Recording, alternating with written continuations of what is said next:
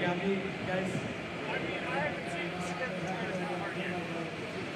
Alright, yeah, so getting ready for today's action here at the ROK Winter Tour, round number 1 in St. Petersburg.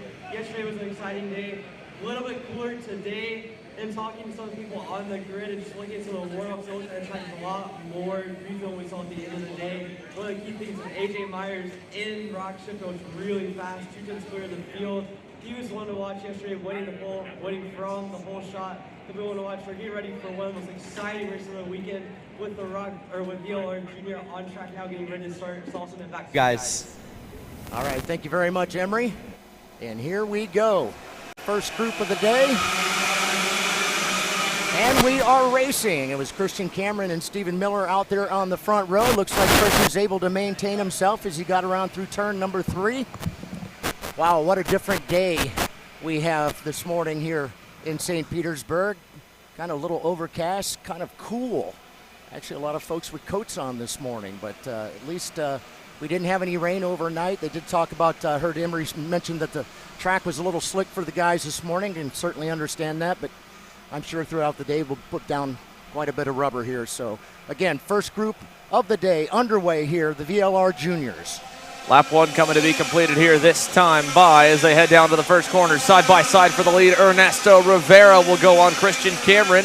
He'll take over the top spot as they head out of turns 1 and 2 and through onto the rest of the circuit. It was a great start, much better start to the day for Christian Cameron. That first heat race, he got swallowed up in that PSO karting Burrell Art. Behind him, Stephen Miller, we saw actually on cam during Emery's report that he got a little bit sideways on the outlap, still a little bit slick. And of course, yesterday got into the marbles for Stephen running in the ROK Jr division, and he lost quite a bit of time. So going offline here has been treacherous for many. The rubber's been laid down from just 1.5 days of practice, and then of course qualifying in heat 1. Here comes a move back for Cameron with Miller looking on the inside. Rivera's going to send it deep on the outside lane. He will lose the spot, and Miller almost gets him there for second, but Rivera will hold on. Here comes Miller, turn 3. Down the inside for second. This time it's complete for that Chad Dawkins Racing Kart Republic, and that battling will bring Speed Concepts Racing's Anthony Martella into the mix here as the field heads towards the back and middle sectors. Also see Turner Brown on the move. Turner now in the 868 in that 5th position. Didn't talk a whole lot about Turner yesterday. Had a really terrible start to his day as he was eliminated on the outlap. So we've got a new leader as they come racing by to start finish here. It's Christian Cameron. Stephen Miller now in that 2nd spot, pushing Ernesto Rivera back into the 3rd position. Anthony Martello now up into the 4th spot. What's been happening is those guys up in the front have been battling one another. It's allowed the rest of the crew to kind of catch back up. Now it looks like we've got a crowd of about at least a good 6 to 7 carts, maybe make it 8. Yeah, big line of go-karts up at the front of the field here, all chasing PSL Karting's Burrell Art driver, Christian Cameron, as they head down the long front straightaway. Stephen Miller now going to pull to the inside. He'll take over the lead, and the CDR Kart Republic to the front as they head for turn 2. It'll bring Ernesto Rivera back into the mix and tighten that pack up a little bit as they head for 3. Rivera, little look on the inside of Cameron, does not pull the trigger as we work here with 4 laps in the books at the moment out of 12. Chad Dawkins Racing's Stephen Miller heading his way over with a 3-car length gap now into turn number 8. I tell you what, some of the other guys on the move, the number 841 of Martin Ramirez Barrero, he's up 6 spots already. Also Carson Weinberg up 6 spots, now 6th and 9th. And Emma Scarborough, Emma on the roll. She's now in the 12th position, but she started 8 positions back, so now she's up into the 12th spot. And as I say that, looks like Salvador Della Vecchia has now moved himself up a few spots. He's in that 14th spot. But now, Stephen Miller out in front. Christian Cameron right there behind him, along with quite a few other friends, as we're just 5 laps into this 12-lap race here. Again, this is heat race number 2 for our VLR Juniors. Kicking off our morning here in St. Pete. 25th edition of the Florida Winter Tour, well underway. About 2 car lengths separate the top 3 drivers as they head down into turn number 1. Stephen Miller starting to pull a little bit of a gap, but last time by, Christian Cameron took that back away, went quickest overall with a purple lap time of a 36.92. Ernesto Rivera again trying to close their 3rd in line, and as we mentioned here, that train of go-karts up at the front of the field, all about 2 to 3 carts apart. We got one off. I believe that might be Asen Dramilev here in the VLR Jr class aboard the Techno Kart that has slowed to the outside of turn number 2. So his morning off to a rocky start here as we work past the halfway marker. Put 7 in the books now. 5 laps to go. All right, laps counting down here for our junior VLRs. Kicking off our morning here, heat race number 2. Just banked lap number 7 here, working 8. Stephen Miller out there in front. Still Christian Cameron, Ernesto Rivera, Anthony Martello, along with Turner Brown, top 5. Nice pass by Diego Ardiles on Shun Sekiguchi, able to get on by for that 6th position on that Super Tune Tony Kart there back in turn number 3. Now we got a battle looming for second as Christian Cameron started to fade here. 4 to go. Here comes Ernesto Rivera down the inside, and the RPG Cosmic moves back up a spot higher inside the top 3, and Stephen Miller's lead grows a little bit more. It's about half a second now if I had to guesstimate it as they exit turn 3. Oh, we got problems way back here. This is at the exit of turn number 8. So the leader's not here just yet. 3 cars together. They'll have a short time to clear them. They will not be clear by the time the leaders come through. This is going to be sketchy. Stephen Miller is going to have to go way wide. Does anyone get in contact? The karts are rolling, and it's going to take out a few inside the top 10. Oh, man, a couple back markers there got stuck together at the exit of turn 8, and on this short 35-second racetrack, we lost one of our top 10, in fact, a couple. Who did we lose there in that group? It looks like Shun Sekiguchi. Fell all the way down to the 12th spot, and I think 1 or 2 others got collected in it. So unfortunate deal there here with 3 laps to go now. No kidding. An unusual position or area, that is, to actually have that incident. I didn't happen to catch it on camera.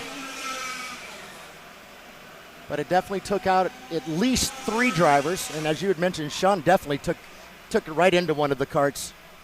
Yeah, unfortunate so deal unable there. to continue for him. Let's head on down the front straightaway here. Stephen Miller getting the 2 to go signal. Ernesto Rivera trying to track him down. That time by Rivera was 0.2 of a second to the better at a 37 flat to a 37.2. That was a big time wild card. Everyone having to scatter to work their way around the racetrack and try to avoid the carnage over back at turn number 8. But as they head through turn 5 here, you can see the wide shot. That gap from P1 back to P2, back to P3. With the white flag coming this time, should be a pretty smooth run to the finish for Chad Dawkins Racing driver Stephen Miller. In the 4th spot again, Martella, Turner Brown 5th, Ardiles 6th, Escorpione 7th, up 6 spots for Martin Ramirez Barrero in his junior debut. 6 spots as well for Carson Weinberg and that Tesoro Raceworks CRG in 9th, and Peyton Westcott rounds the top 10 here. More carnage, I believe. That was from the infield over at turn number 8 here. We work out at turn number 3. Final time. Stephen Miller through turn 5. Dominant run in this second half of the heat race after getting the lead. Did not look back. He has put in some solid laps, and while he's not been the quickest here at the end, he might have been saving those tires just a little bit as we round the final corner and head down the front stretch for the first checkered flag of the morning. Here comes Stephen Miller. Bam! Takes the victory. Congratulations to Stephen. Ernesto Rivera ends up in the 2nd position with Christian Cameron 3rd. Anthony Martello hangs on to that 4th spot. It was Turner Brown in 5th. Diego Ardiles up next in the 6th position. Leonardo Escarponi in 7th. It was Carson Weinberg in the 8th position with Martin Ramirez Barrero in the 9th. Carson was actually in 8th. Martin in the 9th position, and Peyton Westcott rounds out your top 10. All right, so our first race of the day is in the bank, VLR Juniors. Beautiful morning here in sunny St. Petersburg. A little bit overcast, a bit windy, and a little bit chillier than yesterday. You got jackets and long pants out for everyone as we start this one at about 62 degrees Fahrenheit. Should get up to highs about 66 here later on this afternoon. Had a big chance of rain in the forecast today. Looks like it's backed up, so fingers crossed we get dry racing all the way through. In the meantime, we'll take a quick commercial break and come back. VLR Sr up next, and the rest of the crew will follow for heat number 2. Here live from Tropicana Field, you're watching Kart Chasers coverage of opening weekend for the ROK Cup USA Florida Winter Tour.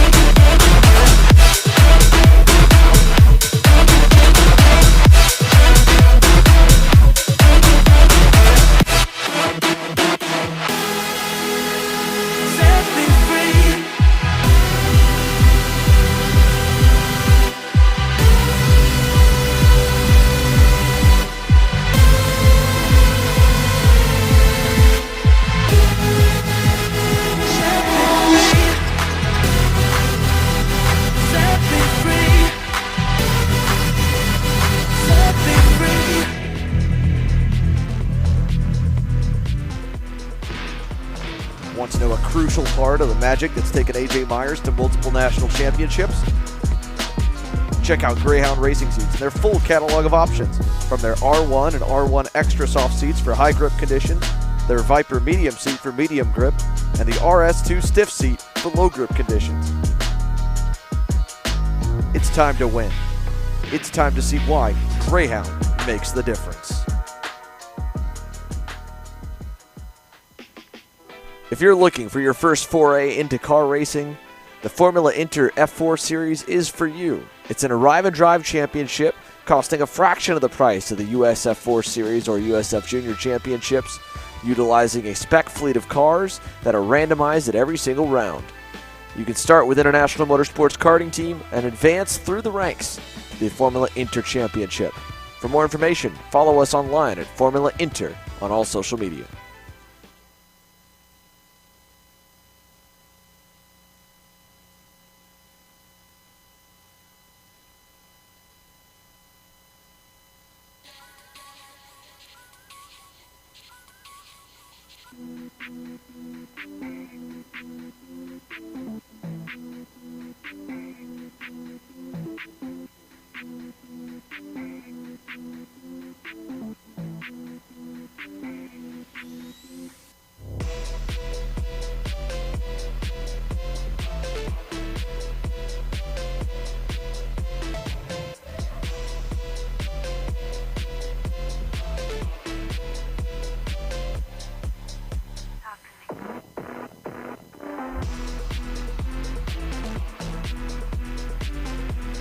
Welcome back here to Tropicana Field in downtown St. Petersburg for the ROK Cup Florida Winter Tour's first round of the season. Of course, yesterday qualifying and Heat 1 underway, and then today 2 more heat races in the afternoon. We'll hit heat number 3 and then pre-final action, adding a couple laps to each from 9 and 12 laps for the cadets, and then full-size classes here in the morning to 12 and 14 laps in the afternoon. VLR Sr onto the racetrack here with Elio Meza and Wes Duchek at the front of the field. Meza had a solid start to his weekend yesterday.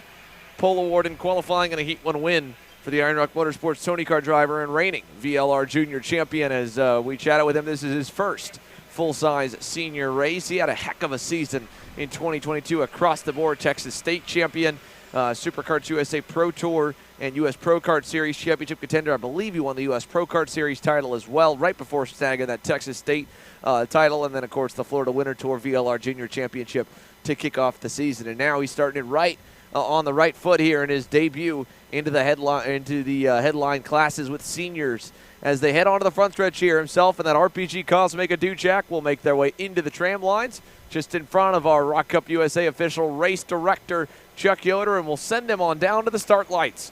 Looks like a good start here for this one. VLR Sr headed down in the lanes, and we're green down to turn number 1. 12 laps and a good start on the inside from the back of the field for Braden Domey. He'll pick up 1 as they go 3 wide into the first corner, and Duchak will slot into second as they head back towards turn number 3, and will come towards us at turn number 5. Let's also send it down trackside. It looks like Emery Light is caught up with Stephen Miller, our Heat 1 winner in VLR Jr. Emery? Now we'll check down there, see if we got Emery. Emery, you got us down there trackside with Stephen Miller? Yep, standing here with Stephen Miller. Stephen, a pretty comfortable race for you in Heat 2. Just walk me through it. So at the start of the race, I just had to be smart. I pushed Cameron around the track for a couple laps. Check that. Smart, make my weekend so far. You kind of been in the top 3, but not quite up all the way to the front. What do you think has made the difference between you being kind of second or third, and then eventually becoming pole at the end of the Heat 2? We made some changes to the kart, and it made the kart ride a lot smoother, and I just liked it a lot better. Got you. Well, already a nice start to the weekend for Stephen Miller. Got even better in Heat 2. We'll see what he can do in Heat 3 coming up. Back to you guys in the booth. Thanks, Emery here. 1 lap in the books, and now Wes Duchak continues to try and hang on to that second position. He's under fire from Grayson Redzen in the OTK right in line there. The Tony Kart driver, P3. You go back to the Kart Republic of Jed Perkins, who has worked his way around Braden Domey here to start this lap, I believe. Domay just ahead of Perkins here. It looked like I may have mixed him up. So the KR of Jed Perkins running back in that 5th position. Domay on the Iron Rock Motorsports Tony Kart, actually a good lap in the works here as he works towards the rear bumper of Grayson Redson. They'll come by the start-finish line. 3 laps complete. Elio Meza continues to show the way. Already out 1.4 seconds ahead of Wes Duchek. Looked like Wes and Gredson had a pretty good start, but I tell you what, you let Helio get out there in front. He doesn't really have a whole lot of help. He can actually get out there and push himself away from the group. Again, last time by the start-finish is a 1.4 second lead for Helio. Wes right there in that 2nd spot along with Grayson Redson as they get ready to come around and through turn number 11 onto the front stretch once again, coming down to put lap number 4 in the bank of 12. Again, heat race number 2 underway here for our VLR seniors. Not the biggest group out here. 7 contestants racing this morning. And right now, Helio Mays has stretched it out to 1.5 last time by the start finish. And yes, what a great year Helio had last year. Able to crown him the Florida Winter Tour champion for 2022. And now here he is out in front in the seniors. Change of direction for Braden Domay, Grayson Redson, the former Technokart USA driver here aboard the Tony Kart, running in the 3rd spot. His first time aboard the green and white colors there back in P3 as he chases Wes Duchek back for 2nd. Maze's lead continues to grow. That time by now 1.8 seconds up on the field. There's a look at Domay as he exits turn of Redson, and then Domay turns 3 and 4. They'll run on out there so you can see the gap closing just a little bit. That time by, though, it opened back up, and Redson put 1/10 of a second on Braden Domay in that Iron Rock Motorsports Tony Kart with a good run. Jed Perkins back in the 5th spot, a little bit more pace to find, about 3/10 off the pace of Redson as of last time by, so he's got a little more to do. But Grayson Redson hanging on to P3 here at the halfway marker, trying to hunt down the Rawlson Performance Group Cosmic of Wes Duchek. He matched him stride for stride that time by, and Duchek as well completed his first full national season in the senior ranks in 2022.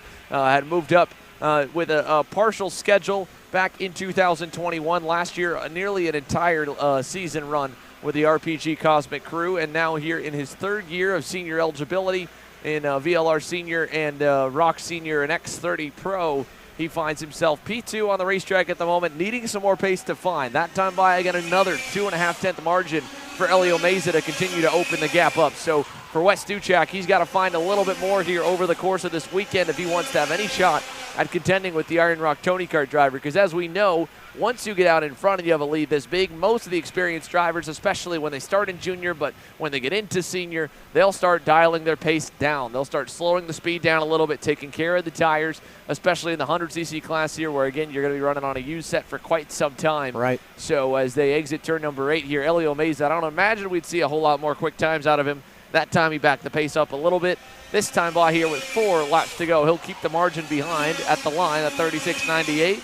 That's still pretty even on pace there from what he was at earlier. Picked up maybe about a 10th there of that last lap.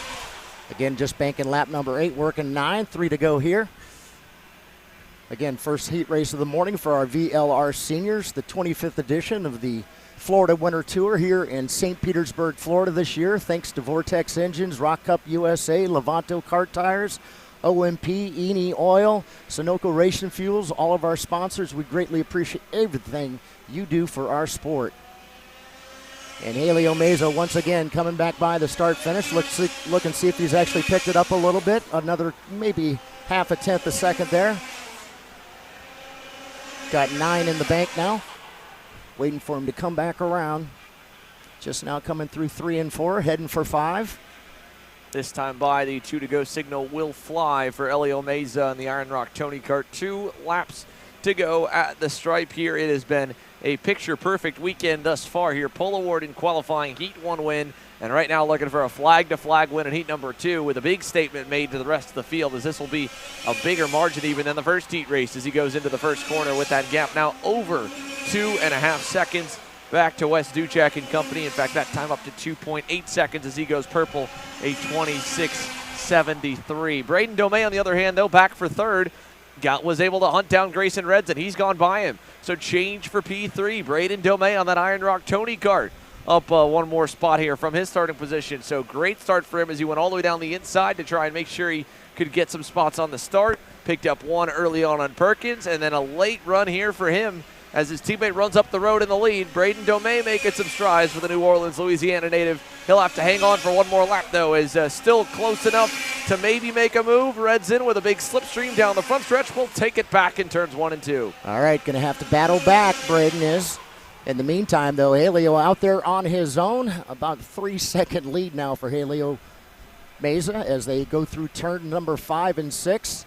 Yeah, look at this battle here. Braden Domey having to go to the outside there as they will pick up the leader now to the final couple turns. Helio Meza, good run out of the final corner. Heat 2 going in the books with a big-time lead. Helio Meza, bam! It'll be Wes Duchek end up in that second spot. Yeah, Duchek P2 there. Braden Domey was unable to hang on. In fact, we had a problem here. Domey slowing across the line. I think Braden Domey either stalled through the chain or something in the final corner. His hands on his helmet there as he coasted across the stripe all the way down to 7th. Don't know what we just missed as we went up to the leader, but it looks like indeed the chain coming off in the final couple turns for Braden Domey.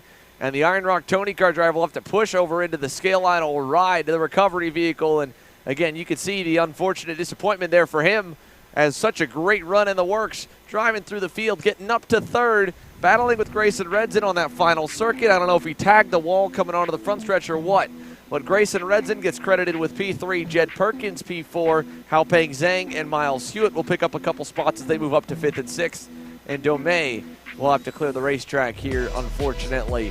The updated timetable, again, has been posted online, so you can keep a look at where every session will roll out for your favorite drivers, favorite class, and, of course, those headline divisions with the likes of your pro ROK shifters and ROK seniors. So the updated timeline here looks like it's cut the lunch break down just a little bit. We'll start heat number 3 at 12:22.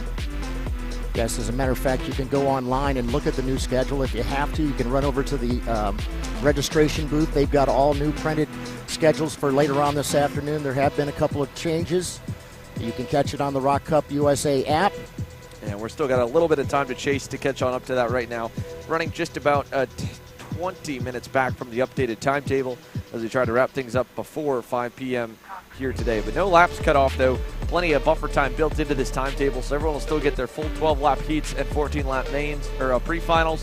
Or in the case of the young kids here in the mini and the micro classes, there'll be 9 laps in their heats and then 12 laps in their pre-finals. Let's take it to the starting lineup here for the minis. Kai Johnson on that PSA race team, Team Bennick entry will start from the pole alongside Marco Romero to make it an all blue, orange, and white front row here in mini. Yeah, here comes our youngsters, mini. All right, up next will be Max Christie in the 139. Royce Vega rolls out there next to him in the 106 with Anthony Lemieux in the 133 and David Zhao right now in that 127. Again, we're going to go 9 laps here for our minis. They're just underway out on the track, warming up, getting ready to go around and form up. Martin Jaramillo will start in the next row behind David Zhao on the inside in 7th, alongside Antonio Pizzogno pulling double duty in mini and micro here this week to make up row number 4. And rounding the top 10 will be Tyrone Kemper Jr. and Theon Shee in that Super Tune USA Tony Kart. Up next will be Edward Kennedy in the 144, Hudson Jack Erlin in the 104.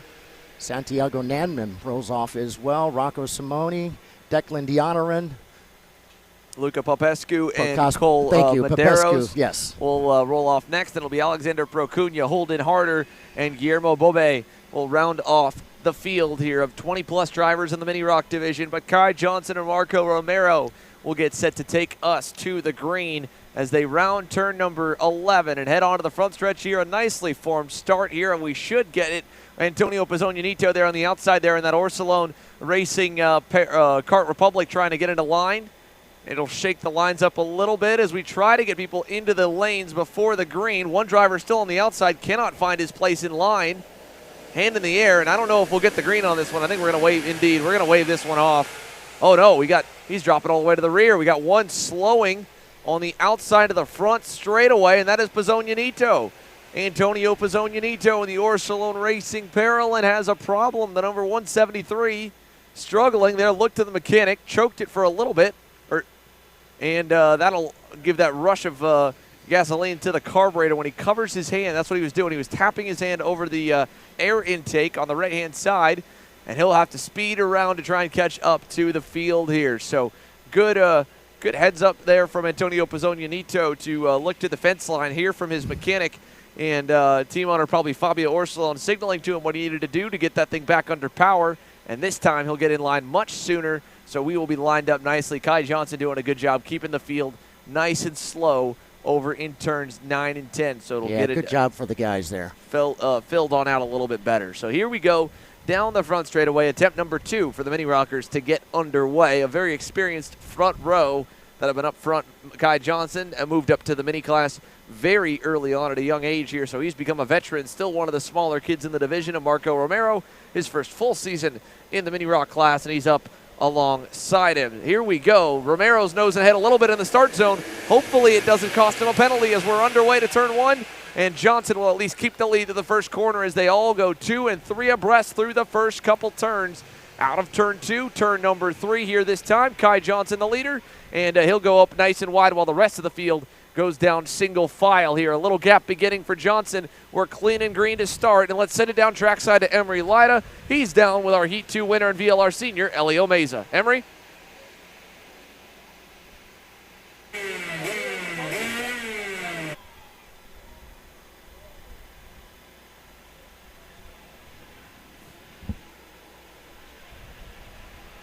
Looks like we don't have Emery there with the mic on here. We'll go back onto the racetrack. A little bit of chaos there in the back sector.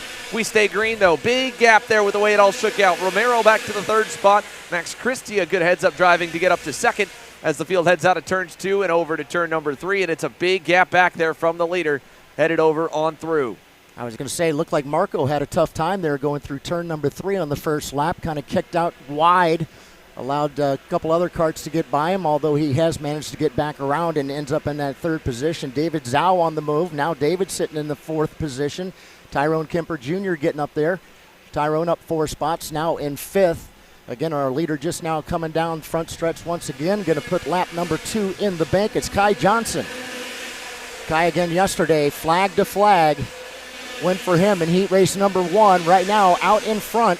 In heat race number 2, about 7/10 of a second lead already for Kai Johnson. Max Christie had a good lap that time by. For a little bit, he was tracking down Kai Johnson, then kind of lost it in the final sector of the circuit, and they kind of evened out at that 7/10 of a second margin for P1 and P2. There's the distance you can see between that PSA race team, Team Bennick, number 167, and Max Christie on the Motaz Sport Parolin. Marco Romero's group for 3rd, though, have kind of become a group for 4th as Romero has gotten a little bit further away as we work lap number 4. 5 laps to go here in the 9-lap heat, and it's going to be a battle just at the edge of the top 5. David Zhao, Tyrone Kemper Jr., Martin Jaramillo, Antonio Pizzognanito, and then Royce Vega a little bit further back on the 106, and Edward Kennedy rounds the top 10. So here's a look at that fight there for 4th, all the way back almost to 10th or so.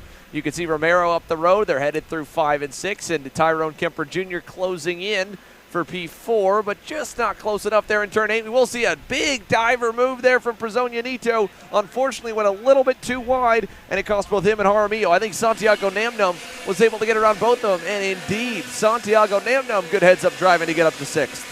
Boy, Santiago on the move, up 7 positions. Good run so far for Santiago. In the meantime, though, Kai Johnson out there in front, stretched it out a little bit, just by a 10th. Out there about 8/10 of a second ahead of the second-place driver, Max Christie. Go ahead. And Tyrone Kemper Jr. got a move there right on camera as well. He was able to get around for 4th on David Zhao. So Tyrone Kemper Jr. a spot higher inside the top 5 on that Bennick entry. Bennick's 1,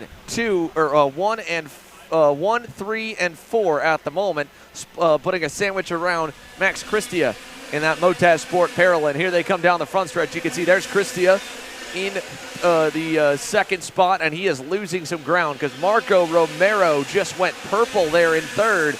Marco Romero, that Team Bennick entry, has worked his way forward, and he is now within the slipstream, about a half second back from Max Christie. A good run going, and it could end up back at least to 2nd for Romero, who's had to start this one on the back foot after, again, like you said, trouble in turn 8 on the opening lap for Marco Romero. That gap now probably 3 to 4 car lengths. Here's a look further back. Nice pass back for 5th. Pizzonionito able to get around Santiago Namnum. And I think they might have, back for 6 as they trail from David Zhao. Or no, he got around Zhao. Zhao, big bobble that lap. It's Namnum into the 5th position. 4th position for Namnum. 5th for Pizzonionito, who got by him as well. So big shakeup here at the edge of the top 5. There is Santiago Namnum, then Pizzonionito, then David Zhao, lost 2 positions on that 6th lap around here with 3 laps to go. Apparently, Andrew, whatever it was with Antonio's cart absolutely has repaired itself, so to speak. But Antonio's now up into that 5th position. Santiago Namnum, what a great run for him, up 9 positions. But yeah, whatever was going on with Antonio's cart, was able to get that cured, get out there, and has managed to work his way all the way up into that 5th spot. Nice pass. David Zhao back on Pizzonionito in turn 1. Got a big run on him coming down the front stretch, so he'll retake the 5th spot. And Pizzonionito going to answer back in turn number 3. Antonio Pizzonionito back to 5th as well. The battle for 2nd starting to heat up here as they fight for 5th on the racetrack.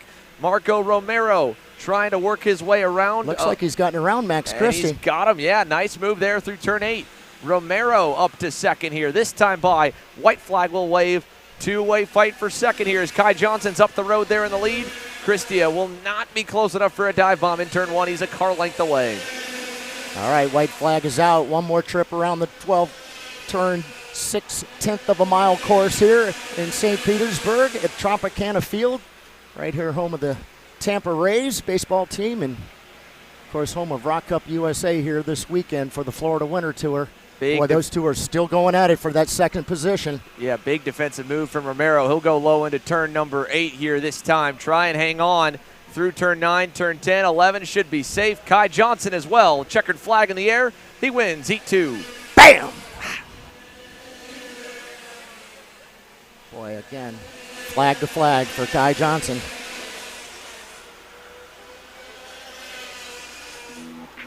Yeah, nice run for Kai Johnson. Romero again hangs on over Christia. Look at this gaggle coming across the line. My goodness, 2 and 3 abreast there outside the top 5. So lots of shuffling at the end of that one here as the mini rocks come to a close. Aiden Ingrata had a fantastic afternoon yesterday there with a win in heat number 1 of Pro ROK Sr. A very chaotic race for Aiden as well. He's down here trackside with Emery Lida. Let's send it down to the kid for Speed Concepts Racing and see how he feels here on this sunny Saturday morning. Emery? Thanks, Ed. Yep. Thanks, Sander. Standing here with Aiden Ingrata. Aiden, you had an outstanding heat number 1.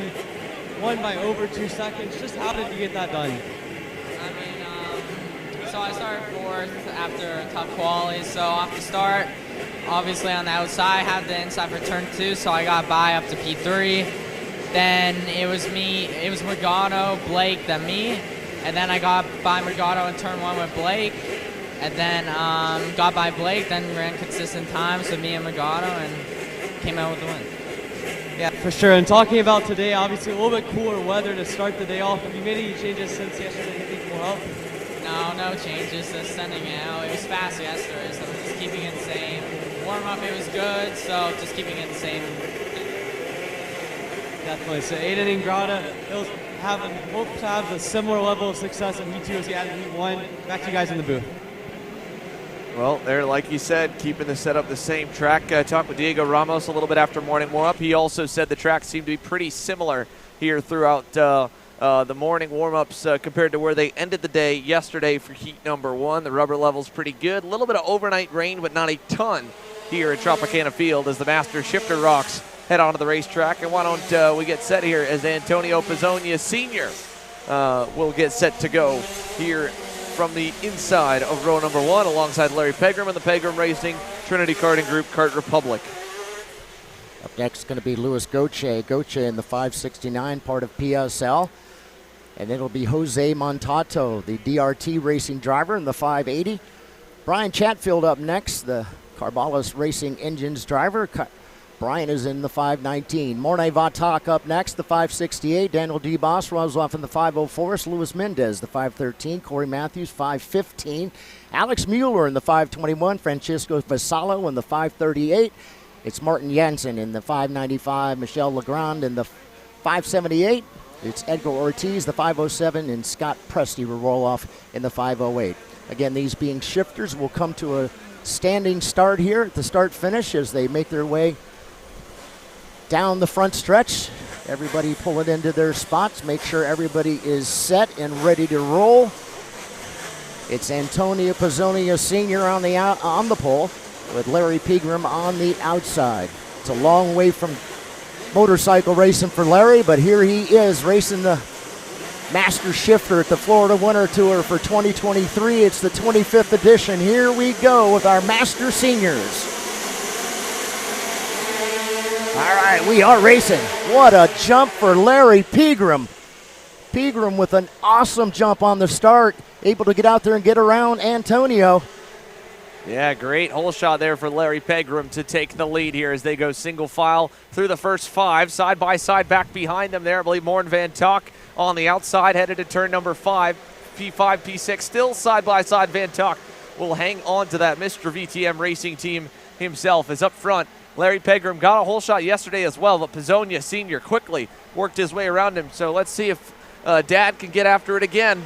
Right now he's 2 car lengths away on that Orsolon Racing Burrell Art. Right behind him, the DRT Racing Team entry of Jose Montalto with a 1 spot improvement off of his start as well. Brian Chatfield, terrible start for Luis Gautier. He's fallen all the way down to the 5th spot. We will keep an eye on this battle here and go side by side as Emery Lida has caught up down here with another Speed Concepts Racing entry. I believe Jorge Ortiz is trackside. Emery, you got us?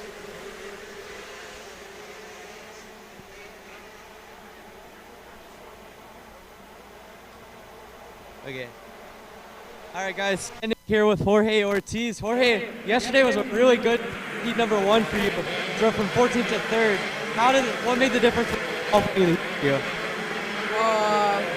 The qualifying, I was driving not so good. So I just focused on my mindset to the heat to get all the way up into the front. Really didn't expect top 3, maybe like top 10, top 5, but it was a pretty good race. Yeah, and obviously this is your first full year in senior, just getting used to the category. What things have you learned from last week at Homestead to this week in St. Pete? Obviously, drivers are more aggressive, have to think a lot smarter. Always have to hit your marks right, and just stay smart, make smart passes. Yeah, well, Jorge Ortiz growing fast here. Yesterday, his strongest run in senior so far, from 14th on the grid to 3rd in Heat 1. We'll see what he can do in Heat 2. Back to you guys. Thanks, Emery. Here, back to the on-track action. Antonio Pizzonia has had a couple of looks on the inside here. Larry Pegram. Look at this here, Ron John. We got 4 drivers together headed out of turn number 11 to put 3 laps down. Yeah, here they come. Back down the front stretch. Here he goes. Look like we're going to have a move to the inside here for Antonio Pizzonia. Jose Montalto wants to go along with him, and he did. In the meantime, here comes the 4th place driver, Brian Chatfield, trying to grid around Larry Pegram as well. Again, we've had a change of lead and the change for the 2nd position. Again, out in front now is Antonio Pizzonia Sr. Yeah, Larry Pegram quickly got kind of, I think, thrown a little bit out of sorts with the pass there in turn number 1, and a great move. Heads-up driving from Jose Montalto in that DRT Racing Team entry. He's 2 car lengths back from Pizzonia Sr.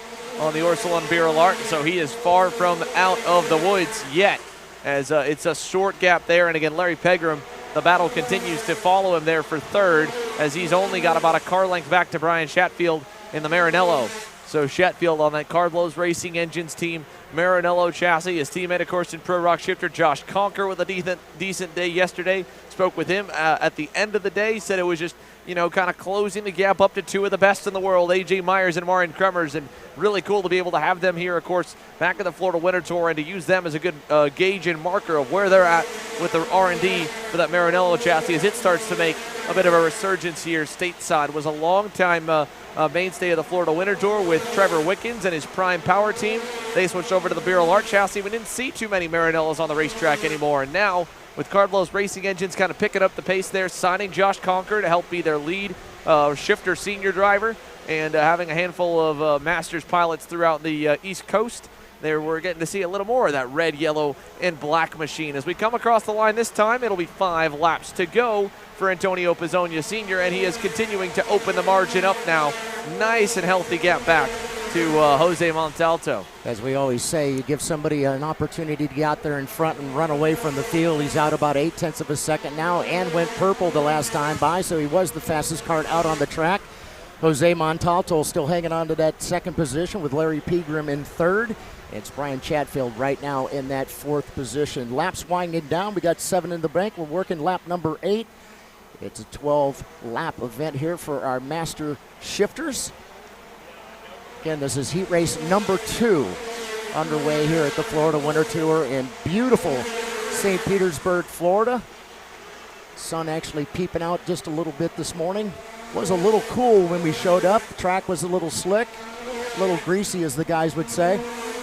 But now they're starting to put down plenty of rubber. Looks like still that battle going on out there. I see Jose is absolutely trying to do everything he can to make his way up there back to the back end of Antonio Pizzonia Sr. as Antonio just turns and comes down the front stretch once again, putting in another lap.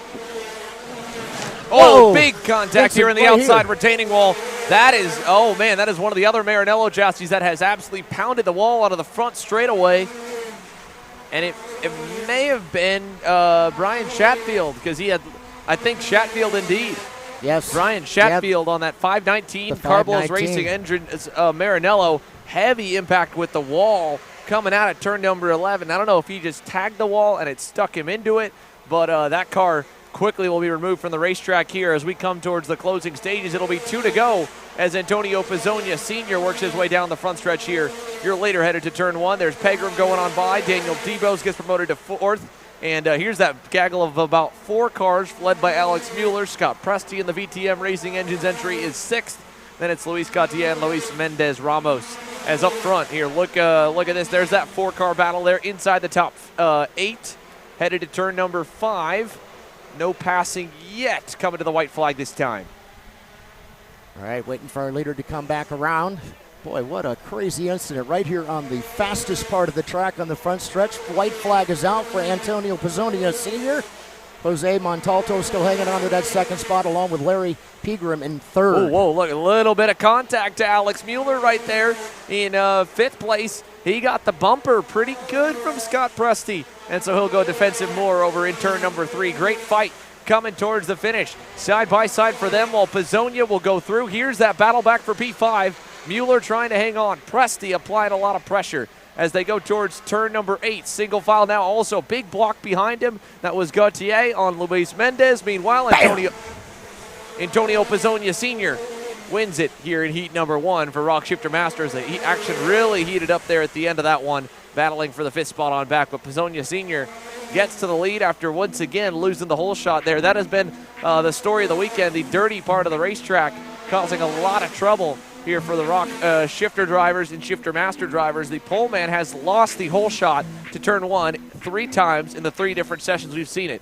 Heat 1 for Pro ROK Shifter, AJ Myers got the whole shot from the outside lane. Of course, we saw it in Heat 1 and now Heat 2 for ROK Shifter Master with Larry Pegram from P2 on the grid, getting the jump down to the inside. However, this kid also lost it on the start yesterday. Blake Nash, pole award winner in qualifying, unfortunately got beat to turn number 1 on the rolling start by PSO Karting's Mateus Morgado. So the Nash Motorsports drivers rested, looking for a little more. Here is Morgado as well. And the Brazilian, pretty smooth opening heat race there. He split the Speed Concepts Racing Red Speeds, was the next best car in 2nd, and was able to stay towards the front while Nash began to fade. And you look back to row number 2 of what's coming our way here for Pro ROK Sr. Well, Connor Zilish and Louis Westover there on the inside of rows 2 and 3. They obviously are looking to make up some serious points here today in the heat races and then in that pre-final as they line up behind Carol Pashowicz, there in rows 3 and 4. Noel Leon was the other driver involved in the incident, and all 3 of them a little bit mouthy there with each other, the way that deal transpired. Not happy to have both Westover and Zilish into the wall and a DNF in the opening heat race. But that kid right there, the professor, as you like to call him, Aiden Ingrata on the Speed Concepts Racing Red Speed, a great Friday afternoon. He rolls off to the outside of row 2 once again, and we'll see if he can do it for the 2nd heat race in a row with Pro ROK Sr on grid, Ron John. Yeah, it's going to be a good race once again. Of course, 12 laps as heat race number 2 just getting ready to roll the guys off the grid. Yep, here they come out onto the track. Again, they'll make a lap around, and then they'll get back to the back end of the track. They'll start to form up. Let's take you back through the rest of the rows here. We talked about the first couple rows there with Blake Nash, Morgado, Pashewicz, Ingrata. Connor Zilisch is joined by Diego Ramos to make up row number 3, as he was just a couple hundredths off of his the time of his teammate. Remember, it was super close in qualifying, the top 6 by a 1/10 of a second coverage. Louis Westover starts the inside of row number 4 alongside Cameron Weinberg in the Tesoro Raceworks CRG. Noel Leon on the Alessandro's Racing CRG lines up behind him in 9th to his outside Justin White in the Kartworks EOS kart to round off the top 10. Then you go further back, Renault Valverde had a decent run yesterday, cracking the top 10 in the Orsilon Racing Tony kart to his outside Nolan Bauer in the Prime Power Team Birillard down from Canada. Santiago Fernandez, Florida local here on the AJF Racing Tony kart, rolls to the inside of row number 7 and 13th. And again, yesterday, Jorge Ortiz drove all the way from 14th on the grid up to 3rd. He'll have to do it again and again in heats 2 and 3 to get himself a top 5, top 10 starting spot for the pre-final. So we'll see if the youngster in only his 2nd ever pro senior start can make his way up the order. The field is set. Blake Nash, Mateus Morgado have them into the lines. A nice and slow start for ROK Sr. We go to the lights. Do they go out? And they do. We're green to turn 1. And again, Morgado closes off Nash, and Nash is going to get pushed all the way to the outside. And a lot of contact 4 there. 4 or 5 wide, trying to come through turn number 3. Let's see here. Ramos trying to hang in there. Mateus Morgado once again uses veteran and experience to really kind of out-muscle Blake Nash to take the lead into the first corner, but what a start from Noel Leon. Up 3 spots already into that 3rd position. Actually, no, even more so. He's up from 9th on the grid. Great start for Noel Leon into the top 5. He's trailed by Aiden Ingrata, and then I believe Connor Zilisch at the end of that grouping there, if I'm not mistaken. They'll head for turn number 1, and Leon going to send it on the inside there for P2. Wow. What a crazy start, although they were able to kind of fix everything, or straighten it out, I should say. As they came through turn number 3, they were 3 and 4 wide coming through that turn. And guess what? You put Mateus Morgado out there on his own. Looks like the other two are trying to work together. Try to catch. Blake Nash going to lose the 3rd spot as well. Ortiz, what a start. How does this kid do it? Jorge Ortiz is up to 3rd again, and he's got a lot more time today to work his way forward. Aiden Ingrata also by Nash. Here comes Diego Ramos. He'll get by on the California kid, and he'll bring one more with him, as it looked like Connor Zilisch was able to get through on Nash as well, and now he goes to block for Ramos in turn 3. Little contact. Ramos wide. Zilisch trying to get through there side by side at turn 5. Ramos will hang on here, and Blake Nash just fighting for dear life at the moment as the Pullman has been used up in both heat races thus far. Zilisch trying to find a way around Ramos. They are stacking up there back for P5. Ramos leads about a train of 7, headed onto the front stretch here to complete lap number 4. Boy, I tell you what, Connor is all over Diego. I think he kind of feels like he's a little bit faster as they had come out of turn number 3. It looked like he was going to go side by side through 4. And down by to 5. Weinberg on Blake Nash. That'll be another position change in turn number 3 as Blake Nash continues his backward slide. Got more looking on him as Pashewicz wants to get through. So does, I believe, Nolan Bauer and Louis Westover. Pashewicz actually was the biggest loser on the opening lap. The Lenzo kart driver down in 14th as up front. Things are going to tighten up here in a moment. We'll keep an eye on it. Mateus Morgado is being hunted down by the Alessandro's Racing CRG of Noel Leon, who went purple last time by here at the completion of lap number 4. In the meantime, 3rd and 4th look like they've trying to work themselves together. It looks like Aiden Ingrata has gotten around Jorge Ortiz.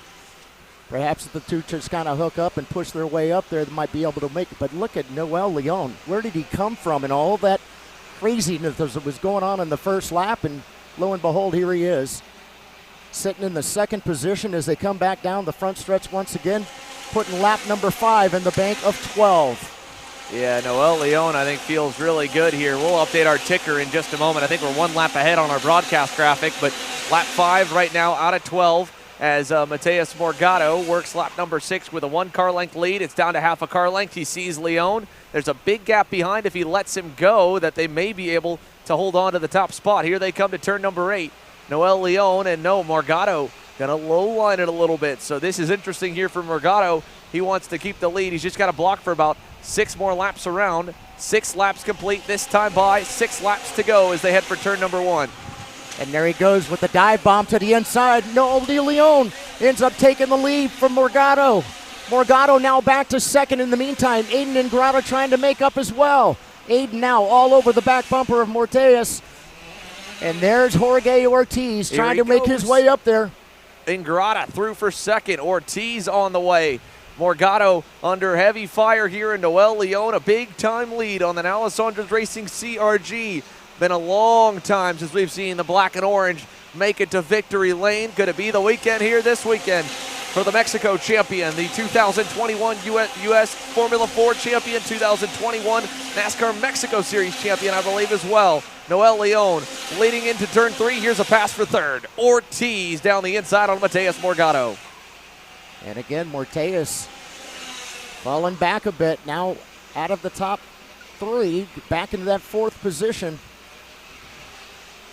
Yeah, wow, he's got more company coming here as well. His teammate Diego Ramos on the way as Ortiz again continues to climb forward here. He's not got as much pace as yesterday, but he's looking pretty decent. Aiden Ingrata, Heat 1 winner on the way as well, but Mateus Morgado finally a clean lap there with nobody getting by him and having to go offline. That's huge, but he still lost some time out of turn number 2. Here's a look further back. There's Connor Zilish as he trails Diego Ramos right now, trying to work his way back up the order. Zilish was one of the casualties on the start that lost a lot of time in that Racing Edge Motorsports Cosmic.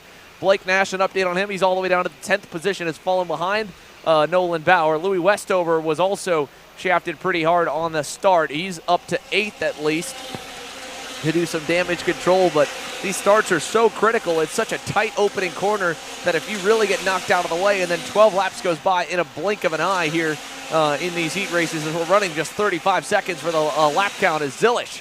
Nice pass there on Diego Ramos. Ramos trying to cross him over, but he's got Cameron Weinberg now looking for the spot in turn 5, and Weinberg will go through. Boy, Diego didn't look too happy about that either. He was throwing his arm up in the air. Not really sure if there was any contact. Oh, look at this up ahead of him. Morgado gets back by on Jorge Ortiz for third, coming to 2 laps to go. So Ortiz starting to fade a little bit. Mateus Morgado finds some new life. Yeah, 2 more laps to go here for our seniors. Man, what a run for Noel Leon. Yeah, big-time lead for him. Here's a look back at 3rd, 4th, and 5th. So you can see Ortiz there in the middle. Here's Leon coming through. Aiden Ingrata was making up ground. There's that next train. But up front, Ingrata, he's going to, I think, just run out of time while Morgado trying to hang on. Ortiz, actually, I think he may lose that 4th spot here if he's not careful. White flag coming. Here comes Connor Zilish in that Racing Edge Motorsports Cosmic. Is he close enough? Not this time. Ortiz hangs on to the first corner here as they go single file behind Morgado. With, again, right looking is Cameron Weinberg to get there as he's followed Zilish through quite a ways. Final lap around, though, up at the front of the field. It is all about Noel Leon. Great run through the grid. Was able to make up a ton of spots on that start by avoiding the chaos. And while Ingrata is close, he will not be close enough. Noel Leon, Heat 2 winner here in St. Pete.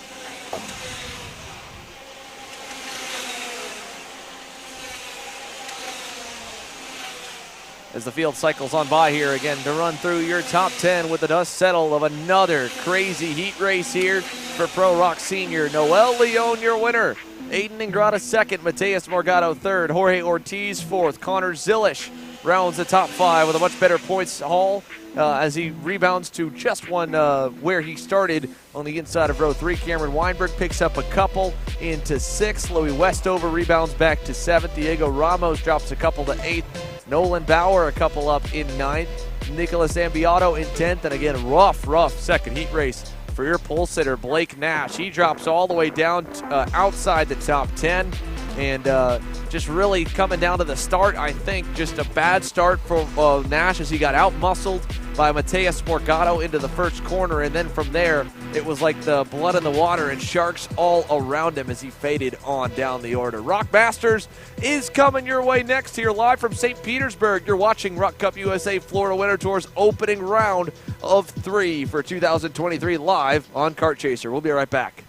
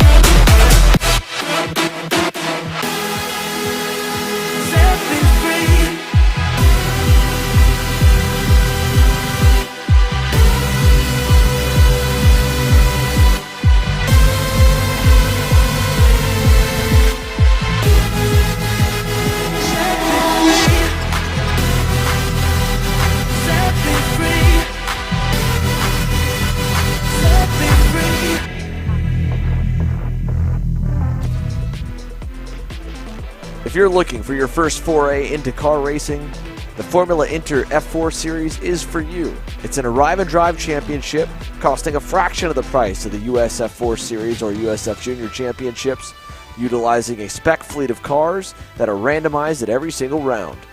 You can start with International Motorsports Karting Team and advance through the ranks to the Formula Inter Championship. For more information, follow us online at Formula Inter on all social media.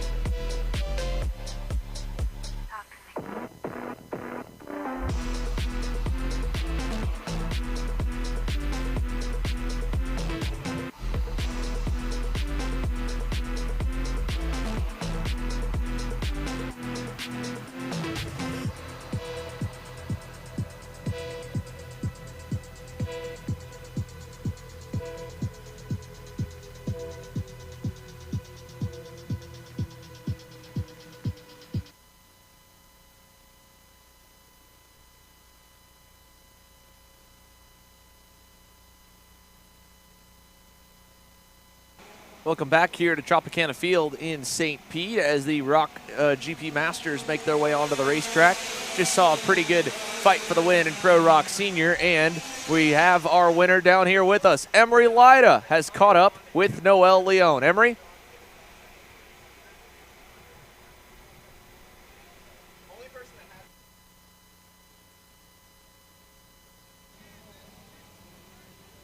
Okay.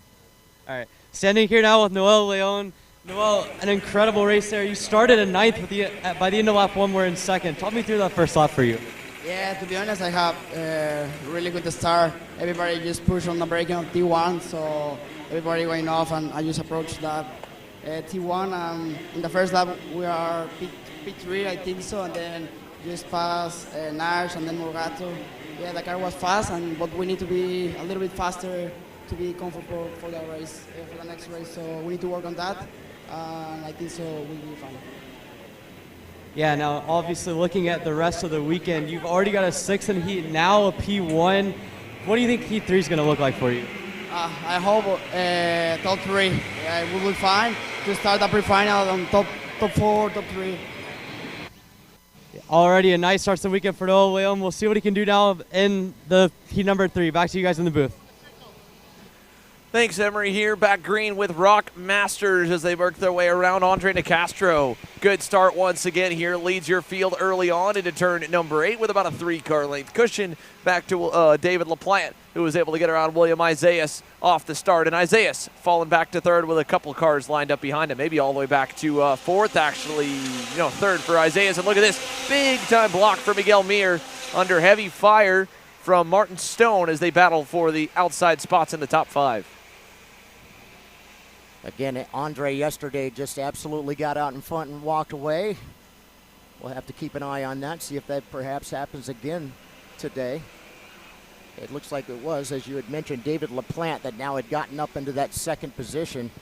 Perhaps if he and William Isaias could somewhat work together, maybe push themselves up towards the back end of the bumper here of Andre Nicastro as he comes ripping by. The start finish once again. Looks like somebody's getting rolled up. Black flag, just giving them a little warning. Don't want to be rough out there. We're definitely going to make sure they let them know. So again, Andre Nicastro out in front. Again, just a couple of laps of the 12 that they're running here for our Masters. It's been interesting. Florida's always an interesting spot to come down to because you never know what the weather's going to bring you. It was a beautiful day yesterday, plenty of sunshine. This morning we woke up to a kind of overcast skies, a little chilly, but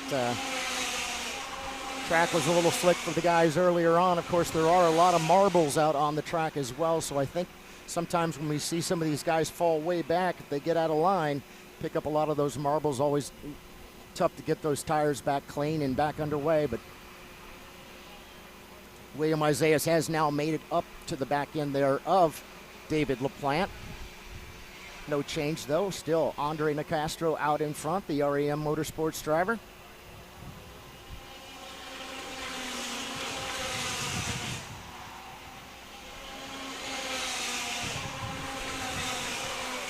Just put lap number 4 of 12 now in the bank.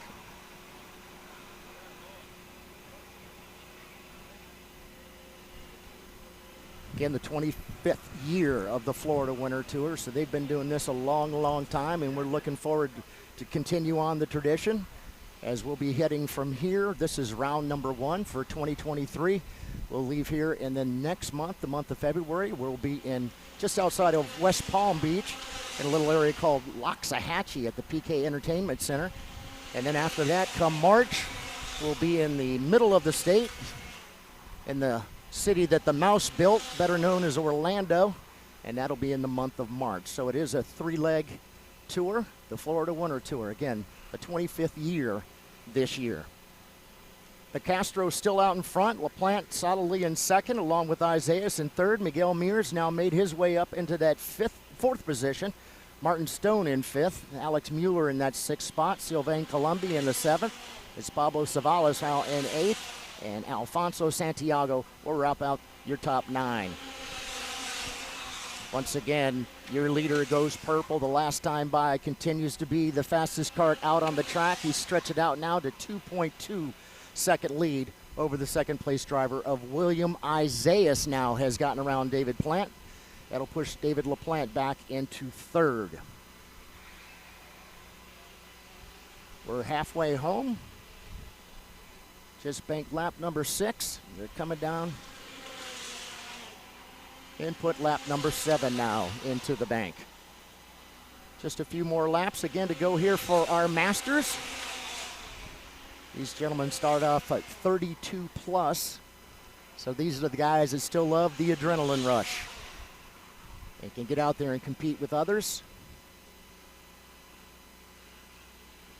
Boy, that battle between Isaias and LaPlante is definitely not over. It looks like David's desperately trying to get back up there to take away that 2nd position. Nicastro continues just to continually put down purple times. That time he stretched it out to a 2.7 second lead over the 2nd place driver of William Isaias.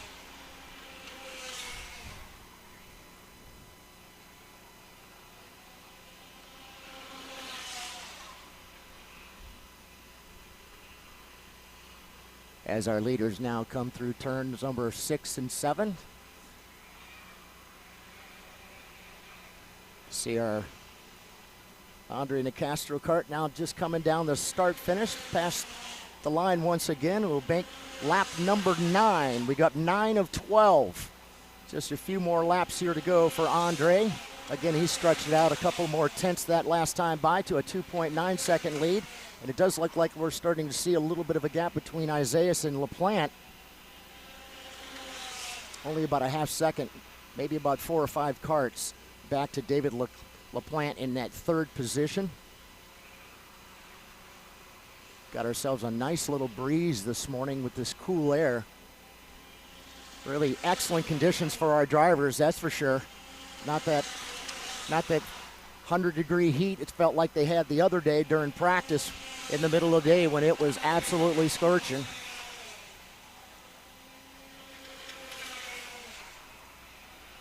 Again, Andre Nicastro coming by. They had picked up the 2 to go that last time by the start finish.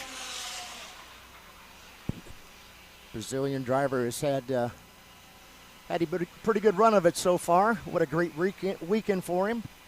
Pole position, gets the win in the heat race number 1. And right now he's leading heat race number 2. He's 1 more lap away from picking up the checkers. Now he comes through turns number 3 and 4. Head through a quick little run up here to turn number 6. Looks like quite a bump they go through as they head through turns number 7 down to 8 and 9.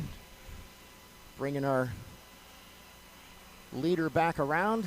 He'll now turn on to the front stretch. He'll come down to pick up the checkered flags. It's Andre Nicastro. Bam! Once again, a flag-to-flag win for Andre. Ends up William Isaias in that 2nd position. David LaPlante ends up 3rd. Martin Stone in 4th. Looks like Alex Mueller will end up in the 5th position. Miguel Mir in 6th. Silve Clubby in 7th. Pablo Savalas in that 8th spot. And Alfonso Santiago will again round out our top 9. So that'll put heat race number 2 in the bank for our Masters drivers.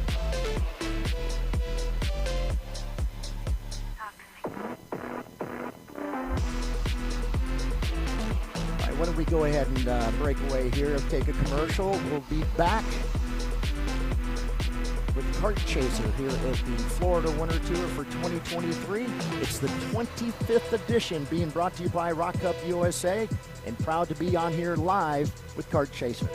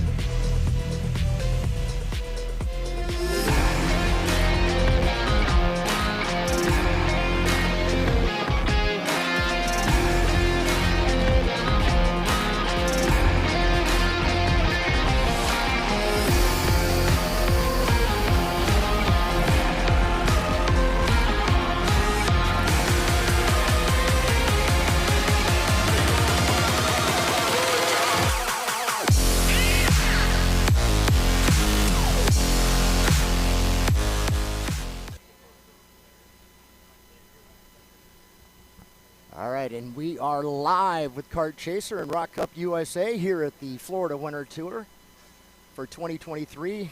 Waiting for Valentino Santilli and bring around the group of micro drivers. It'd be Matheus Ramalho on the outside in cart number 16, Maxwell Macha in the 33, and Antonio Pizzonia Jr.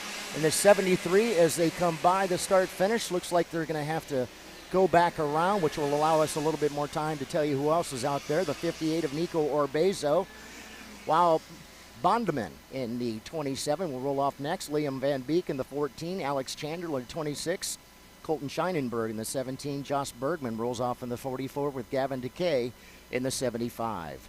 It's Nicholas LaRusso, that is, in the 99 with Leon Nakawati in the 88. It's Juan Diego Garciars. There's Juan in the number 36 with Lucas Ferreira in the number 3. It's Massimo Lariso in the 68, Santiago Diaz de la Vega Torres in the number 37. That's a lot to say for one young man.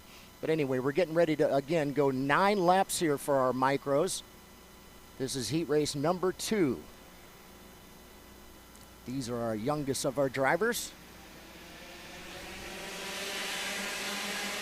Yeah, it looks like once again, that was quite an aggressive start right there for Valentino. He'll have to go back and once again get everybody lined up.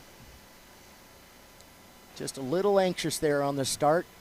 Yeah, the first time was trying to get them lined up. He took a little bit too long to kind of slow the field back down and make his way into the lanes. And now this time here around, I think similar, but really more than anything, the back of the field's just taking a minute to kind of get all together. It's the biggest class we've got, 31 drivers. You can see across on our side, the ROK Cup USA officials trying to add a couple more marshals down here by the far end to slow that front of the field down so they're packed up nice and tight and give everyone a fair shot at making it through turn 1 close to the leaders. So they'll slow them down again, get set to go green here on attempt number 3, and we'll see if we can get things all together for them. But out of the final corner here, we'll try one more time for your leader here, Valentino Santillan. Matheus Ramalho, very quick on the start again. No green that time by Valentino Santillan. Was full throttle long before they got to the white part of the barriers. That's the start zone, so they're going to send him around, and I think he may either get a penalty or it looks like they're going to invert the front row. So I think Valentino Santillan has unfortunately cost both himself and Matheus Ramalho the opportunity to start on the pole because the officials are going to stand onto the racetrack. They'll give them one more shot maybe. And perhaps. Maybe this time, yeah, I don't know if we were going to invert the row or they were going to send him around. I know the first time, I think, was more or less their fault. So usually if it's 2 strikes, you're out. Right. If it's you causing the issue at the start. But they just want him a little bit slower. That time for sure was a fault of the pole sitter in the front row. Maybe this time by we can get it together. The young kids here anxious to get their Saturday started. I can certainly understand that. By the way, it does look like we had a young man go off there in turn number 11, unable to continue. So, all right, here they come. They're waving at him, trying to get him to slow down as they come down towards the start finish. Lights are off. We are racing. Much better start that time there for the leaders, around. But not, like you said, good there for the middle of the grid. We got one stuck on the inside of turn number 1. Pack will make its way over to turn number 3 there for Valentino Santillan. And looks like as well one more lost a couple more spots off the start. In fact, Santillan's going to fall all the way back to the 5th position. Terrible start for Valentino. So Valentino Santillan drops back. Who's our leader here as we pick him up into turn number 8? I think it might be Matheus Ramalho as they head through 9 and 10. Indeed, Matheus Ramalho, your leader, coming out of turn number 11. So he'll lead down the front stretch for lap 1. Antonio Pizzonia up to 2nd. Off the start here, Valentino Santillan now going to fall back even further as they go side by side. He's under pressure from Maxwell Macha, and I think Macha got by in that first corner. So out front again, it is Matheus Ramalho, then Pizzonia, then Nico Orbezo there in the 3rd spot. 4th, Liam Van Beek on the Motez Sport Paralyn. 3 spots gained. Great start for Van Beek, and we got one slowing there through turn 2. As up front, we see Van Beek here trying to hang on. There's Orbezo on the Iron Rock Tony Kart as well, again with a decent start there in 3rd. Little gap back to Maxwell Macha. Valentino Santillan's backward slide continues, and here's a look through the mid-pack as they exit. And at the start, across to the start-finish line straight, 2 down. Matheus Ramalho, your leader over Pizzonia. Oh, man, what a great run so far for Dominic Moskalenko. Moskalenko now up 8 positions into the 10th spot. So a good run so far for the number 1 Goodwood driver. The Canadian driver now up into the 10th position. Oh, we've got a Kart around and off the track. Looks like he's going to be able to get it back around. It's Kart number 17, it looks like. Kart number 17. Colton Scheinberg there. Scheinenberg? He's out of the race there, into the barrier. So a rough start to his heat number 2 as we now come across to complete lap number 3 here. And it looks like that is going to be, again, Romolo continuing to lead. Pizzoni's up to second. That last time through is 3/10 off of what Romolo's doing at the front. So Romolo continuing to extend his advantage at the front. Nico Urbezo not able to run either. So Romolo looks like he's got a solid 2 to 3/10 on the field. No one else coming close to the pace that the number 16 U-Race Kart is running right now. You can see now continuing to work in second and third, I believe that is, but you can really just see Romolo's just running a consistent race up at the front. He's got about a 10, 11 kart length gap on Pizzonia, who also has about 2 or 3 karts back to Urbezo and Van Beek. So again, the top 5 in this micro category have been kind of spread out throughout the weekend, but they're a step ahead of the rest of the fields now. They continue another lap here. Romolo, not quite as quick that time around, but still quicker than the rest of the field. He extends his gap by another 1/10 of a second. I tell you what, got to look at Liam Van Beek. Van Beek now up 3 spots, sits in that 4th position. A good run so far for Liam. But yeah, once again, if you let these leaders get out there in front and walk away, it makes it an awfully difficult race for yourself. And that's exactly what is happening as Matheus Romolo is out now, 1.5 second lead over the second place driver of Antonio Pizzonia Jr. Good run there for Antonio as well, up a couple of his positions, sitting right now in that 2nd spot. Again, here comes our leaders back down the front stretch once again, putting lap number 5 into the bank of 9. It's micro racing, heat race number 2 here at the Florida Winter Tour for our youngsters. Yeah, and Liam Van Beek there goes back purple again, a 39.9. He's the only one to crack into the 39-second bracket. So Van Beek, who yesterday got in the barriers and qualifying, still put at P6. Today he's back on another good charge. He's fastest on the field by about a 1/10 and a half, 2/10 at this point, and he's running down that second group. He's right on the back of Nico Urbezo now. You see them now, all 3 of them right there, tail to tail. Pizzonia, who had gotten a little bit of a gap, that's kind of shrinks back together from 2nd to 4th. So all 3 of those guys, they're way behind Matheus Romolo, who's now coming across the start finish line to complete yet another lap. But still, Van Beek has been the fastest on the car. As I say that, though, Antonio Pizzonia and then Nico Urbezo goes purple with a 39.9 as well. So all 3 of them have picked up the pace, but not enough time to catch up to Matheus Romolo at this rate. No, laps are winding down, but we do want to give a shout out once again to Dominic Moskalenko. Moskalenko now up into that 8th position, 10 karts he's managed to get around. Your leader still about 1.4 second lead. They cut into it just a little bit. Urbezo this time, fastest kart out on the track with that 39.933. Nick in the kart number 58, part of the Iron Rock Motorsports group. They're going to come by. They've picked up the 2 to go here. 2 to go, Emery.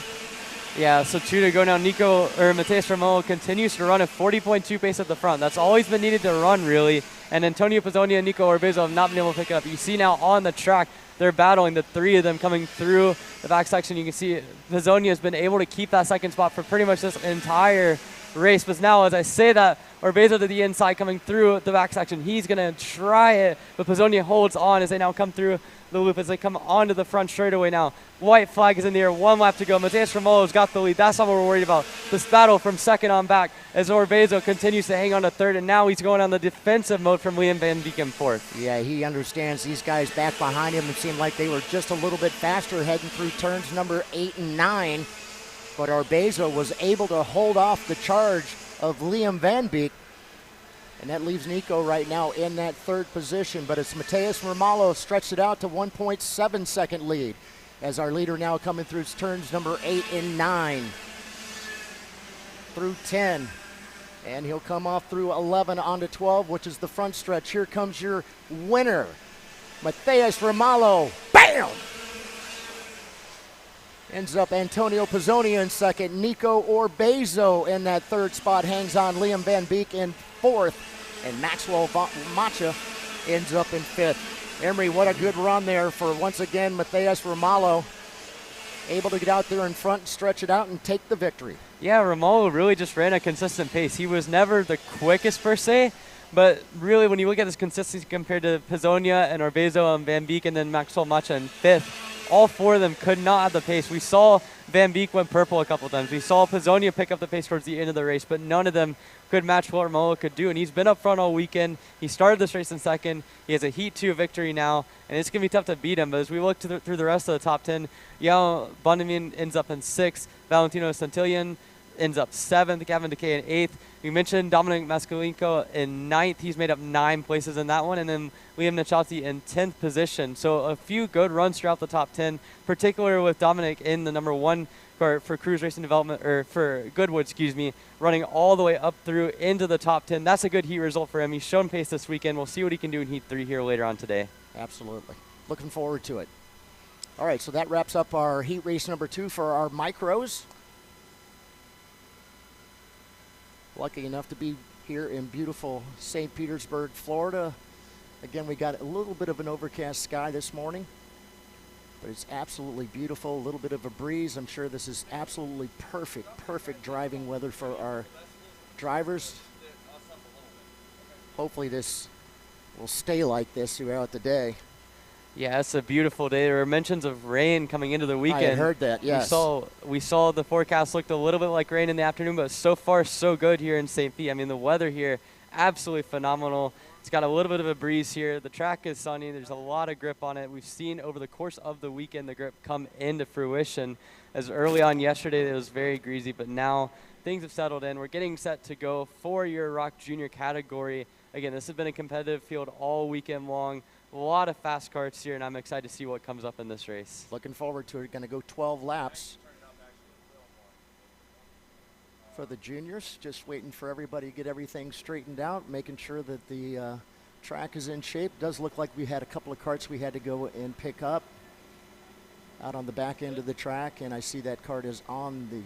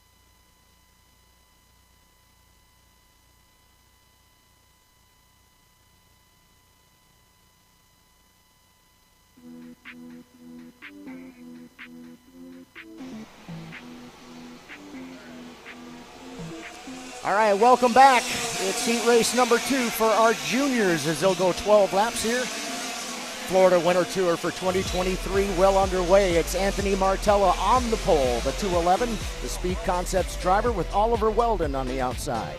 Oliver in the JC karting kart. The 298 with Stephen Miller in the CDR. Stephen in the 273 with Christian Cameron rolling off in the 209. Theo Salamao in the 251 with Ernesto Rivera in the 204. It's Sebastian Garzon up next in the 208. Mayor Duraniran in the 244. Joseph Lanai in the 221. Caleb Campbell rolls off in the 295 with Chase Biscaglia in the 205. It's Lorenzo Castillo up next with Gennaro Trappa in the 278. Sarah Bradley rolls off in the 214. And after Sarah will be Carlos Sasso, Christian Garduno, and it's also Pierce Wade, Enzo Vimantian. Boy, what a terrible start yesterday for Enzo. And Frederick Lemieux Aristides. I'm going to let you do that one. Yes, thank you. Theodoropoulos. And the Prime Power Team, Burrell Art there, then Samuel Santiago, Jose Martinez Villarreal, and Alexander Goulet as we go green down to turn number 1. We're underway here, and a good start for the outside lane. Oliver Weldon rolled the top side pretty well through the first corner. Well, where are we lined up? We got one around on the start. That is, hard to make out that one there. That was a 2:05 machine, so that was about mid-grid there. Chase Buscaglia and the Motorsport Paralyn getting turned on the start. Not a great start for Chase after a good top 10 result yesterday. Got another one off in 2. Yeah, another slow one there. That is the 264. I believe that's one of the Prime Power Team entries. No, that's the PSL Canadian driver, Carlos Sasso. So back up front. A new winner. I mean, excuse me, a new leader as we come down the front stretch. Oliver Weldon, your leader here over Jorge Ortiz, and he'll throw a major block down the inside to hold on to that top position there as they go through turn number 2. So Oliver Weldon on the JC Karting Hot Wheels Lando Norris kart. Great start, but really feeling the heat. Ortiz right behind him. Here comes Stephen Miller there in third. That's Anthony Martella there in that second position. Oh, my bad. Ortiz in senior. I don't know what I'm thinking there. Hey, you're right. Anthony Martella. Ortiz is up already here. Apologies to Jorge. Used to calling him at the front. Your 2022 Junior ROK champion. Passing on some knowledge there to Martella. Unfortunately, though, he lost that second spot. It is Stephen Miller up the order there. Miller into second. Martella is back to third. Then fourth is Theo Salamao.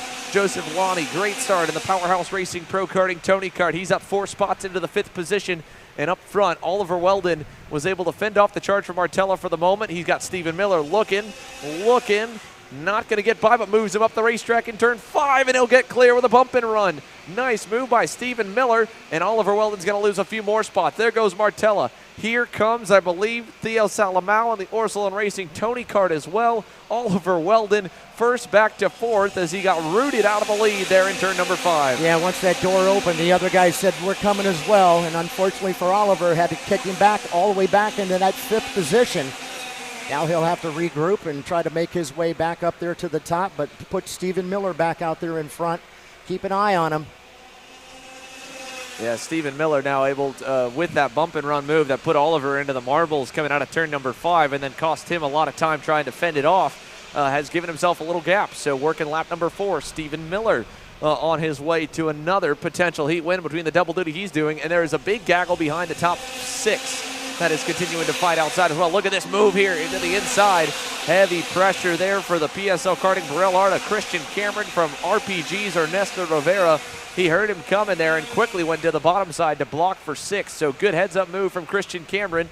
He gets back to a car-length cushion now, and we'll go back to the normal line as they head for 5. Here working lap number 5. So Christian Cameron just inside the top 6 after losing a couple spots for the second start in a row. On the flip side, Joseph Lonnie is up 5, again in that 4th position from 9th on the grid. Great run in the works for Joseph Lonnie, although he's lost that 4th spot. It looks like Oliver Weldon's gone back around him.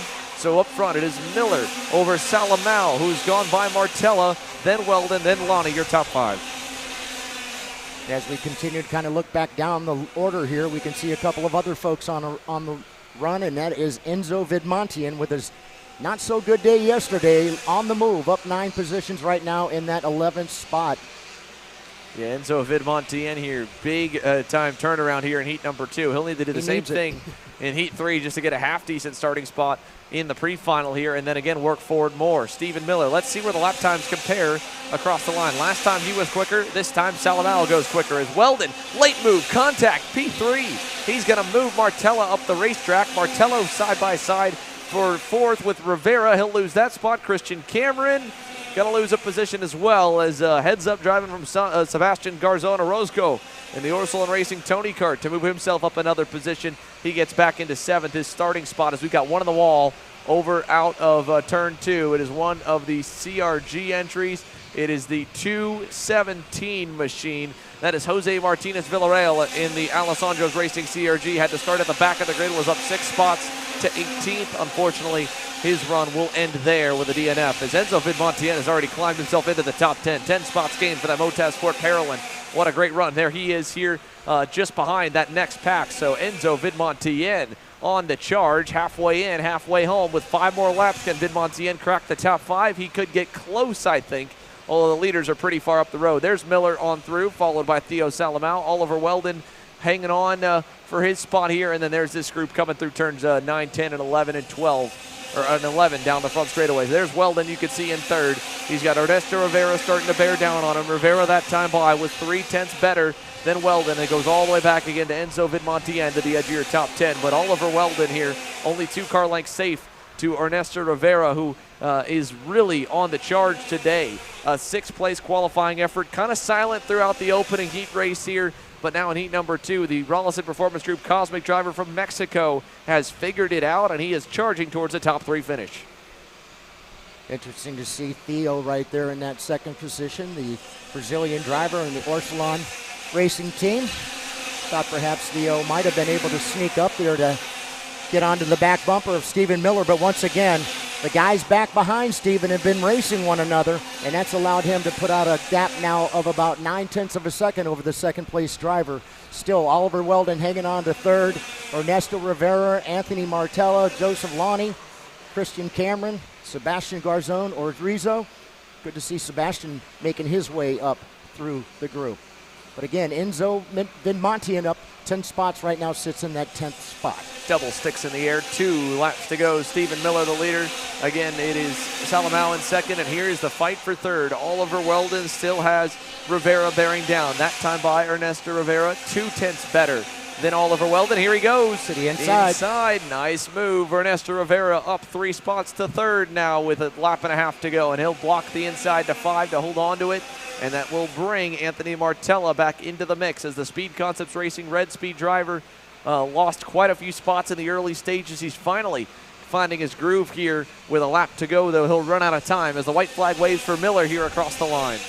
All right, here comes their battle for third spot. Right now it's Rivera with Weldon and Martella right there behind him. The 3 still trying to battle it out as they head for turns number 4 now. Up through 4. In the meantime, Stephen Miller should be heading for turn number 6. Yeah, Miller with a big-time lead. The battle for third rages on, but I think it should be about leveled out. Stephen Miller and the Chad Dawkin Racing Alonso Kart is going to sweep the morning sessions in junior. Great run across the line. He wins heat 2. Bam! So Stephen Miller, your winner here. Theo Salamao in second. Ernesto Rivera up to third. Oliver Weldon settles for 4th. Martella from the pole back to 5th. Joseph Lonnie 6th in the Powerhouse Pro Racing Tony Kart up 3 spots. Christian Cameron ends in 7th. Sebastian Garzona Roscoe in 8th. Chase Buscaglia 9th. And while Enzo Vidmontien was making more headway, he needed a little more battling inside the top 10 to get himself all the way up there. 10 spots gained for the Motaz Sport Paralin of Enzo Vidmontien. His charge ends in 10th. So a 10th place result and then about a 24th or 25th place result from yesterday's DNF on the opening circuit. Still a pretty high points total. He's going to need another good result here in Heat 3 to get himself anywhere close to a fighting chance in the pre-final and tomorrow's main events. We're coming to a close on the opening round of heats for the day, the second of 3 in total on the weekend. Of course, the lunch break will come after the Pro ROK Shifter second heat race, and then we've got a full another run through the rotation for heat 3, and then one final run through the classes today for pre-finals to add a little more length and longevity to the heats here. The full-size classes will go from 12 laps in their heats to a 14-lap pre-final. The minis and micros will go from 9-lap heats to a 12-lap pre-final. VLR Master is coming up on deck here. During this one, we'll chat with a few of our Pro ROK Shifter drivers as well as maybe some junior rockers. In the meantime, we'll take a commercial break here live from Tropicana Field in downtown St. Petersburg as the sun begins to shine here on a beautiful Saturday morning for the first round of the Florida Winter Tour. You're watching Kart Chasers live coverage. We'll be right back after this.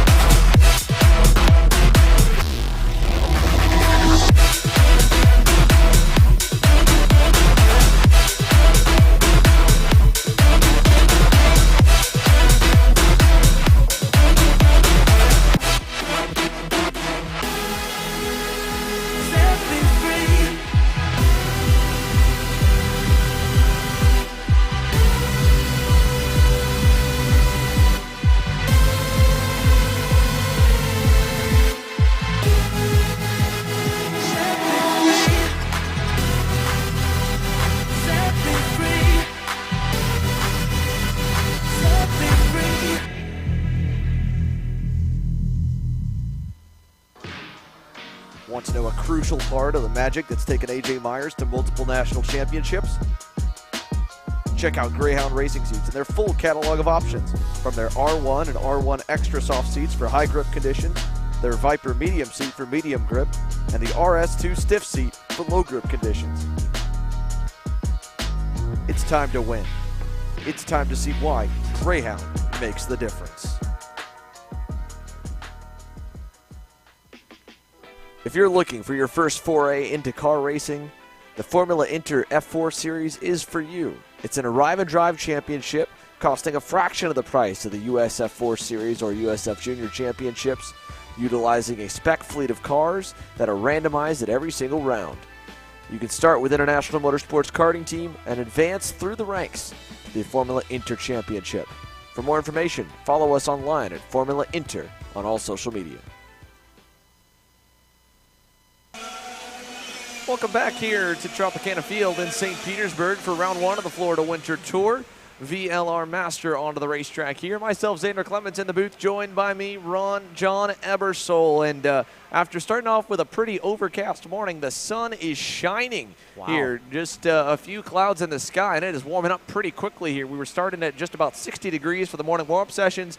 We were projected to only get up to about 66, 65, but I think with the sun, we'll probably touch the 70s here this afternoon. Yeah, no doubt about it. And just in time for the older guys to come out and race. That's going to be our Masters VLRs.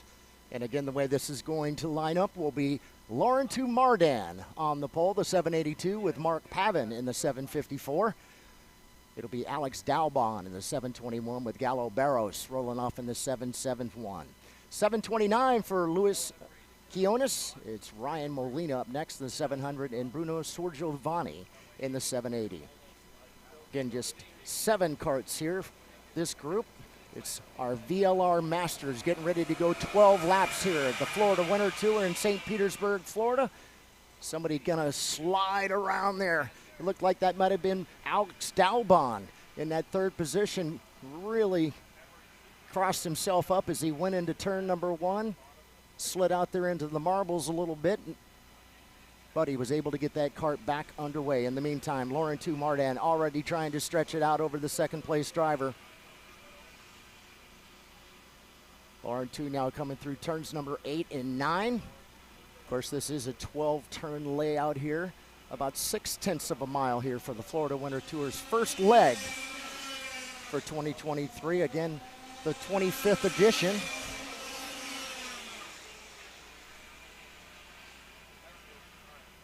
All right, waiting for our guys to come back around. Again, your leader just now coming through turns number 4. Racing down towards turns number 6. Yeah, opening lap underway here with Laurentiu Mardan as he continues his domination of the weekend thus far. We've also got the first of our pro ROK shifters down on the grid. Emery Lida has caught up with the winner from yesterday's opening heat race, AJ Myers from Magic Kart USA, standing by. Emery? Yeah, standing here with AJ Myers. AJ, you had a really good race yesterday, got the whole shot, had a comfortable win in heat number 1. Talk me through that heat for you.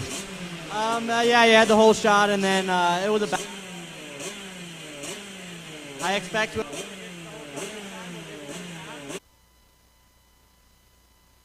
keep it up front. Yeah, I'm talking about heat number 2 now. You've been racing one-on-one kind of with Martin newcomers this whole weekend. Is there any strategies that can be different in this one compared to the last one? No, nothing different. I mean, we've raced each other a lot this past year. We know what to expect out of each other. I think we're going to keep it pretty calm until we get down to that final, and we really got to go for it. For sure. Well, AJ Myers got off to a nice start yesterday. We'll see what he can do today in heat number 2 and beyond. Back to you guys in the booth. Thanks, Emery here. Like you mentioned, AJ Myers got off to an awesome start yesterday. Here's a good battle on the racetrack right now. That is between, I believe, the Lando Norris kart of Mark Pavon, or the Goodwood Kartways entry of Mark Pavon, and the Lando Norris kart. Is that going to be maybe Ryan Molina? I think Alex Dalbon a little bit up the road. It's the battle between Pavon and Luis Quinones. My mistake there as the field works its way on through. 4 laps complete here, headed out of turn number 11 for that battle. Your leader, Laurentiu Mardan, well on down the road as the field heads out of 2 over to 3. Here's a look at Alex Dalbon on that Tony kart. the SLA kart racing driver there, and then you go back to the battle for third on back to fourth and fifth.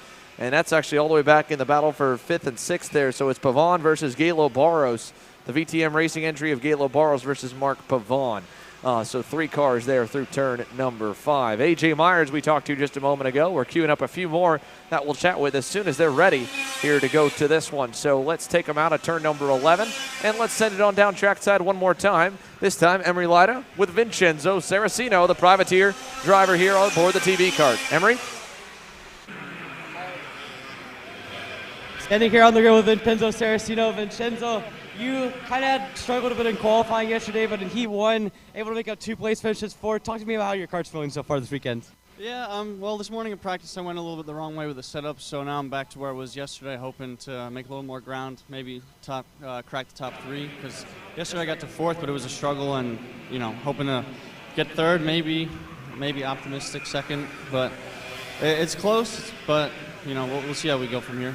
And talk to me about some of the challenges of the St. Pete circuit. Obviously, it's a tight track, not as many overtaking opportunities, but still yesterday you were able to get into 4th. Just what are some of the challenges with this track? Well, for one, it's bumpy in certain corners where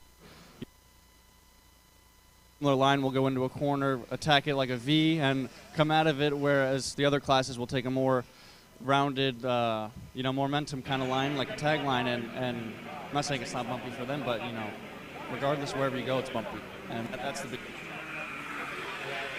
track is a challenge for these shifter drivers. Vincenzo Saracino, one of the best. He'll start from 6th position here in Heat number 2. Back to you guys in the booth.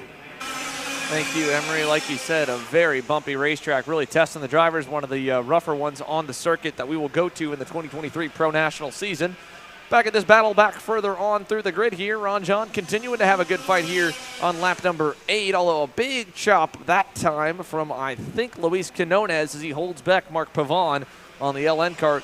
And Laurencio Mardan on the other end of the screen here will put 8 down. 4 more laps around for the Techno Kart USA driver. I tell you what, I had mentioned it might have been Alex Dalbon early on in the start here that had an issue, but it was actually Mark Pavon. Dropped Mark out of the top, pushed him way back down, been working really hard to try to make his way back up. But right now, again, Laurentiu Mardan has stretched it out to 5.3 second lead over the second place driver of Alex Dalbon, Luis Quinones and Mark Pavon. Just trying to get an eye on those guys as they come through turns 4 and 5. You do have a group of about 4 kart racers racing a little bit further back for that 3rd position. Again, man, this Techno Kart has been nothing but gold for Laurentiu Mardan. The 782 has been pretty dominant over these first 2 heat races. I can't help but notice that Luis Quinones is blocking there, and Mark Pavin's going, come on, man, let me by. As they go through turns number 4 now. They'll make that short run down that short little chute towards 5 and 6. With Luis Quinones hanging on to that 3rd spot. They'll come by here, pick up I believe the white flag should be coming out. I know the rest of the field's picking up the 2 to go. Actually, it is 2 to go. So they're picking up the 2 to go here at the start finish. Apologize for that. Luis Quinones, though, looking over his shoulder. He knows that Mark Pavin is there. But Laurentiu Mardan out there all alone. Along with Alex Dalbon as well. Alex out there all on his own. All right, white flag is out. Laurentiu just going by the start finish, looking for our 2nd place driver. Here he comes. That's Alex Dalbon. It stretched it out that last time by to a 7.2 second lead there for Laurentiu. He can pretty much just take it easy. He's got 12 corners he needs to make. In the meantime, still this battle going on. Into the inside, he's gonna spin around again. Pavon not able to quite make that move. Got into the braking area, but was not able to hang on. Was looking to the inside there of Luis Quinones. That's going to end up leaving Mark Pavon all the way in the back. Bam! Sorry about that. Laurentiu Mardan just zipped by the start finish there. So Laurentiu, flag to flag victory there. It'll be Alex Dalbon in the 2nd position. Looking for Quinones And going to be Ryan Molina there on the back end of Quinones as he looks down the start finish. He will take the third spot. So actually, Ryan Molina actually got around and ended up in the fourth spot. Yellow Barrios that is, in the fifth. Mark Pavan will end up in that sixth spot, and Bruno Sorgiovanni ends up in that seventh spot. So Laurentu Mardan, the Techno Kart, feeling really good in his hands. The 782 takes the victory. That'll wrap up heat race number 2 for our VLR Masters.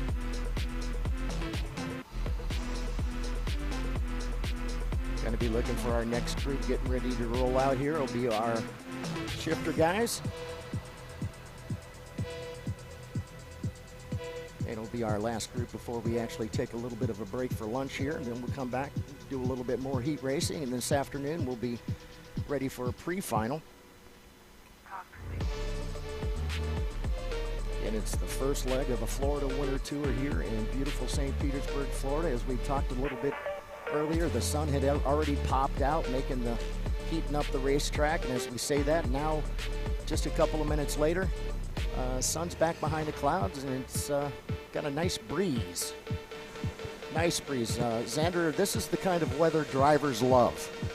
Yeah, it's just warm enough that you're not really freezing out there, but it's not too warm where you're under your race suit and you're not really sweating too much. I mean, this is exactly what everybody loves coming down to Florida for when it comes to the Florida Winter Tour. Now, we talked to Marian Kremers yesterday, and he said, well, he thinks that he might, try and go to the outside lane. But one thing to notice right there, you saw him go this entire front straightaway on the inside. So I'm going to guess he's picking the inside, and what he's trying to do is clean up and lay down a little more rubber as he was scrubbing the tires on the inside lane of the racetrack, because that dirty part is pretty crucial. Emery, what do you have for us down on pit lane? Yeah, I mean, talking about Marian Kremers, I mean, yesterday for him, he got the pole, could not hang on, did not get the whole shot. We'll see. He's been fast all weekend. Another guy I want to talk about is kind of the battle behind Kremers and AJ, and that is between Josh Conker, Vincenzo Saraceno, Pedro Piquet. All of those guys have had pace throughout the weekend, but really who can step up to get into that third spot to put themselves in a good position heading into the pre-final. Heat 1, we saw Saraceno climb into fourth. He seems optimistic about his chances. We'll see what Conker can do. We'll see if Piquet can do a bit better in this heat, and we'll see if any of these guys have anything for AJ and Marian. Back to you guys in the booth. Thanks, Emery, here again. That battle back for P3 on back was indeed pretty entertaining. So, you're right, Marian Kremers, you'll see here, he's going to pull on into that inside groove. AJ Myers will line up on the outside, the cleaner part of the racetrack. Kremers on the dirty side, but he gets the inside lane for turn number 1. The rest of the field will file in. You'll look to the back of the grid. The green flag being shown there by the ROK Cup officials means we're good. And now a quick thumbs up to the drivers, and Chuck Gilder, our race director, points to the lights. It's time to crank them up. It's time to line the fence. It's time for a gearbox start. Pro ROK Shifter underway down to turn number 1. And this time, Marian Kremers will get the whole shot. Myers to the outside lane will not get clear for the lead. And Marian Kremers makes up for yesterday, and with a good long run pace here, he looks solid. Great start for Josh Conker in that Carblos Racing Engines. Marinello up to third here off the start here in this one. He gets ahead of the Paraborels, the Pedro Piquet machine, and as well the Lenzo kart actually of Giorgio Carrara for Team International Motorsport. 4th and 5th. 6th on the racetrack, Vincenzo Saraceno. But your pole man, Marian Kremers, reverts the story from yesterday. He gets the jump to turn 1, and he'll lead lap number 1 as they go down to the corner. Yeah, what a great start there for Marian, because as we had noticed earlier, he mentioned as he was coming down the front stretch on the first warm-up lap, just kind of cleaning up his tires, got a really good jump there on the start. Perhaps as I say that, we've got a change in the lead. AJ able to get around him going through turn number 6. They're still side by side, but what a move by AJ Myers around the outside. Holy cow. And again, for a racetrack here last year that really had no passing at the front of the field in Pro ROK Shifter, AJ Myers getting it done on this adjusted layout, and Josh Conker is really keeping it close here to the top 2 drivers. We talked to him yesterday. He said how cool it was to be able to continue to have that benchmark ahead of him of the two of the best in the world in pro shifter competition. And right now, Josh Conker and that Carblos Racing Engines Marinello is holding his own there in third with 2 laps in the books. And Marian Kremers continues to struggle. A big slide for him out of turn number 6. he'll lose another car length. And A.J. Myers gives it back up here in the back sector. So interesting to see the two of them kind of rubber banding a little bit. One thing to note here, Marian Kremers in his interview yesterday at the end of the day on Friday, he mentioned how him and A.J. Myers almost completely opposite driving styles. A.J. Myers is a guy who backs up the corner, doesn't really abuse the front brakes nearly as much, tries to go a little wider. It makes it a lot better for him to lead, a lot harder for him to make those dive bomb passes from a comfort standpoint. Kremers, on the other hand, especially coming from a European background on tracks that have a lot more rubber buildup where you can go in a lot deeper and the cart in the center of the corner will stick, he loves to throw it in as deep as possible, really use the front brakes that he's got and the power on that machine to then jump on out of it. So two different driving styles from two different ends of the earth, from Marian Kremers in the Netherlands to A.J. Myers right here out of Florida. And the American leads the trio here with America out front, Kremers in second in the Netherlands, PSL Karting Burrell Art, and Josh Conker, the Canadian, aboard the Card Blows Racing Maranello, still right there here on one of his better runs we've seen from him in the heat races. He is staying aggressive all over the back end there of Marian. Josh really quite aggressive there on the start as well. Thought maybe he might be able to make up a couple of spots, but the top two, your front row, are still the top two out on the track as they're getting ready to head towards turns number 4. It's still A.J. Myers out in front. They'll make that run down through to turn number 6. To the backside of the track comes your leader, A.J. Myers, Marian Kremers, Josh Conker. The top 3 have definitely made themselves a little bit of a gap there back to the 4th place driver. That's Pedro Piquet. Already quickly here, we're picking up the halfway home here for heat race number 2 for our senior shifters. Boy, but our top 3 are still right there battling, just trying to figure out if they're going to have an opportunity to maybe get around AJ. Yeah, all separated by about 2 car lengths. Josh Conker that time went quickest of the trio. A.J. Myers just kind of holding station at the front, keeping Marian Kremers just a bit out of distance to try and pass him here. But this time it'll be 5 to go, and Kremers actually looks a little bit closer through turn number 1. He might have a shot at him here in a little bit or force A.J. Myers to take a narrow line into the corner. Half a car length away through turn number 3, and we've got a good battle on our hands once again in Pro ROK Shifter. A.J. Myers rocking it out of 4 into 5. Good exit there. He'll open the gap back up to 2.5 car lengths as they head for turn 8. Boy, I tell you what, you're right about that. AJ just absolutely exploded out of that turn, able to make it up a couple of spots there, but Marian is still right there. And man, they haven't been able to shed Josh Conker. He's still hanging on there in that 3rd spot. Josh only back about 6/10 back behind AJ. So anything should happen up in front. Who knows? Josh Conker could end up being up there. We'll have to wait and see. Boy, these still, again, Josh able to get there to the back end of Marian. Marian quite not to the back end of AJ as they come off, again, turn number 11 onto the front stretch once again, past the start finish, putting number 9 in the bank of 12 here for our shifter group. Yeah, all separated by about 2 to 2.5 car lengths apiece there. Marian Kremers gets a great launch out of turn number 2. And he goes a little bit narrower coming out of turn number 3. Again, going off what he mentioned here of his differences in style where he normally gets out of it. You look back from the top 3, though, from this wide shot, you can see there's a big gap back to 4th and 5th. In fact, it's a just kind of 2-car train right there. Pedro Piquet, Vincenzo Saraceno up to 5th, and he's working on him right there as Piquet blew the corner. And the same issue he had yesterday in heat number 1. Pedro Piquet, big-time mistake, and Saraceno, oh, we had a thought about it there in turn 1, just couldn't get there. Now he gets a little glove tap from Giorgio Carrara. Good battle back from the top 3, and Vincenzo Saraceno's going to come under pressure. Carrara gets by, but he overshoots it all and just barely stopped enough. When Saraceno crossed him over, it kind of popped the tires, and Saraceno back in the 6th position as we work towards the white flag. All right, waiting for him to come back around. Your leader, A.J. Myers, the top 3 still nose to tail as they come back by the start finish. White flag is out. One more trip around the layout here. Yeah, one more lap around. Look at the battle back again for 5th. Carrara is going to block down the inside on Saraceno. and he'll see if he can hold that spot all the way through. Pedro PK long gone now. Here's that battle for P5. Meanwhile, at the front of the field, AJ Myers continues to lead. Did not get the hole shot this time. Had to make that pass early here on turns 5 and 6, and a great move got him the lead. He's not looked back since. AJ Myers wins Heat 2. Bam! I just can never get your adjustment right on the mixer for that one. We keep flipping everybody's TVs, Ron John.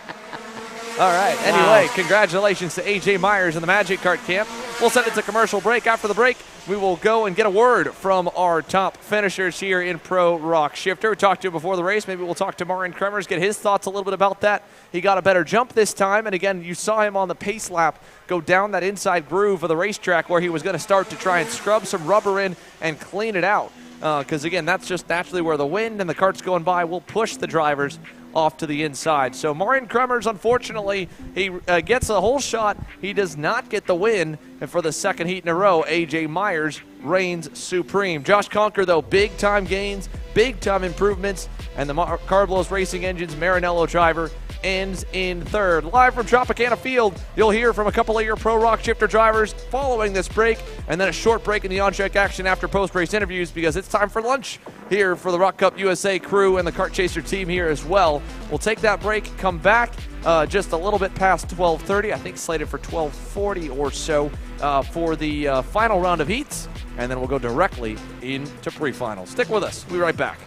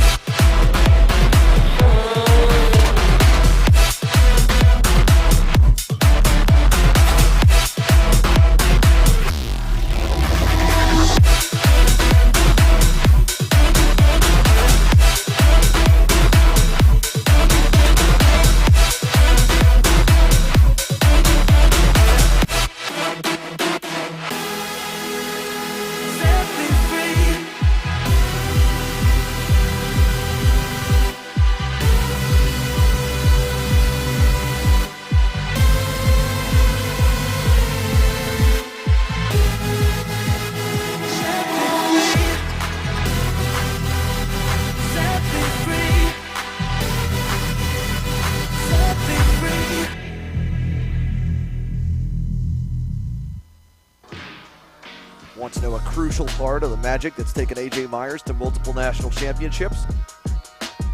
Check out Greyhound Racing Seats and their full catalog of options, from their R1 and R1 Extra Soft seats for high grip conditions, their Viper Medium seat for medium grip, and the RS2 Stiff seat for low grip conditions. It's time to win. It's time to see why Greyhound makes the difference. If you're looking for your first foray into car racing, the Formula Inter F4 Series is for you. It's an arrive and drive championship costing a fraction of the price of the US F4 Series or USF Junior Championships, utilizing a spec fleet of cars that are randomized at every single round. You can start with International Motorsports Karting Team and advance through the ranks to the Formula Inter Championship. For more information, follow us online at Formula Inter on all social media.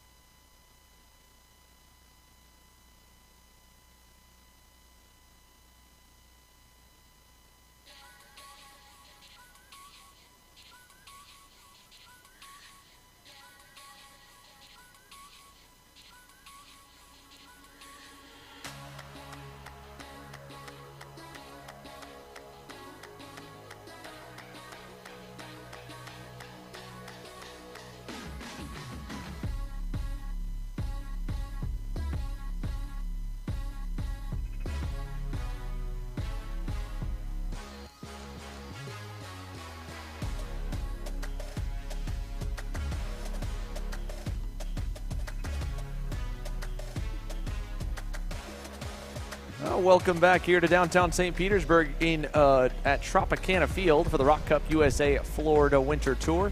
Live here in the booth with Mr. ROK Cup USA official voice, Ron John Ebersole. Our first thoughts here of that second round of heat races. Couple notables, obviously. ROK Sr, pretty intense, and then ROK Shifter here again, just more of a strategy game, which has been the story of that class. But did get to see a pass made, and that was a big improvement from last year. So kudos to the ROK Cup track team for making some adjustments. Yeah, some really fun times there.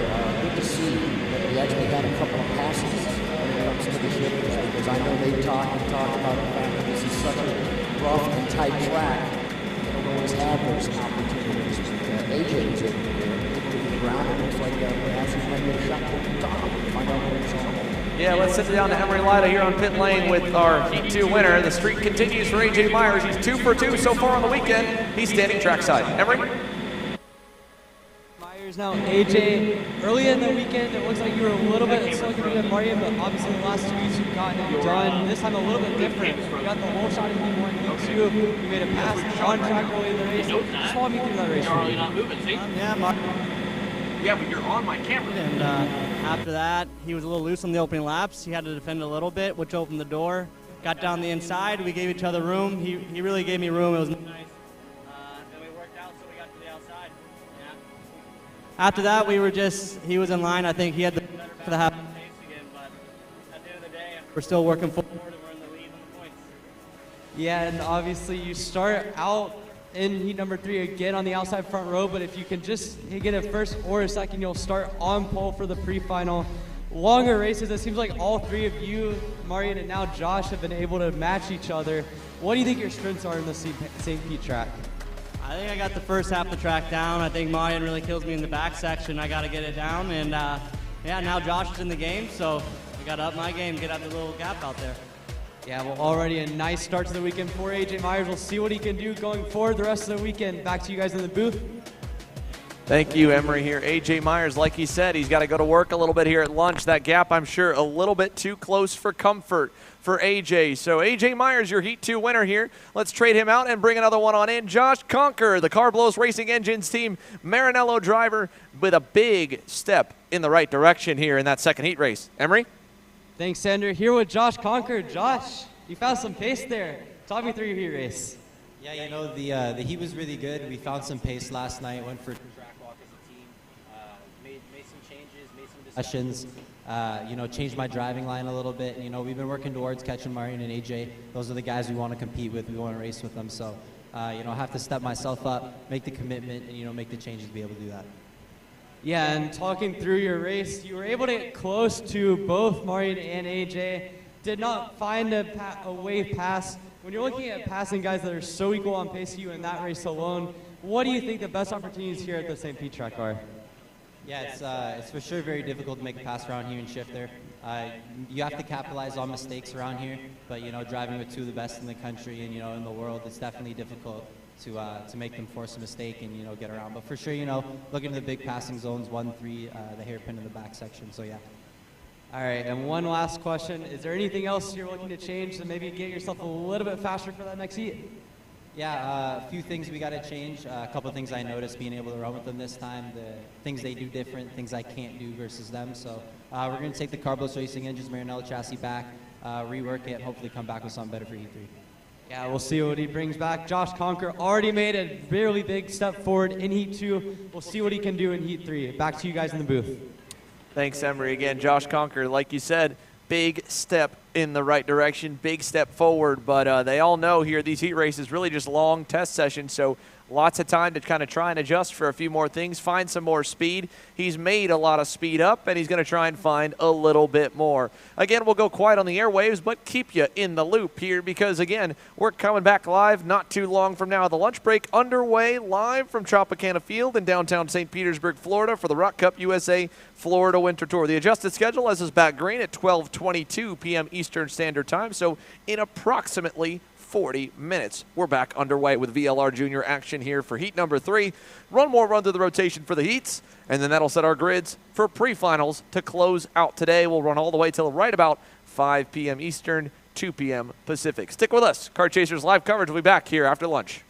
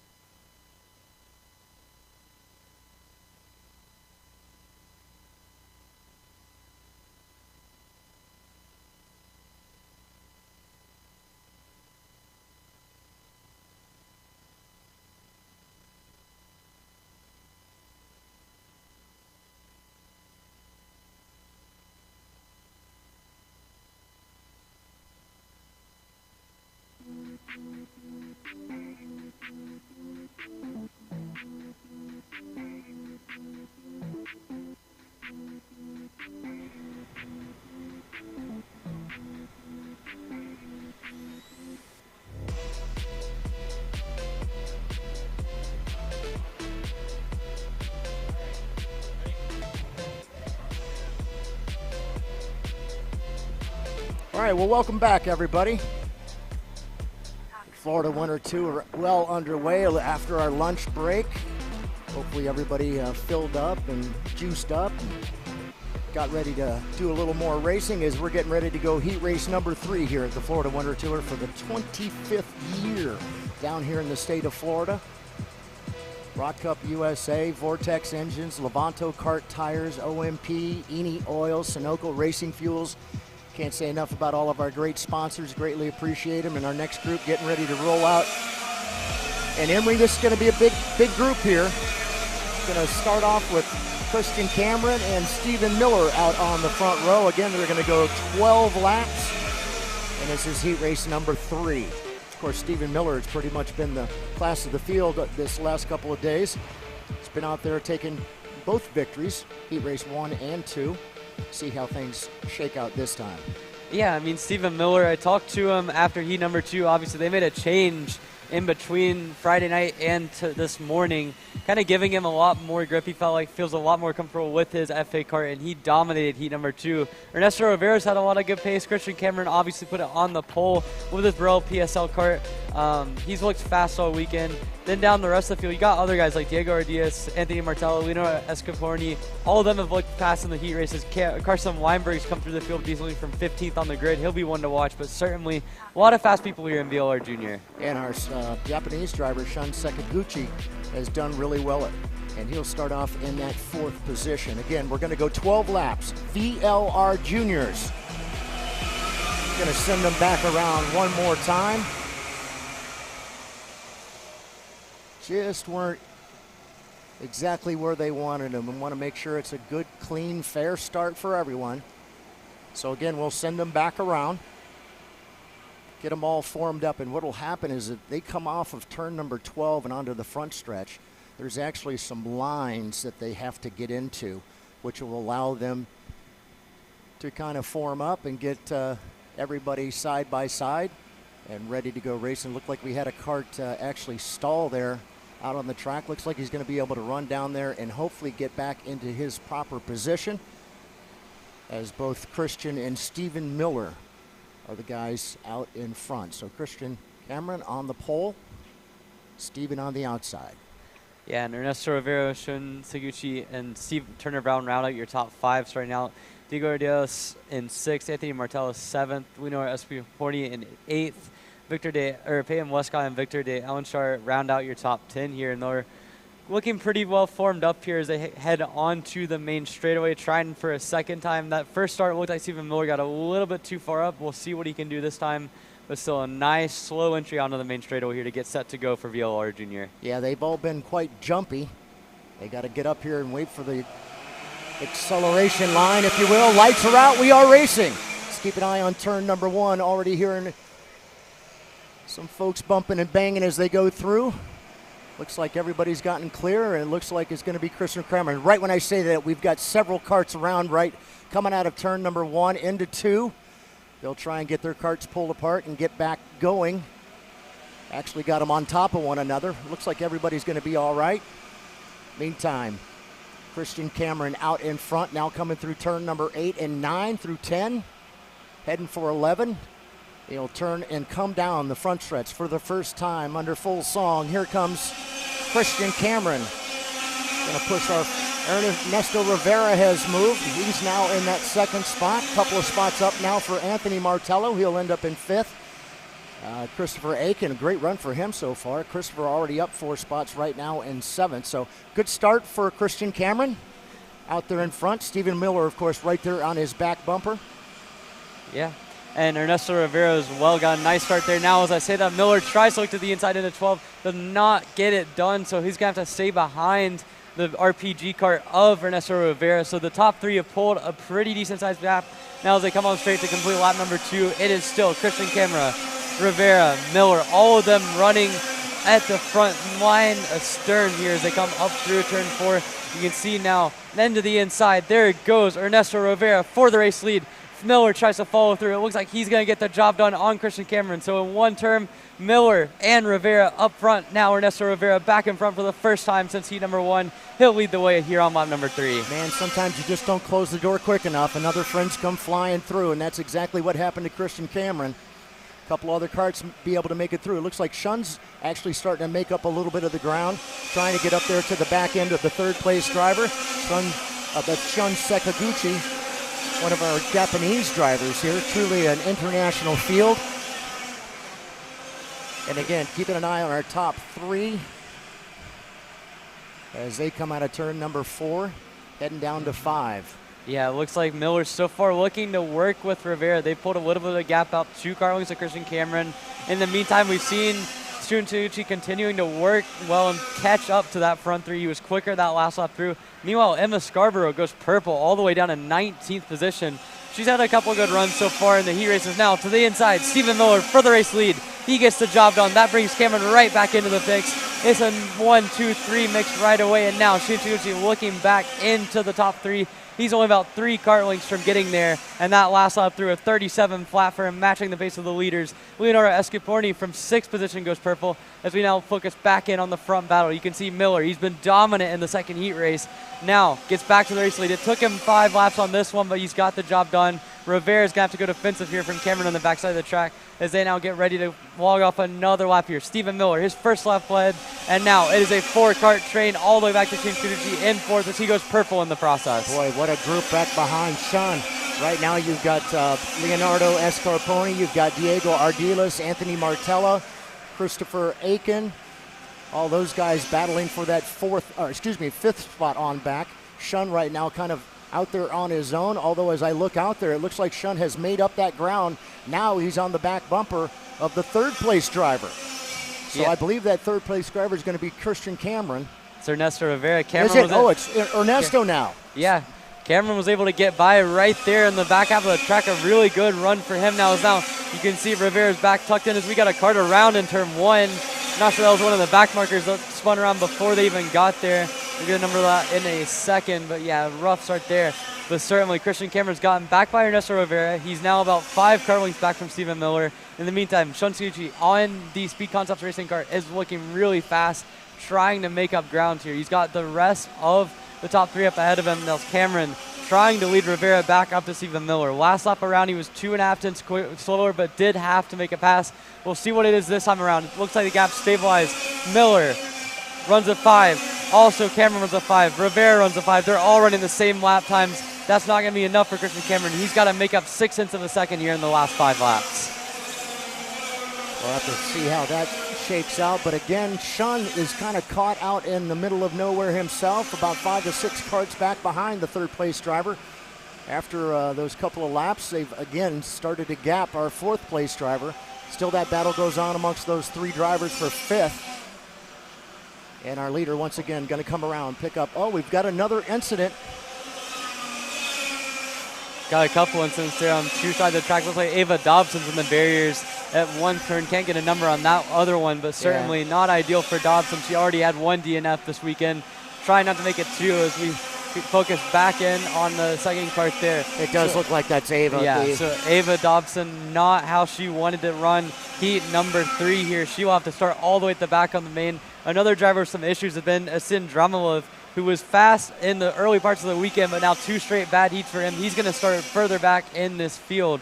Focusing back on the front, though, that last lap through, Stephen Miller, a 36.5, continues to just hold that gap up at the front. Although, as I say that, Christian Cameron gained 2 tenths on him. A slow lap from Miller. He's back within about half a second. So you can see the top 3 now have a big gap back to Shun Sekaguchi and Leonardo Escaporni, who's moved all the way up into 5th position.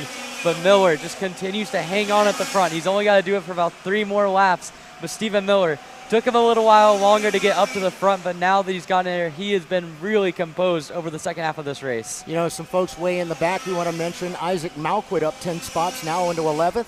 Had another gentleman, Quentin McPherson, up 10 spots. Good run there for Quentin, up into the 15th spot. But still out in front, Stephen Miller, about 0.3 of a second lead there as they just now come through turn number 3, heading for 4. Seems like we've had a lot of incidences right there in that particular turn. I know if you get out of line, there are a ton of marbles out to the outside part of the track there. And as the leaders again head through turns number 8 and 9. So that was a pass on the back half of the top 10 there by one of the RPG karts.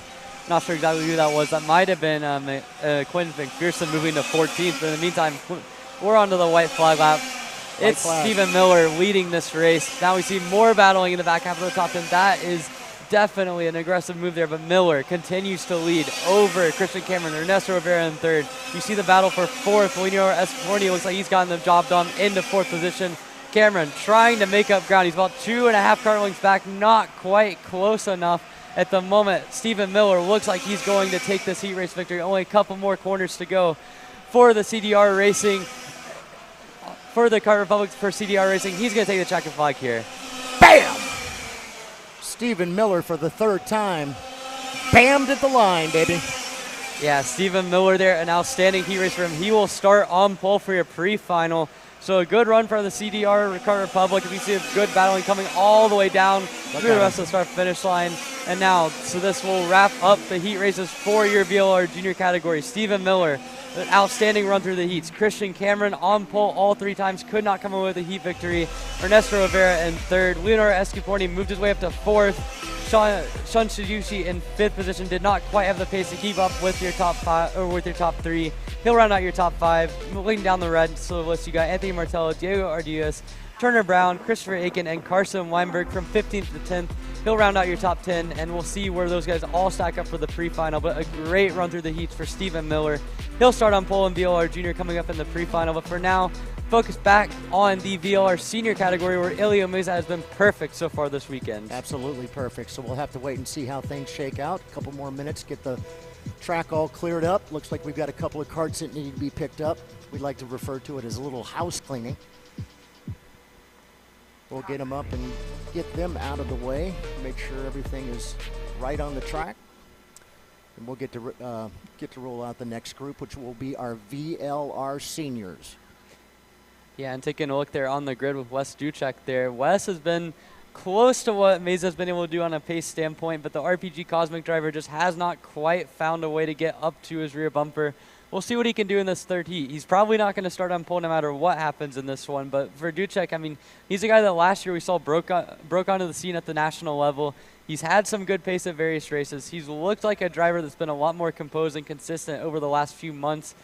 But we'll see what he can do here. Helio Meza, his first ever senior weekend, he has been on fire so far, winning the pole, winning Heat 1, winning Heat 2, hasn't been challenged. Duchek's right there on the front row. You're going to have a couple other good contenders as well, but those two seem to be kind of the headliners in this VLR senior category. And yeah, we'll see if anyone can put up any sort of fight to Meza here, either in Heat 3 or through the rest of the weekend. But so far, I have to say, for someone who's just moved up to senior, he has looked really calm and composed so far. He's done a great job. And you know it's going to be interesting, the first corner. If anybody has a shot at getting around Helio, it's going to be on this first lap. If he gets out in front, he's been known to do like most others, and that is get out there and just kind of walk away and leave the rest of the guys back behind him to figure it out. So again, we'll have to keep a real close eye here on the start heading into turn number 1. Looks like we've got an issue still going on out here on the track. We'll keep an eye on that.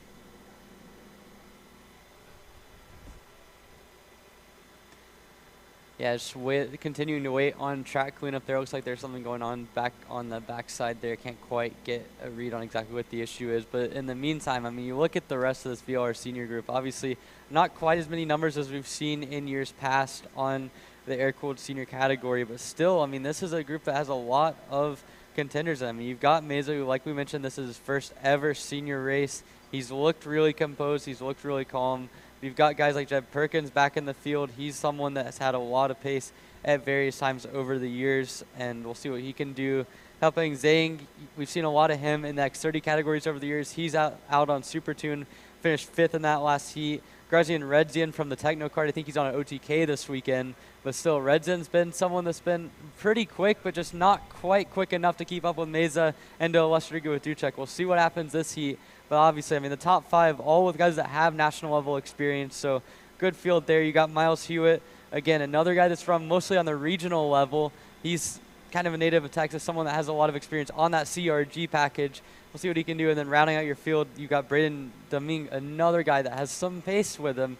So we'll see what these guys can do. I mean, Meza, again, it's been the class of the field. His first senior weekend, he's had a lot of success in junior, won national races, crossed the line first at Supernats. He's been someone that has all of the experience and all of the raw pace. But you never know. You can rattle a kid like this on the starts. You can see someone try to make an aggressive move.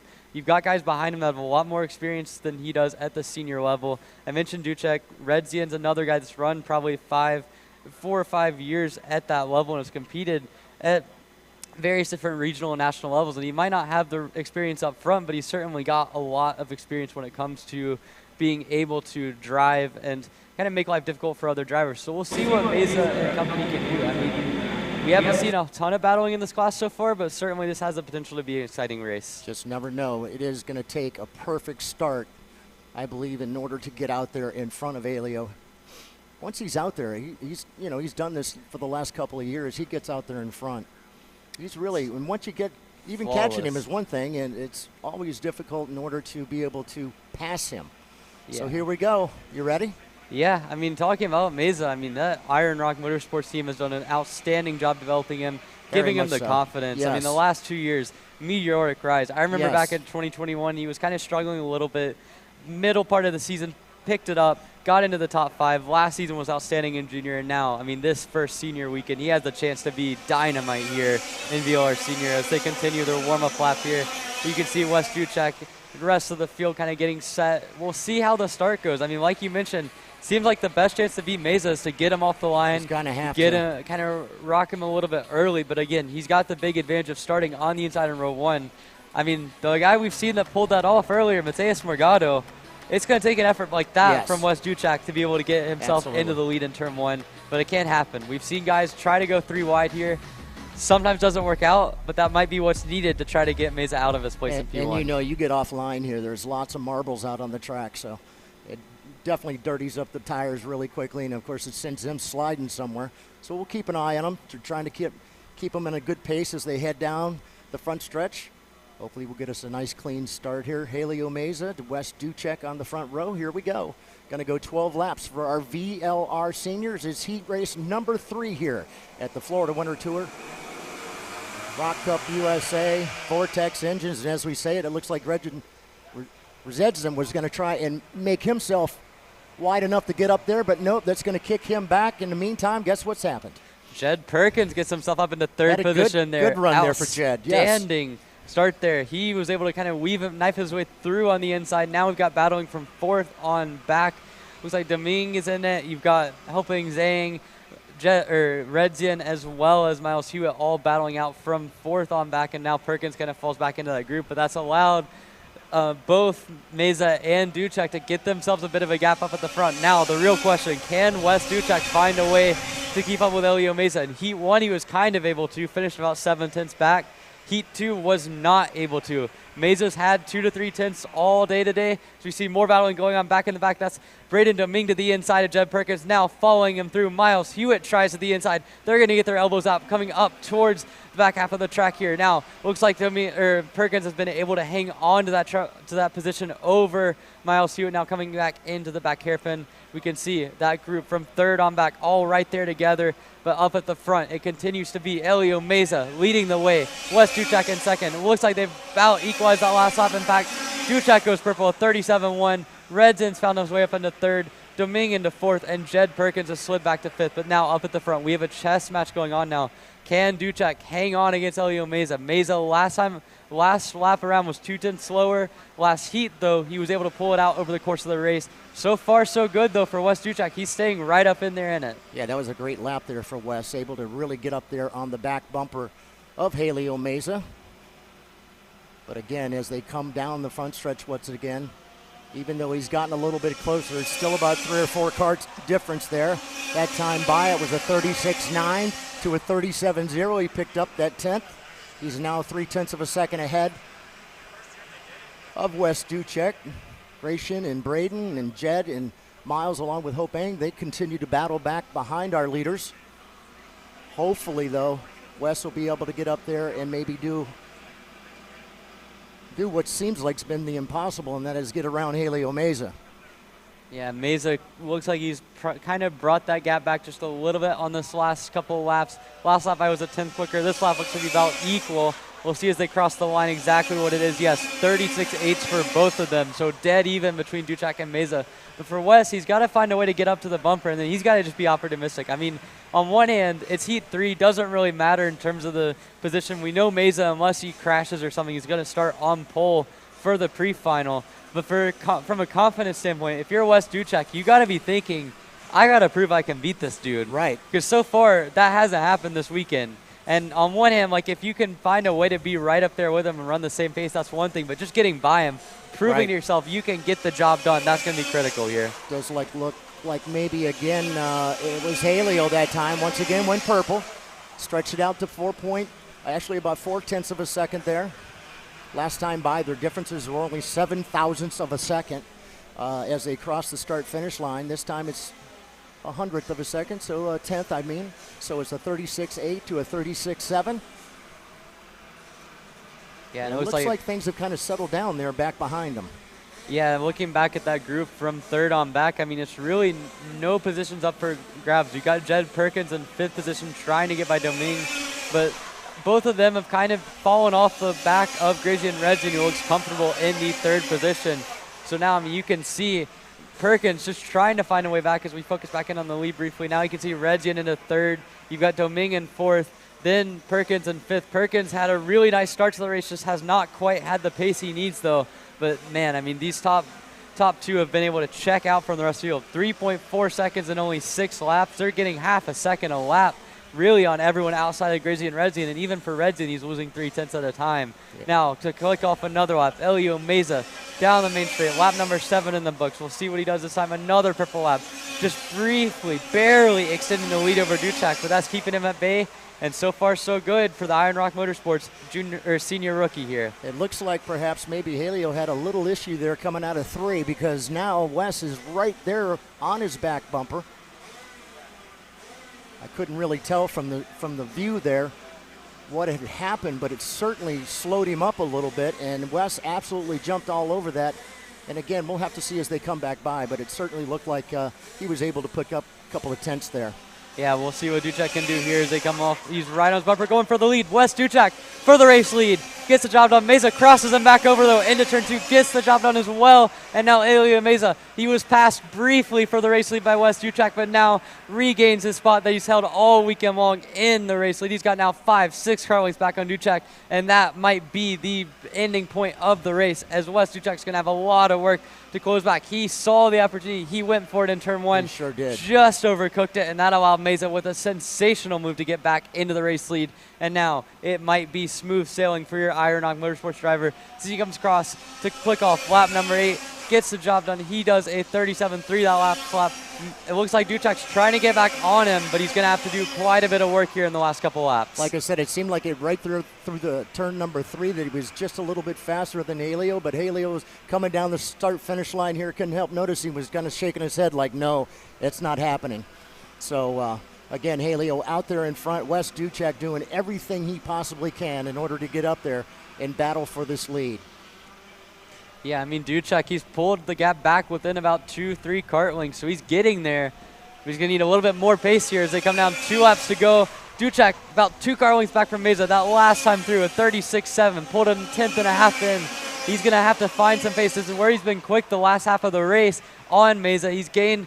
Meza takes a wider line on entry to the back hairpin, gets his job done, and now it's about a kart length difference. It is going to come down to the last lap here. We'll see if Ducek has enough in him to make another run, and we'll see if Meza has to get defensive at all or if he can just run his normal line. Yeah, that over-under has certainly been working as you come out of turn number 1. If you still maintain your speed, don't get up there in the marbles, get all dirty, And we'll see how things shake out. Here they come once again. Going to come down, pick up the white flag. We got one more to go. Halio out in front. Wes is right there, though. See him protect as he went into turn number 1. Yeah, that's going to set up the backwards. A couple of crossovers here. Ducek again. Meza goes defensive. Ducek to the outside. They're going to cross back over coming out of the apex. Ducek kind of slid at the apex. That's going to cost him a chance. He'll get another one down towards the back hairpin. Now Meza holding the lead. It looks like Ducek's not quite close enough as they come back through the back bend. Now, though, Meza still goes defensive. We'll see what Ducek can hear coming down towards the end of the line. Boy, Halio is just putting his card exactly where he needs to put it, which is exactly the same spot that Wes needs to put it. In the meantime, here he comes down the start-finish. Bam! Halio Meza takes the victory. Wes Ducek, what a run. A great run there for Gratian Redzian, the Techno Kart driver. Ends up in that 3rd position. Braden Domingue will take over 4th. Jed Perkins back to 5th. Miles Hewitt in 6th. And Hope Zhang ends up rounding out the crew in the 7th spot. Another great run for Halio Meza. Yeah, I mean, this time Wes Ducek put him under some pressure. A lot of pressure, yes. But Meza was there at every corner, did a flawless defensive driving job on that last lap, did not overshoot at any point. Ducek tried to set up the crossover in that turn 4 hairpin, but could not make it happen. So a nice drive there from the Halio Meza. He sweeps the 3 heat races. He will start the pre-final on pole position. Wes Ducek will join him on the outside row. And we'll see if we can get another duel between the two of them, because if Ducek can keep that pace up, he's got something for Meza. It'll come down to a good racecraft battle. Yeah, it was quite a run for Wes on that particular time where he tried to make that move around Halio going into turn number 1, but it just a little too much speed as he went into it. Not able to get it woed up enough, and it allowed Halio to make that crossover move on him and get back out in front. Yeah, I mean, you have to say Wes Ducek put it all into it. Yes, a really good effort at it. Tried to make a lunge into the turn 1 hairpin, but just could not make it happen. But now we've got another exciting class here on the docket. It's Mini ROK. Kai Johnson's looked really good all weekend. He'll start from the pole position alongside Marco Romero in the Bennett cart. Both of them have been sensational so far as we get set to go for another heat race. You know, after Kai's race last weekend, coming from way from the back up to the front, I think has really given him a huge amount of confidence with his car. And so Kai Johnson on the pole, Marco Romero on the outside pole, Max Christie up next, Royce Vega, Antoine Lemieux, David Zhao, Martin Harmilo, Antonio Bazzonia Jr., Tyrone Kemper Jr., Thishon Shi, Edward Kennedy, Hudson Jack Erline, trying to get all these names in as they come back around, Santiago Namnam, Rocco Simoni, Declan Dionaran, Luca Popesco, Cold Mandirias, and Alexandro Procuna, Holden Harder, and Guillermo Bobe will wind out the entire group here. So again, they're going to go 9 laps. It's the minis. Heat race number 3 getting ready to get underway. Again, they're just now forming up and coming down the front stretch. Keep an eye on them. They'll end up in their tram lines. They're going to go ahead and send them back around one more time.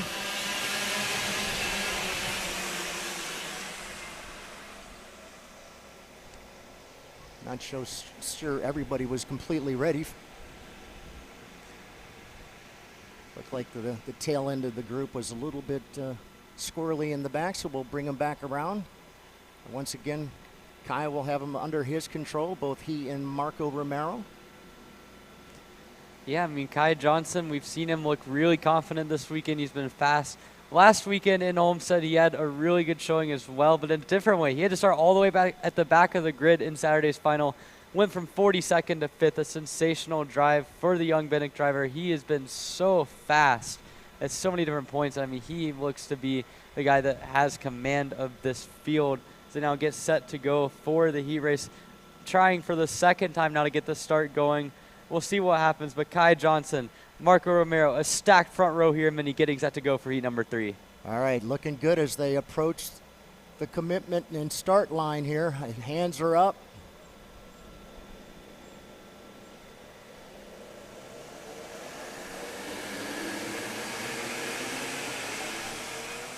Still looks like the outside line there wanted to be a little more aggressive and get out in front.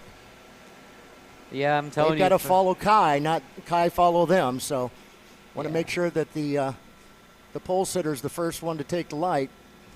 Yeah, I gotta say, if I was row 4 on the outside row there, I'd wish that they would have just thrown the green and let me go. Oh, absolutely. I'll take a 4th place any day of the week from 8th on the grid. But now, I mean, Kai Johnson, he's the one that should have control of the field here, and that clearly didn't happen. Maybe a little bit of games going on. Maybe slowed him down more than Marco Romero was anticipating, but still, you can't have that start going on. We'll see if they invert him here, if they let him go one more time. I think the first start had more issues through the back half of the field. But if not, we could be seeing the last chance here at this front row to see if Marco Romero and Kai Johnson can get it sorted. We'll see what they do this time. Johnson leading them down the front straightaway. Good pace being set up here. Boy, they're trying to wall them down as they come out of that turn, too. Look at them. Very slow now as they get set to go. Trying for the 3rd time to get the start underway. All right, Kai's backed off again. Really slow start here. Trying to bring it up. He is all the way down there. Really slow as they get towards the start-finish line. Getting set to go. Kai at an extremely slow pace. That was a really big jump from the inside lane. And it looks like he's going to hold on to the race lead there as they go 3 wide down through the pack. That was a very spread-out start. Interesting start, yes. Leads to Kai Johnson getting into the race lead in the inside line, having a huge advantage coming down towards the first few corners. Yeah, and of course these guys back behind Kai are going to be battling for each position. May allow him to kind of sneak out there. Yeah, it looks like the field's already a bit spread out through the first 5, 6 carts. Johnson has about a 2 cart length lead over the 2nd place car. I believe that might be Max Cristea in 2nd position I think now. that is Max. And now as we see down towards the end of the front straight, heading down to complete lap number 1, we'll get a number here. It's Kai Johnson in the race lead. 2nd place is Max Cristea. Antoine Lamont from 5th to 3rd. Marco Romero down to 4th, and David Zhao in 5th position. So again, the outside line got put at a big disadvantage. We can see that best by Sergio Namiam from 13th to 8th, so 5 places gained on the opening lap. But inside that top 5, Cristea, can he keep up with Kai Johnson? So far, so good for the Motesport Paralympic Kart. He's looked really good. He's only about a cart length off of Johnson. He's closed the gap up. And as they come towards the end of lap number 2, Kai Johnson continues to lead. But now Max Cristea on the Paralympic is getting right there with him, as we'll see if he tries to make a move in the first few corners. These two have been going at it for quite a while in the mini. Battle for 3rd there. Marco Romero, I believe, got in for 3rd position over Antoine Lamont. We'll see. So now you can see Romero ahead of the PSL karting Canadian driver there. He's in 3rd spot. Now he's going to have to make up quite a bit of ground. A rough start for Romero, but now he's got about 7, 8 car lengths to make up from your top 2 as we continue to see that battle from 3rd on back. Romero, Zhao, Lamont, as well as Royce Vega and Martin Yaramilo getting in the action, as well as, we got 1 car almost in the barrier in that group. I think that might have been the Bennett cart of Royce Vega. Not entirely sure. We'll get a number on that as we come across the line. It's Kai Johnson continuing to lead over Max Cristea, Marco Romero in 3rd. And in the meantime, Kai Johnson did go purple, and I believe that cart that was almost in the barrier was Martin Yaramilo in the 189 U-Race entry. So a rough couple laps there for him, and he almost tagged the barrier there. Lucky to get away with it. Boy, these young drivers continue to battle back behind our top 2. The 3rd place driver pretty much on his own is Marco Romero. Once he got it back around the gang behind him, he was able to kind of stretch it out a little bit, trying to make his way up onto the back bumper of Max Cristea. Here comes Kai Johnson once again past the start finish. Going to bank lap number 4 of 9. Again, heat race number 3, 9 laps here for our mini rockers. Yeah, that last lap through, Marco Romero went purple. He has tried to catch that front 2 now. As you can see, he's pulled away from the 2nd group, which consists of David Zhao, Santiago Namim, who's moved up 8 places from 13th to 5th. But yeah, I mean, Romero is setting a really fast pace. In the meantime, Kai Johnson's pulled a gap to Max Cristea as well, as he's got about 2, 3 car lengths now. So just slowly but surely pulling away from the Motorsport Paralympic entry of Cristea. But now looking back through the 2nd pack there, you can see just a hornet's nest of cart from David Zhao all the way back to Tyrone Kemper in the 8th spot. All of them doing battle here. A big train of go-karts heading down the front straightaway. You can see at the front of that group is Zhao holding his position over Santiago Namiam, who just went purple in his FLC kart. A really good run for him in the number 160. He makes a move on Zhao for that 4th spot. He's going to bring along Royce Vega with him. So in that 2nd group, we're seeing a lot of mixing up. Meanwhile, in the 1st group, Kai Johnson has about a 4 car length lead over Max Cristea. as they now head back towards to complete yet another lap. Marco Romero, that last time through, not quite able to run the same pace. He's matched what the front two are doing, but that's not going to be enough to catch up to them. Santiago Namnam having quite a run here, up 8 spots, now in 4th. I believe as they come back by the start-finish line. Yes, now up 9 positions for Santiago. It'll drop David Zhao back into the 5th position. Kai Johnson still out in front, about 0.4 of a second lead over Max Christie in 2nd. Again, Antoine Lemieux has dropped back down a couple of spots. Now he's in that 7th spot. Royce Vega will take over the 6th position. Tyrone Kemper Jr. up a spot into 8th. Antonio Pizzonia Jr. in the 9th spot. And Martin Jaramillo right now in 10th. So again, Kai Johnson's out in front. We're working lap number 7 of 9. So they're picking up the 2 to go here at the start-finish. As it is heat race again. Heat race number 3 for our minis. Yeah, and Marco Romero, that last lap through, pulled off another 3/10. He went purple the lap before. Only about half a second back now from Max Christie. He's not going to get quite far enough up the road to catch up with Kai Johnson, but it might be enough for him to get to Christie right at the end of the last lap. So we'll see what the Bennett Kart can do. Again, Romero, a rough start to the race for him, but he has been running the fastest of anyone on the racetrack these last few laps. He's down within about 2.5 car lengths on Christie's. We're going to get the white flag. Kai Johnson has pulled a comfortable gap now to the rest of the field, but Max Christie in 2nd, as well as Marco Romero. They will be the ones to watch here as we get onto the last lap of racing. Santiago Namnam from 13th to 4th, 9 positions gained. A good run for him as we focus back on that battle for our 2nd and 3rd position. Kai Johnson looks like he has everyone covered, but Marco Romero has been on a flyer these last few laps. He's down within about a car length and a half of Christie. I don't know if he's close enough to make a move here, but he's going to be right on his bumper at the end of the checkered flag. Yeah, let's wait and see as they come through turns number 8 and 9. Doesn't look like, well, as I say that, it does look like he's able to get right to the back bumper. Kai Johnson coming down the front stretch for the last time. Going to take the checkered flag. Bam! And look at that race for 2nd place. It ends up being Max Christie. Marco Romero just about was able to clip him here at the line. A little drag race there. It'll be Santiago Namnam. Great run for Santiago up into that 4th position. David Zhao in 5th. Royce Vega 6th. Antoine Lemieux ends up in 7th. Tyrone Kipper in 8th. Antonio Pizzonia in 9th. And Hudson Jack Erline. Good run for him up into the 10th position. Yes, that'll wrap up an exciting race for Mini Swift. We saw Kai Johnson come under pressure a little bit, but he holds off to win heat number 3. It looks like he will start on pole for your pre-final in the ROK Mini category. Coming up next, we're going to have the ROK Master Shifter category. But first, a break here on Kart Chaser. We'll be back.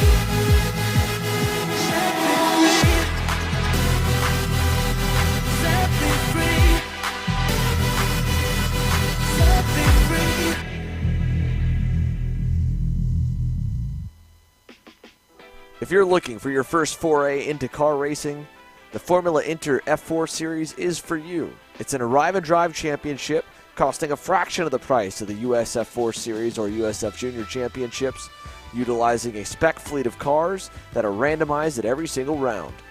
You can start with International Motorsports Karting Team and advance through the ranks to the Formula Inter Championship. For more information, follow us online at Formula Inter on all social media.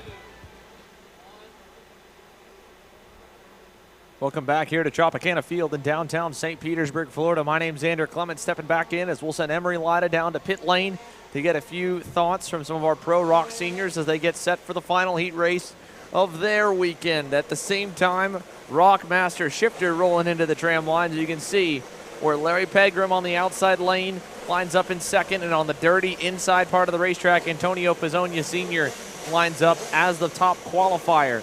that side has lost the whole shot 3 out of 4 shifter starts. Hopefully Pezonia can right that wrong here today. If not, he has still had an awesome job in the heat races to get himself to this point by driving through the field after not getting the jump off the line. We go to the lights for ROK Shifter Master, Pezonia, Pegram, and the field are ready, and it's a jump start potentially for Pezonia. I don't know if he went a little bit early, but my goodness, Ranjan, he was right on it and might just get a jump start penalty for that one. Yeah, we're going to have to take a look at that for sure because I don't know. Either that or Larry was sound asleep there on the outside, but I'm not sure.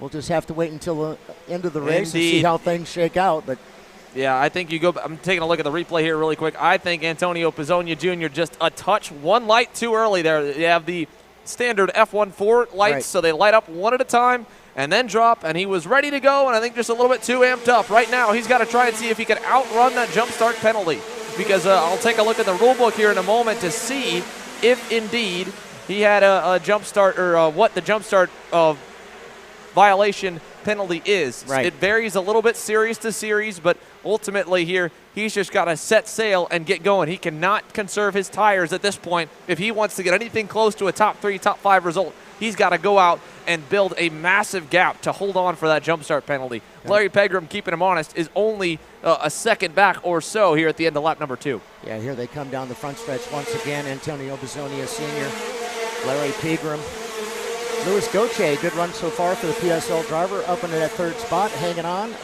Jose Montalto right now in 4th, and Brian Chatfield is in that 5th position. Alex Mueller up 4 spots already in the 6th spot. But keeping an eye out there in front, Antonio Pezonia Jr. Perhaps there was a jump start there in the beginning of the race. We'll have to wait and see. In the meantime, I think he's going to try and do what he's done these last couple of races, and that is get away from everybody as he comes down the front stretch by the start finish. Once again, it's a 1.7 second lead now. Yeah, it's a pretty good gap for him there, so we'll watch the battles a little bit further back. Larry Pegram again in 2nd. In 3rd is Luis Gautier. 4th is Jose Montalto, who's been getting some great starts all week, but not the best. And then back to Brian Chatfield on the Carbolos Racing Engines Maranello. Remember, at the end of heat number 2, he pounded the wall here, the outside retaining barriers, coming onto the front stretch and towards turn number 1. Heavy damage to that CRE Maranello team car. And then behind him there, you can see Alex Mueller, who was fighting a little bit further back down the grid in that 2nd heat race. He's got a much better start. The North Carolina native is up 4 spots.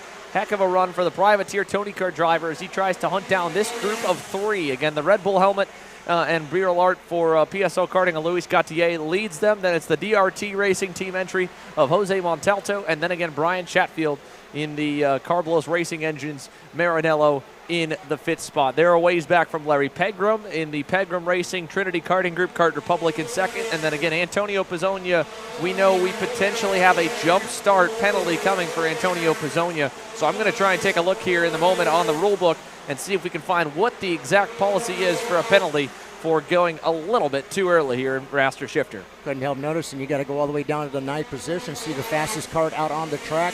That's the number 508 of Scott Presti. Scott now on a move, up 6 spots into 9th. Still Pezonia Sr. hanging on to that lead out in front. Last time by it was about 2.3 seconds. Again, these guys are going 12 laps. It's so quick. They're just 35-second times here, so. Oh, look at this. Little bit of defensive driving for Luis Gautier, and it catches Jose Montalto off guard as Gautier kept the brakes on in the center of the corner.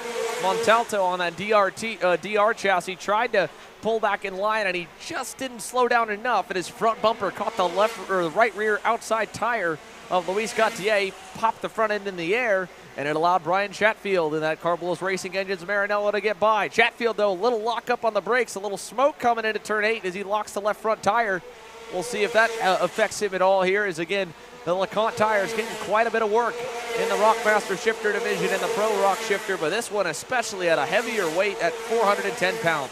While we stay green here, let's go side by side and send it down to Emery Lida. He's caught up with PSL Karting's Diego Ramos. Emery? Yep, standing here with Diego Ramos. Diego, you've been pretty good this weekend, but just a little bit off on the pace. Walk me through your weekend so far. weekend. The quality was not very good, and like start outside in this track is a little bit worse than inside for sure. But we had the speed in the hits, just a little bit bad luck. But let's see what we can do today for the points. For we can start the pre-final in front. And we are testing a lot of things with the chassis and the engine, and I think is getting better. Gotcha. Diego Ramos, he's looked pretty good so far this weekend. Needs a little bit more pace. He'll roll off on the outside, but inside the top 10 here in this heat number 3. Back to you guys in the booth. All right, Xander, no change up at the top. Still Antonio Pizzonia out there in that Orslon racing cart.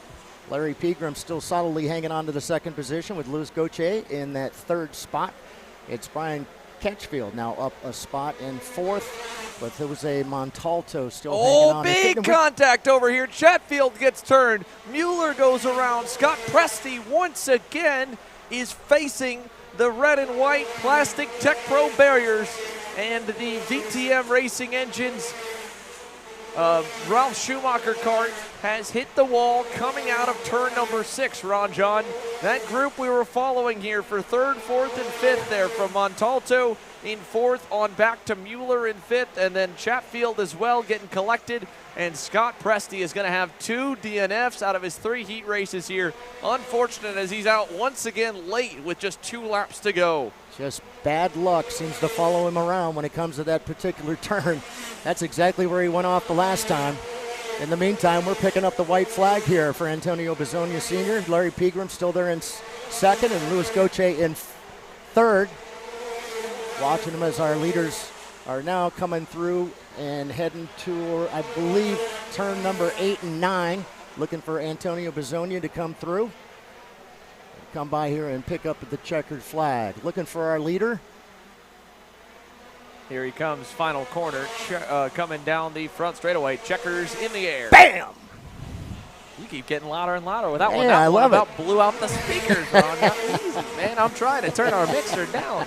Antonio Pizzonia, winner here in Master Shifter unofficially. Checking the rule book here for jump start penalties. Well, it's a lot of options for the race director. They are at the sole discretion of race director Chuck Yoder. The protest and official off-track race steward Robbie Poupart will be able to take a look at it as well. They do have a video camera system, so they're able to get you all the way down to the 1,000th of a second as to whether or not you treed that line and went a little bit too quick there. So as we see Brian Chatfield getting a little bit of help coming on into the pit lane, and appreciates that, and the fences will start to line up here because, boy, oh boy, Pro ROK Sr has been entertaining. But again, going back on the penalties really quickly here for Master Shifter ROK, there is a lot of penalties that can be assessed. You have a verbal warning, you can get your practice session removed, a 1-position penalty, 3-position, 5-position, and 10. There's also, again, 3, 5, 10, 30, or 60-second time penalty. That's nearly 2 laps around this racetrack. So, and then of course move to the rear of the grid. A lot of options for that jump start potentially for Pizzonia. I'm talking strictly on our broadcast side, unofficially, from where my vantage point was. He went before the lights went out. We'll find out either way. But before we get started with Pro ROK Sr, we'll send it down to Emery Lida for a quick trackside report. Emery? Yeah, thanks, Sander. So talking about the ROK Sr category, you've got a lot of interesting faces up at the front.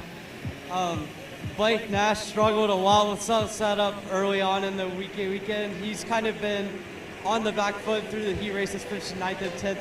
Feels like they've been a good set changes to kind of find a little bit more pace in that car. We'll see what he can do rolling off on pole.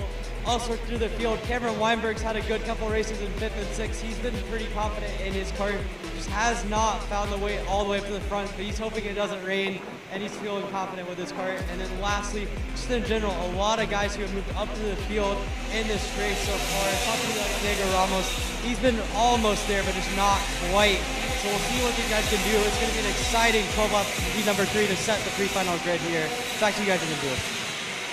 Yeah, that's, of course, been the big storyline for Pro ROK Sr. Guys coming all the way through the field, and then guys kind of fading a little bit further on back. We saw Blake Nash get kind of out-muscled in both starts of the heat races by Mateus Morgado. We've seen Jorge Ortiz come from 14th to get up to 3rd. But we rack them up again for the final time in this order. Pro ROK Sr, Blake Nash on the pole. Can he finally get his elbows out enough to hold on to that lead past 100 feet? Because man, oh man, as PSL Karting's Mateus Morgado, the reigning world champ, he's taking him to school. Let's see what we got here. Nash is going to go early. He's tired of getting this one thrown off, and we've got the green, and this time Morgado can't get him, and he's got it. Blake Nash in the lead. Side by side for 4th here. They'll slot on in, and the entire inside lane is going to get it on that one. So Nash on the bottom. Karol Paszewicz up to 2nd, and Connor Zilisch is up into 3rd. Louis Westover to 4th. Morgado is back in 5th as they go to turn number 5, and Nash continues to block on the low side.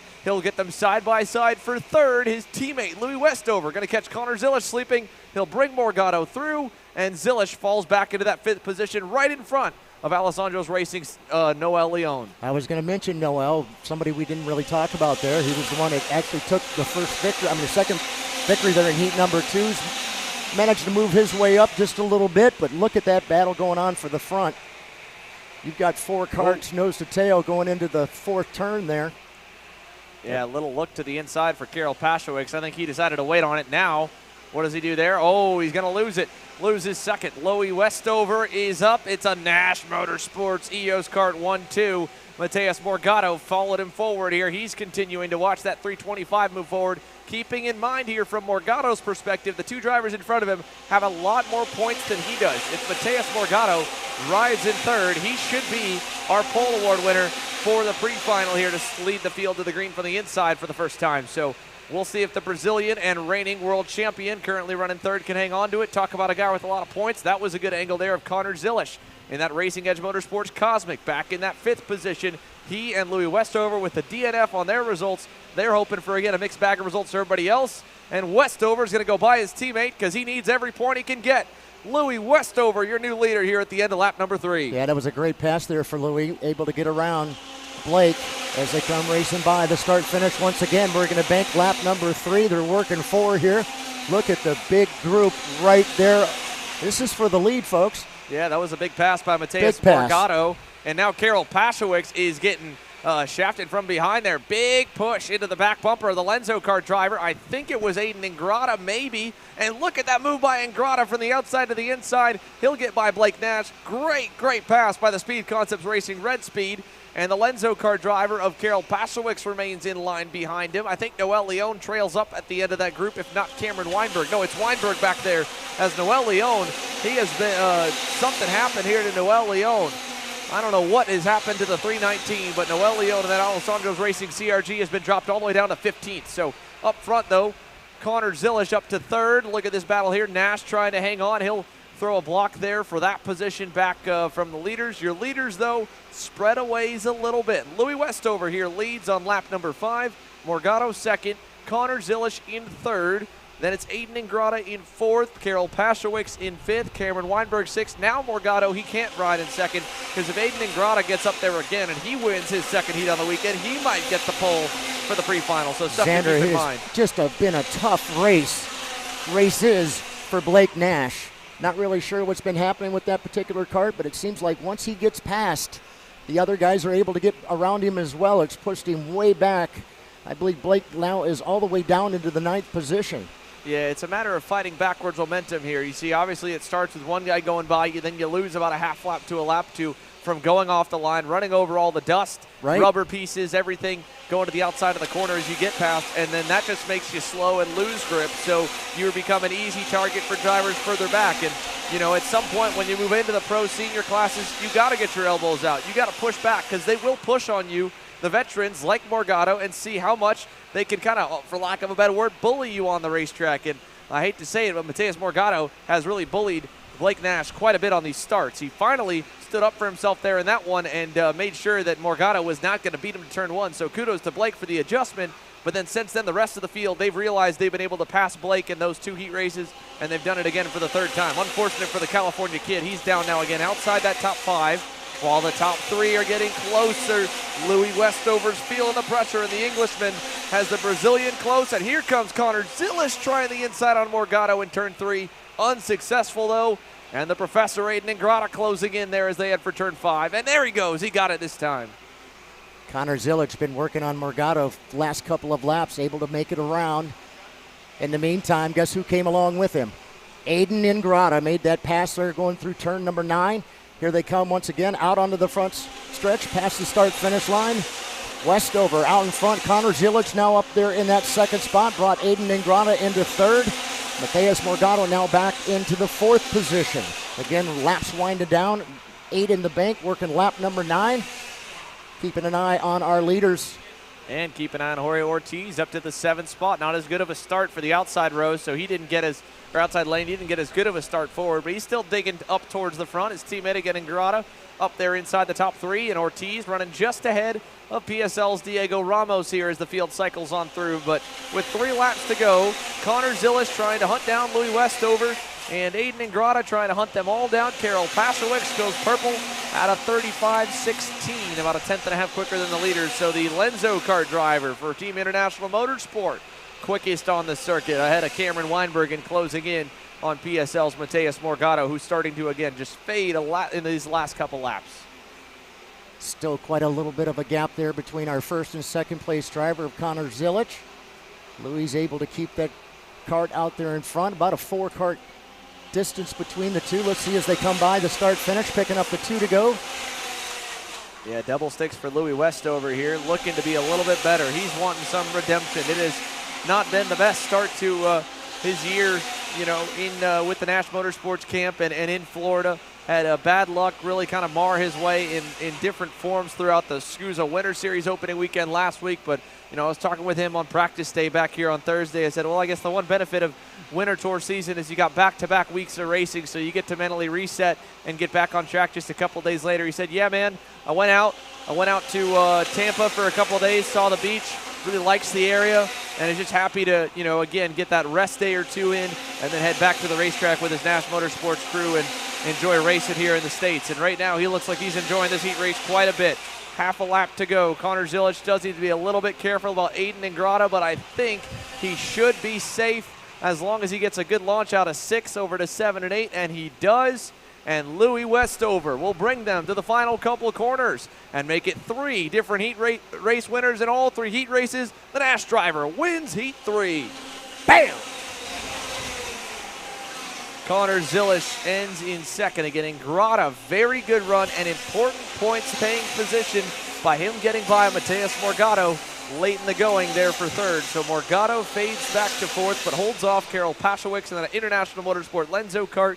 Cameron Weinberg on the Tesoro Raceworks CRG. Couple spots up to 6th. Jorge Ortiz once again has to come from way back.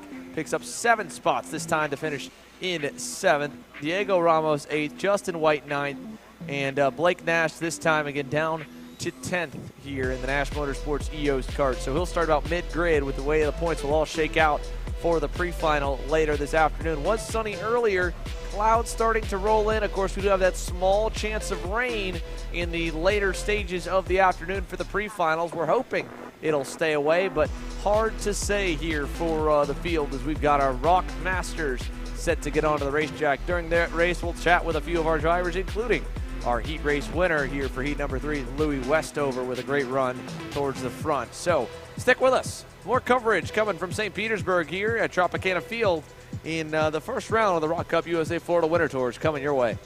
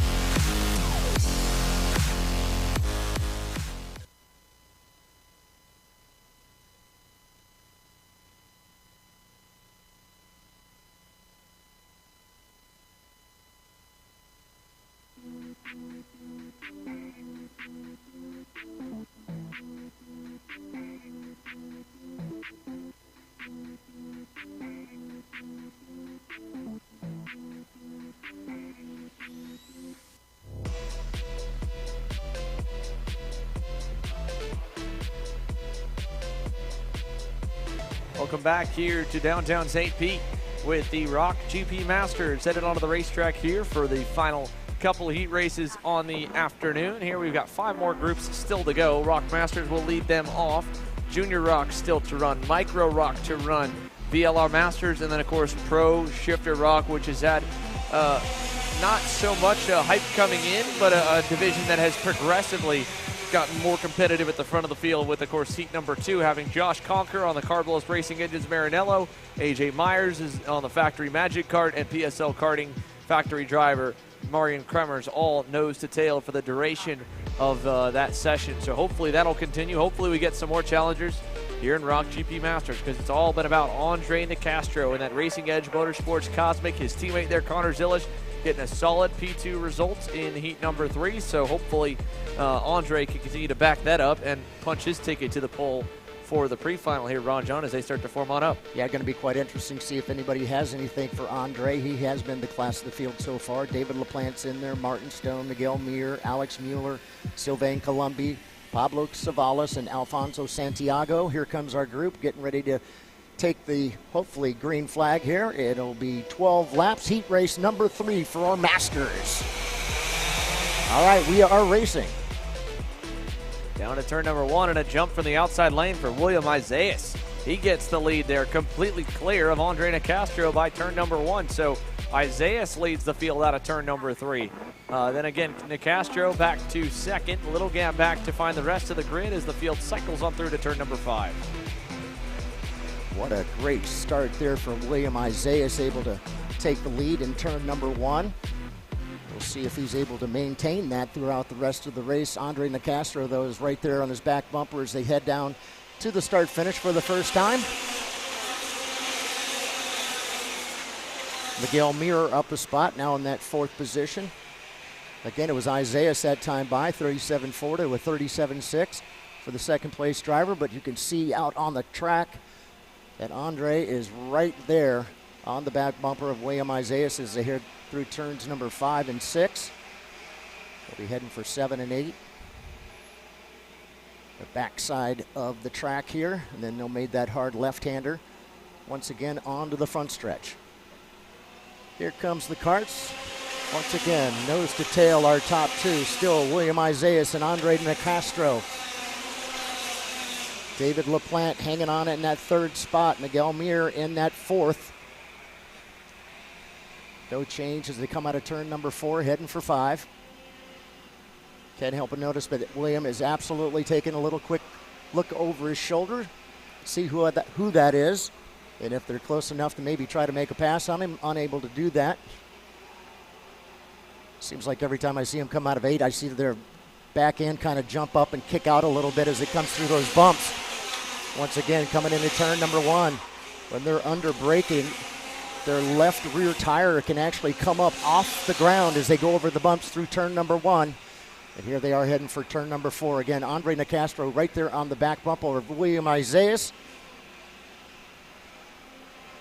I believe this is the first time that Andre's actually seen the back bumper of another kart. Yeah, he's having to work for it quite a bit here, and Isaias has shown some speed. If we go back, William Isaias, of course, was unfortunately a part of the losing part of that legendary pass by Renato Yater-David back at Pompano Beach 1 year ago with a complete slide job down the inside, full lockup. So William Isaias has been quick when you go back to last year's Florida Winter Tour on the International Motorsport Tony Kart. He looks pretty decent once again here as the field exits turn number 3, and it looks like the scale line's all cleared up through for Pro ROK Sr. So we'll go side by side here and give you a little look into the action and hear from some of our top finishers in that Pro ROK Sr final heat race. Emery Lida is down trackside here with Louis Westover, who of course finally has a smile on his face. It has not been the best Florida Winter Tour for him, or SCUSA Winter Series in general in January, but man, oh man, is he getting his groove on now. Heat 3 winner Louis Westover down with Emery. Emery? Here with Louis Westover. Louis, you had a really good run in that last heat, able to put yourself on the first position at the end of heat number 3. Just walk me through that race for you. Yeah, I mean, all weekend we've had pretty... Sorry, zooming in on my face. So yeah, over the race distance we're pretty quick, so yeah, I was happy to maintain the lead. Yeah, and obviously you guys, both you and Connor, who is doing some stuff with the camera right now, both of you guys had a DNF yesterday in the incident. You're going to start a little bit further back in the pre-final, but still, I mean, you worked from 7th to 1st in this one. How does starting kind of a little bit further back impact your mindset going into the pre-final later today? It's sketchy because this first corner is so all for it in one piece isn't final's going to be chaotic. Yeah, well, already, though, a nice start to the weekend for Willie Westover. He's found himself up in P1 at the end of heat number 3. We'll see what he's got in store for the pre-final later today. Back to you, Xander. Thanks, Emery here. We'll try and get you to work on that mic a little bit. The mic was smooth for Emery there. We got a little bit from Louis Westover, obviously, and Connor Zilish having a great time messing around with the camera here. We'll send it to Connor in a moment. 5 laps to go, though, and Castro did get around William Isaias while we were down with the interview. We'll send it over to Conman and Emery here in just a few moments. And try and position them a little bit better because, man, we're just right on the edge of that mic range. So frustrating because it is such a good opportunity to talk to these drivers. Sure. And Emery's doing what he can, but he has a great for him. For whatever reason, the drivers, they just, I guess the broadcast and equipment doesn't want to hear from Louis Westover, but I do. I think he did a great job, and obviously he's in a good mood after that heat race win. So good kudos to him. 4 to go for Andre Nicastro. Let's go to Emery here with Connor Zilish. Emery? Back here with Connor Zilish. Connor, first off, I got to ask you, where do you learn all those camera skills? I did my one weekend with Kart Chaser, and now I'm a professional behind the camera, you might as well call me. Yeah, I got to say, it's very impressive. But on the track, also very impressive. Rebounding from a DNF yesterday, you finished 2nd in this heat race. You looked like you were closing in on Louis at the end. How's the kart feeling? Yeah, we've worked on the kart. We've worked on the kart a lot this weekend, and we've been making strides every session, me and REM. We haven't spent that much time together. This is our 3rd race with them, but, we're working together well, and they've given me a good piece to go contend in the pre-final. Unfortunately, heat 1, we had a bad heat race, so we're going to be working a little bit from the back. But, the trusty Allison Racing Engines motor, and working with Kevin Monteith and everyone at REM, we've been doing well together and gradually getting better and better. So I'm just looking forward to the rest of the weekend. I know we got a good piece.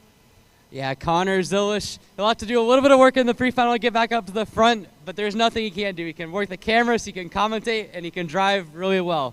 Back to you guys in the booth. Yeah, Connor Zilish, of course, we have a good relationship with him there. He's joined us to come be in the booth a few times. He's worked behind the camera, and every time he's got a camera around, that kid is just having a ton of fun here at the racetrack, and we're happy to have him here with us this weekend once again. A lot of talent in that young man for sure. Andre Nicastro was able to do a little slide piece, if you will, on William Isaias. He probably thought that was deja vu all over again, as Isaias ends up in that 2nd position. David LaPlante now solidly in 3rd. As I say that, I look down there, and perhaps we might have had a change there for that 3rd position. No, it's going to remain still David LaPlante. I believe that's Martin Stone trying to run down. White flag is out. Last lap for Andre Nicastro. Yeah. Just now going through turn number 4. Yeah, so David LaPlante, then Martin Stone, as you mentioned, though, but Andre Nicastro, after finally getting by here, he stalked his prey with William Isaias for a little bit of time and then ultimately was able to find his way around him here. Nice tight shot as they come on into turn number 8, and he'll work his way towards the final corner. Andre Nicastro in the REM Cosmic goes perfect in the heats here in ROK Masters. Bam! William Isaias again will finish in 2nd as the field heads through turns 1 and 2. And for Master ROK here with ROK Cup USA, you can see again the picture has gotten a little bit darker. It has gotten some more cloud cover on the racetrack here, so that has dropped the temperature a little bit. The wind continues to go. Again, we got some ominous skies a little bit around us. Hopefully it will stay overcast. We'll keep an eye on the radar, but again, part of St. Petersburg lore has been the fact that we do have beautiful beaches around us. Now the chance of rain, again, showing through the weather apps, looks pretty good. Might just be cloudy through to the rest of the day and cloudy tomorrow.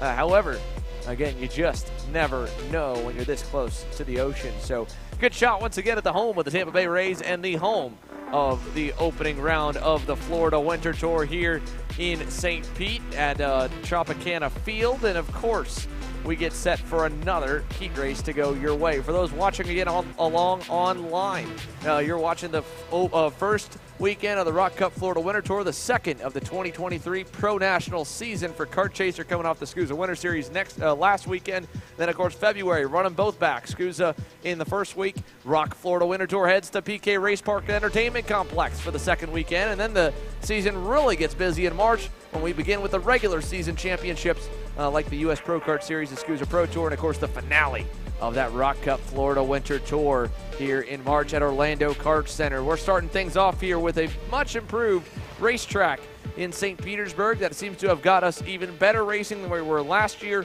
passing even in the Pro ROK Shifter class for the lead has been proven to be done by AJ Myers, one of the toughest classes to get around, and especially as Josh Conker put it, hard to get mistakes out of the world champion Marin Kremers and American champion AJ Myers. But nonetheless, here we've had great racing, and in one class that always provides some good battles is the micros. They seem to race good no matter what layout we put them on. They're coming our way next here with 7 to 10-year-olds getting set to go, and Valentino Santillan will lead them off for the final time as he had a rough start in that second heat race, faded way back. Hopefully he can get that SLA Kart Racing Paralyn to roll forward. Here's a look to his rear with the third place starter on the inside, or actually on the outside there. That looks to be the number 16. That'll be U-Race. Yeah, U-Race Comp Kart for Mateus Romalo. I believe Comp Kart, if I can see that steering wheel right. U-Race typically on them, or if not a Paralyn. Actually, that's going to definitely be a Paralyn for the number 16 of Mateus Romalo, but the Brazilian driver,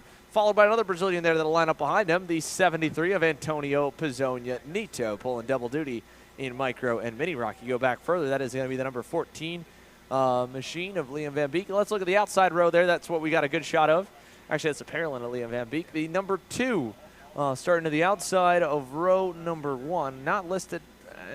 Trying to find where we got them listed all the way. Or is that the 27? That looks to be the 27 of Yalbin Ottoman in the Orsilon Racing Paralyn. Yalbin Ottoman, though, with an issue coming off the grid. Oh, no. Yalbin Ottoman has bogged it down there coming out of the grid. They're going to try and clear that carburetor out. So you can see the mechanic lift up the rear bumper to give you viewers at home a little bit of a description of what that was right there. So the Mini ROKs and the Micro ROKs with the float carburetor here, if you are idling for a little while, just feeding it fuel with a little bit on the gas, or when you're pacing like this, it can get too much fuel going into the carburetor, and then it just bogs the motor down. It almost drowns the motor in fuel at that point. So what he did was he picked up the rear tire, or the rear axle, so the rear tires could spin, and then go full throttle, burn that fuel through the engine versus just sitting there while you're waiting or going really slow. And then it cleared out the carburetor for him, where he's not just going to overfill it with fuel and make it a little bit too rich. So that helps out Ben Ottoman. Xander, what a great shot we had of all of the karts coming down the front stretch here. As they're going to go back around this time and start to form up, we'll look for Valentino Santillan, Mateus Romalo. Those are the guys on the front row. So we'll have to keep an eye, as, you know, never know. Calamity Corner could end up being turn number 1 here. But our youngsters are ready to roll. Again, they're already starting to slow up and form up as they head to turn number 8. So good race here, nine laps. Yeah, it should be good here for this one. They'll make their way through the final sector here for the Micros, and a very, very slow start. Valentino Santillan nearly didn't get to start from the pole in heat number 2 from going a little bit too early. So now in heat number 3, he's corrected it, and the SLA Kart Racing Paralyn driver will try to lead the field to the green a little bit slower. Technically, you can see there's red and white barriers on both sides of the racetrack. Then there's a strip of white barriers. That is the official start box. He can go at any point inside that box. Second place cannot nose ahead going in or going out. And we are underway there as he goes at the front end of that box, spreads the field out to turn 1. No green that time. I thought we were good. No, we got a couple that got tagged at the back of the field. One of them is Leo Simone, younger brother to Rocco Simone, who's had a great career so far here in the Micro and Mini divisions, and little brother getting his start here on the national stage, international for them, coming down from Canada. So Valentino Santillan says, all right, guys, let's slow it down. And I think maybe that start was waved off for going too early before the box. It looked to me like he was either borderline at the beginning of the box when he punched off, or still a little bit too early. So I think they want him to wait a little bit more, make sure the field's together, take that whole distance of the front stretch until they get closer to turn 1. There's 2 reasons they do this. They want to make sure those speeds are nice and slow by the time they get to the first corner. The slower we go through that first turn, the less of a chance that we wreck a few cars coming in. The higher we go, the more braking really. It's right. Because you don't know when to brake. It's an accordion effect. One guy brakes at his marker, well, you have to brake if you're running behind someone a little earlier than when you normally would, so that way when the person in front brakes, you're not already on their bumper. You got to give them some space, and that just kind of trickles on back earlier and earlier and earlier. So by the guy 5th row on back, he doesn't know when to hit the brakes. Right. He knows he's just got to brake relatively early. The less braking you can do on the start, the slower they are going in, that's better. The other half, they want to make sure the whole field's together, and right now we are way too fast. I don't think we're going to get this one either. Oh, we got it. Wow, I wasn't sure we were going to get it. The inside lane was lagging back beyond row 4, but we're clean and green. And, hey, you know what? Take me off the race director chair. I'll stop armchair direct because we got that whole field through turn 1 without any issues. And we're still clean through turn 2, side by side for turn 3. And Valentino Santillan leads them out of turn number 5 as we got problems on the front stretch. That's 2 cars at the back of the grid that got stalled. One, I think, is the 17. And the other one I'll try and identify. So one was Colton Schniegenberg. The other one, the 29. And that would be Cohen Shoecraft. So not 100% confirmed there, but that's what I believe were the 2 drivers that had an issue off the start. Either way, 1 lap complete and a great start for Mateus Romalo as he's gone to the lead. Valentino Santillan back to 4th now as we're side by side, and he's just hanging on for dear life at this point. The SLA kart racing driver's got another one looking low. Maxwell Macha will get by Nicholas Orbezo there for 5th. Yeah, what a nice run there so far for Mateus Romalo, able to get out there in front. Let's keep an eye on him because he's already stretched it out as he come by the start-finish here for the first time, about 0.6 of a second. He's just hoping that everybody else back behind him will continue to battle. That'll allow him to sneak out just a little bit further. Of course, you've got Valentino Santillan, your pole sitter on the outside in that 2nd position as they just come by the start-finish once again, putting lap number 2 of 9 in. They are battling nose to tail all the way back to the very tail end of the karts. Meantime, our leader out there on his own, it was a 1.4 second lead at the start-finish that last time by. Antonio Pizzonia Jr. right there in that 2nd position along with Yao Bondeman. Again, our top 3 have got a little bit of a gap between one another. Back to the 4th place driver of Valentino Santillan. Got his head down, trying to make up some ground. These are our youngest drivers,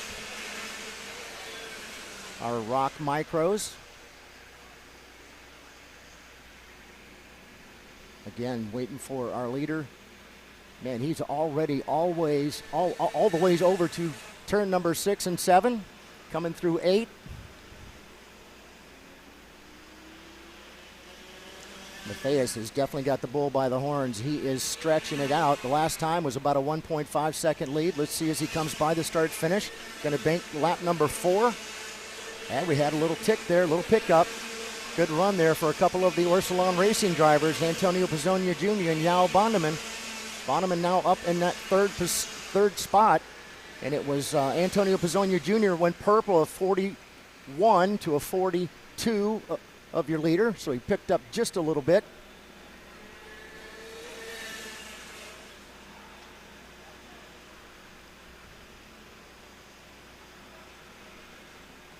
All right, we got 4 in the bank.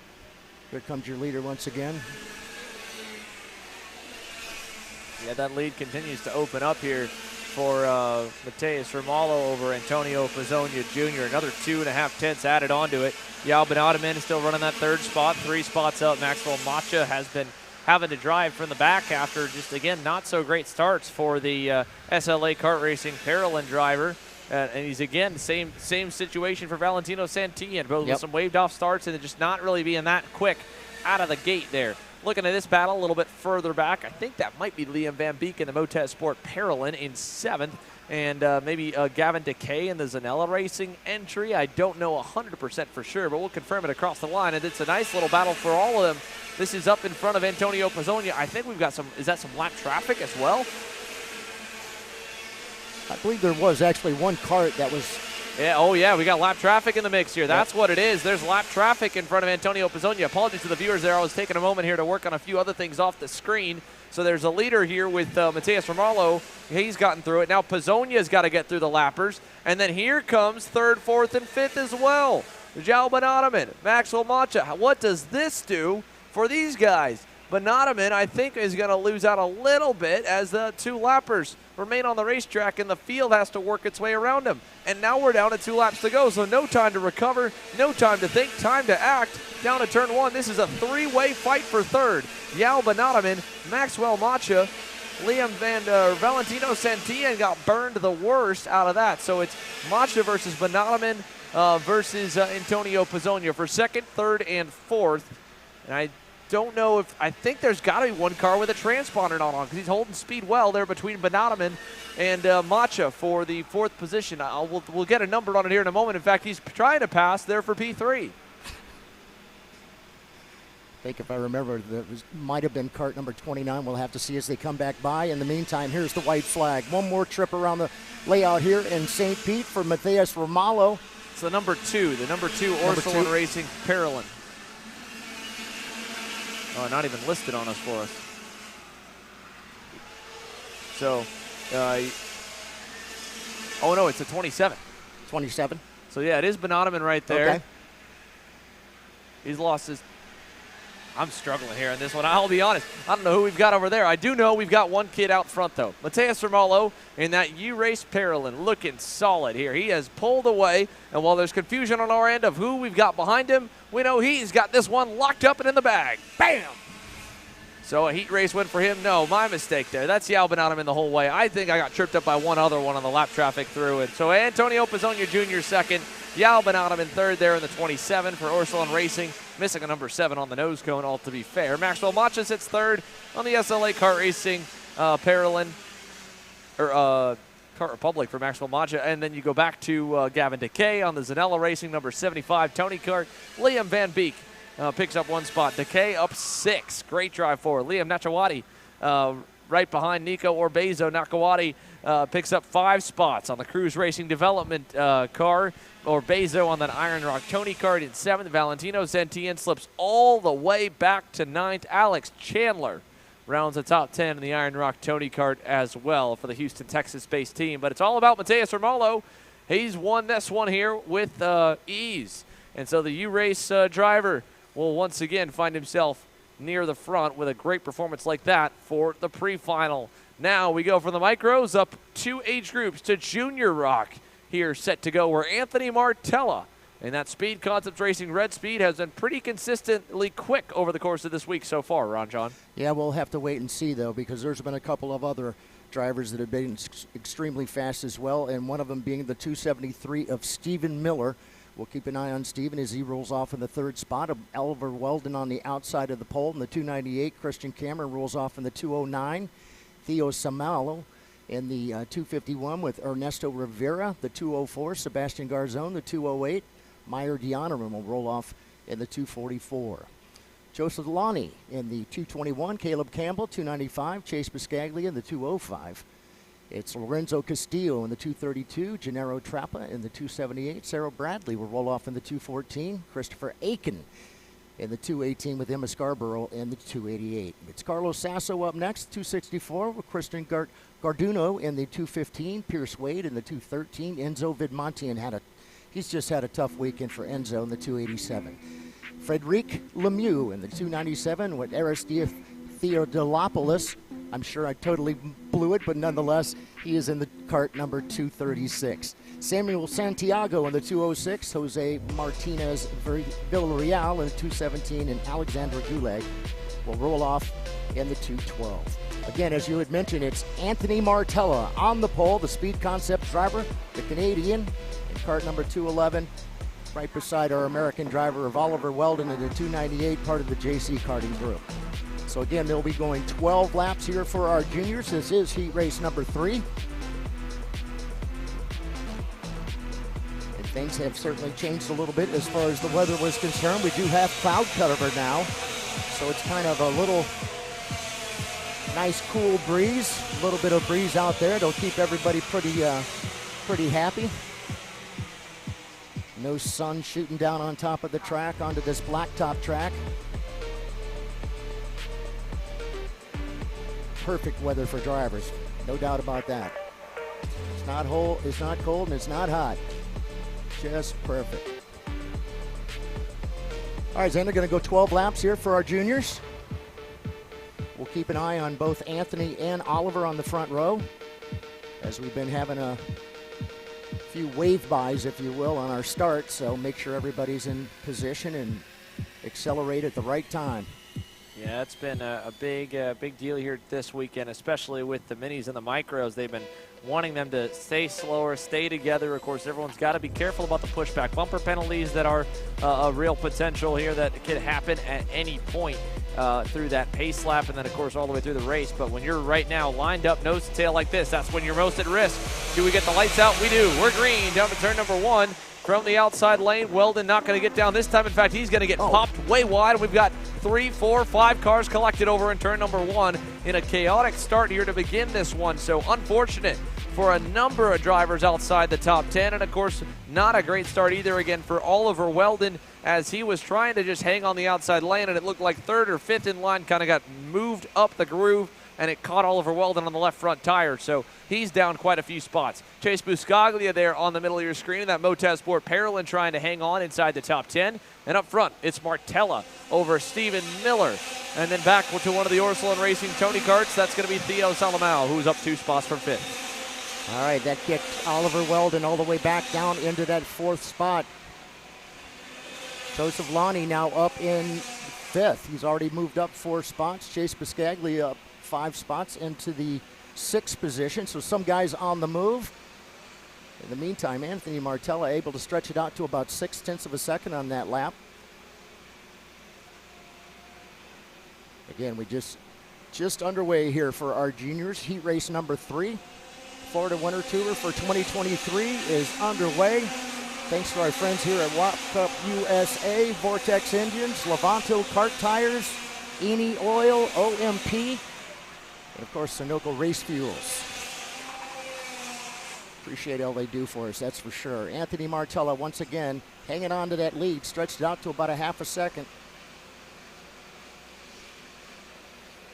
It was actually the 3rd place driver of Theo Salamao in the Orsolon Racing Kart, the 251 with a 36.7 to a 36.9 for our leader. Here they come back around once again. Past the start finish. Somebody getting a little reminder from our starter there as he got a rolled up black flag. Again, that's really just a warning, letting them know we saw what you've been doing out there. No change there amongst our top 7. Christian Cameron hanging on to that 7th spot. He's been bumped back a few spots. Ernesto Rivero on the move. Ernesto now in the 8th position. All right, our leaders again just now coming back by the start finish. We now have 4 of the 12 laps in the bank. Heading for turn number 4. Anthony Martello out in front, but he knows he's got somebody back behind him in the form of Stephen Miller. Stephen has absolutely been really, really fast in that CDR kart. So we'll wait for them once again to come back down this front stretch and go past the start finish. Scoring and timing loop. And wow, we got to go all the way down to Ernesto Rivera that last time to see a purple lap. Although quite a few of the guys have putting up their best laps so far. Again, we're 5 laps into a 12-lap race. Next time by, they'll be picking up the halfway flags,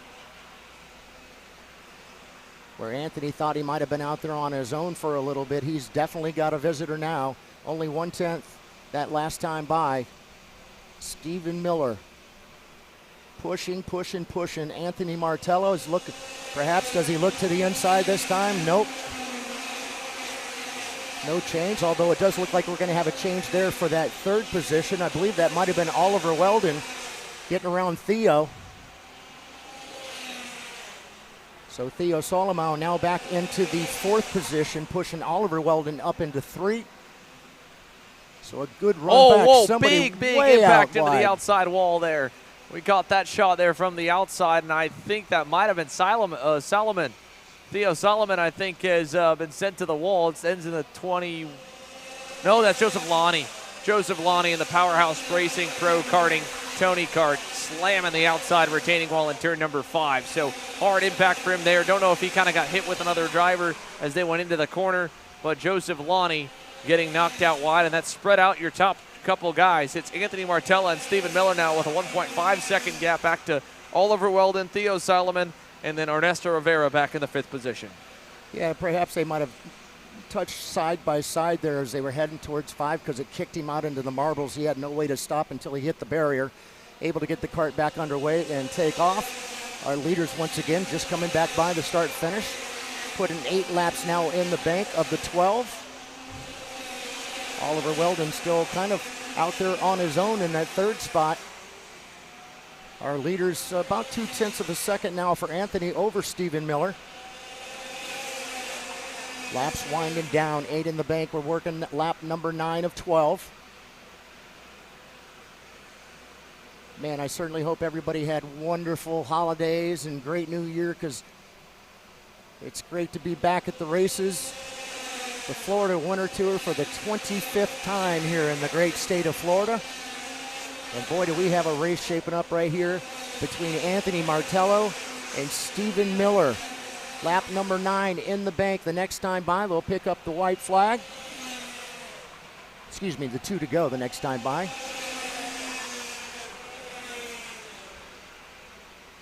No change there the last time. It was still about 1/10 of a second difference between 1st and 2nd. See Stephen still working really hard there on Anthony Martella as they come down the front stretch once again. Oh, a couple of hundredths of a second he picked up, but really no change there. Still Martella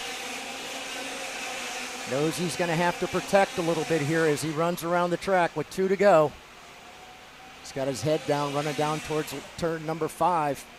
Looking good there. Stephen is definitely all over his back bumper. Does he have anything for him over these next 14 turns, if you will, because they're getting ready to come down the last turn? Going to pick up the white flag. 1 more to go. Boy, Stephen just was not in the right position, wasn't quite close enough, but I tell you what, Ernesto Rivera is close enough to maybe give a battle there for Oliver Weldon for that 3rd position as our leaders just go through turn number 4, heading for 5. Still Martella out in front. Ooh, Stephen Miller looked there, maybe perhaps set him up for a move. It looks like he's going to try and go wide, going through 8. Dive bomb to the inside, not able to quite do it. Still Martella to the outside. Takes it inside, tries to block as he comes down the front stretch for the last time today. Bam! Anthony Martella takes the victory, the Canadian driver, Speed Concepts. A great run for Stephen Miller. Oliver Weldon hangs on for that 3rd position. Ernesto Rivera ends up in 4th. Theo Solomon ends up in that 5th spot. Christian Cameron in 6th. It was Mayor Deonaran. Good run there for Mayor up into that 7th position. Sebastian Garzone Orozco in the 8th position. Caleb Kendall ends up 9th. And Sarah Bradley, good run there for Sarah, up 4 spots into the 10th position. So that wraps it up for our juniors until we see them for the pre-final. Heat race number 3 in the bank. Yeah, Junior ROK all wrapped up here, and well, we've got, I believe, a few to chat with here. This one being Mateus Ramalho, once again one of the many Brazilian stars joining us at the Florida Winter Tour, and we'll give him a chance to speak in his native tongue in Portuguese to his friends and family watching along back home. So, Alex, let's send it on down to you here down on pit lane. Yeah, thanks, and I'm here with Mateus Ramalho and his coach, Lucas. Mateus, I mean, another dominating performance there in Heat 3. Just tell me, how good has this Paralympic kart been? Ele disse que você teve uma corrida dominante, ele quer saber como que está indo você com o kart Paralympic. Estou me adaptando muito bem, muito bem. Estou bem rápido, quero continuar assim para me largar na frente no final. He said he's adapting very well to this chassis. He just wants to keep his dominating races so he can get a good start at the final tomorrow. Yeah, and obviously one more question. It's a bit cooler today compared to yesterday. I mean, how different are the track conditions? Ele falou que hoje está pouco mais frio do que estava ontem, né? Ele quer saber como que é essa adaptação aí na pista, né? Não pode falar nada do nosso setup, não. Minha adaptação foi bem rápida, por eu ter andado ano passado, mas eu já sabia andar no frio, então ficou bem fácil para mim. He said he's adapting very well. He's been in these conditions last year. You know, he's just comfortable with this. Not talking about setups. Awesome, yeah. Talking about the setups, of course. Mateus Ramalho, your winner in Micro ROK. Back to you boys in the booth. Thanks, Alex. Here again, a great shot of the cloudy skies we've got here at Tropicana Field for the Florida Winter Tour's final day of final heats to come. VLR Master currently on grid, and then Pro ROK Shifter will follow. Be a short couple moments before we get underway with pre-finals, beginning with VLR Jr at the top of the order. So 2 more heats to run before all of our pre-final grids are set. And, well, VLR Master at just 7 with Laurentiu Mardan dominating so far. He's just about confirmed to start on the pulse, barring a mechanical failure in the drivers that have been close to him, like Mark Pavan or like Alex Dalbon being able to take advantage with a win. I don't see anyone really being able to dethrone Mr. Techno Kart USA himself. So the Romanian-American Laurentiu Mardan getting set to lead the field off here in just a few moments. Ron John. Yeah, he's been the class of the field so far. He gets out there in front and pretty much has just absolutely dominated. We'll have to keep an eye on that, see if Mark Pavan has anything for him on the start. But again, Laurentiu Mardan gets out in front. He is a tough guy to chase down because that kart has been really, really fast for him. Again, 7 drivers here getting ready to roll out. Laurentiu Mardan, Mark Pavan, Alex Dalbon, Gallo Barros, Luis Quiones, and Ryan Molina. And my count is off. There's actually 6 drivers in this group. Again, these are, nope, and there goes Bruno Sorgiovanni. So there are 7. Again, VLR Masters, 12 laps, heat race number 3 here. Again, they'll go around. They all come back by the start-finish. Laurentiu out there a ways in front of him, slow down enough to allow everybody to catch up and form up.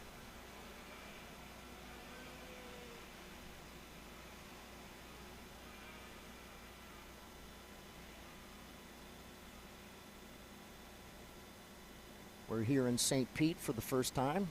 Well, not for the first time, but for the first leg, that is, of the Florida Winter Tour for 2023. We'll be down at the PK Entertainment Center next time in Loxahatchee, Florida, and then off to Orlando for round number 3. So still a lot of work to be done here for the guys. Here we go, getting ready to hopefully take the green flag. We'll keep an eye on the lights. Lights are out, we are racing.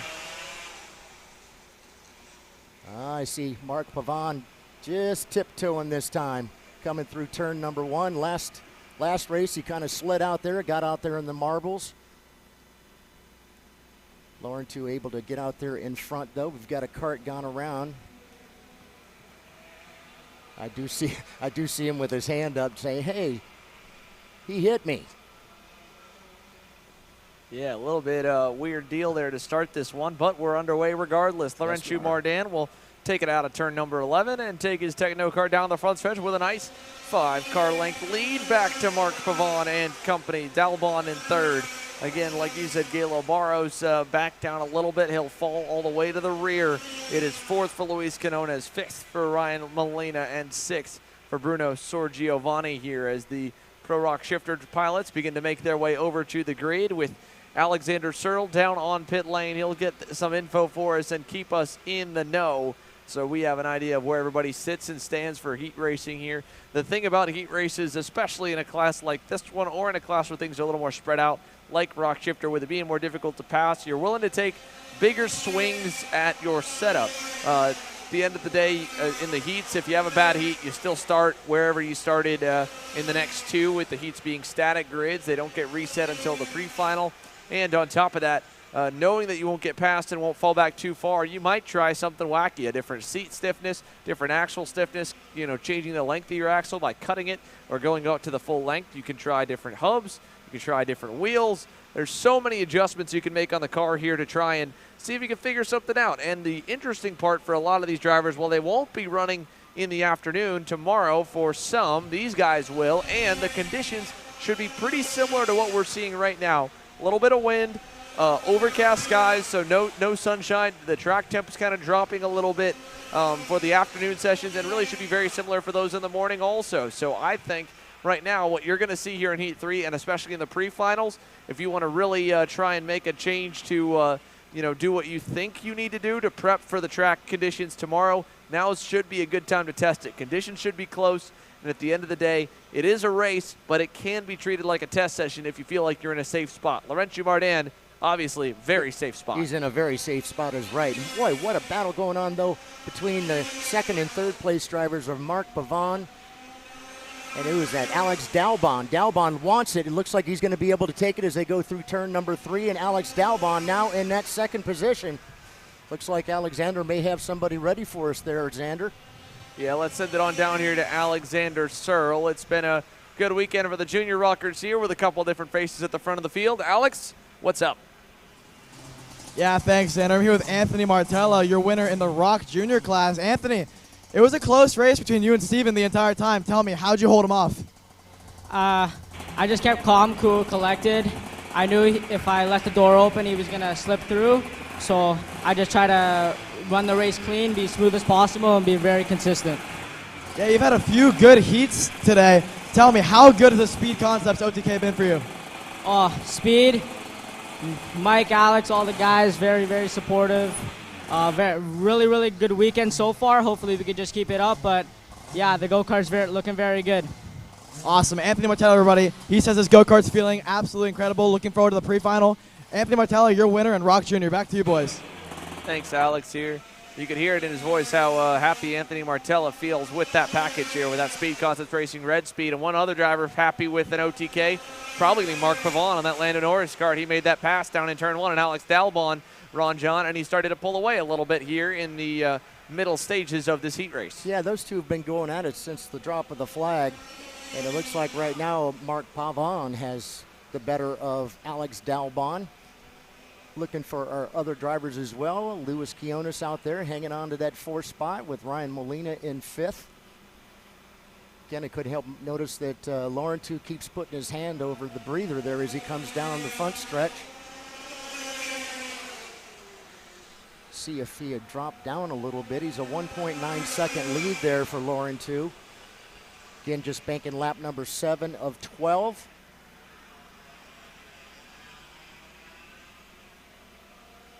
Couldn't tell if Laurentius was having an issue, but I can't help but notice his hand, that right arm constantly off the steering wheel and down to the side. Now he's got his hands on both on the steering wheel this time.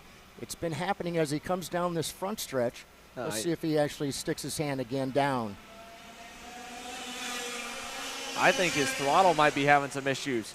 I think Laurentius Mardan is not getting full throttle, and he's right now grabbing the throttle cable. So if it were a rejet class for the lead, that's what you'd see probably there. But this is a really good point about that techno kart of Laurentius Mardan. He has lost a lot of time here in this one. So while Laurentius Mardan, viewers, you can take a look at this. Let's hear from Marin Kremers as he's down with Alexander Searle, getting set to do action here. He's qualified on the pole. However, he has come up just short in both heat races thus far, trying to turn his luck around. Alex?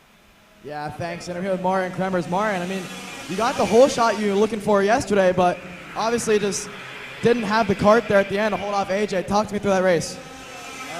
Yeah, got a really good jump this time around. Planning to do that again.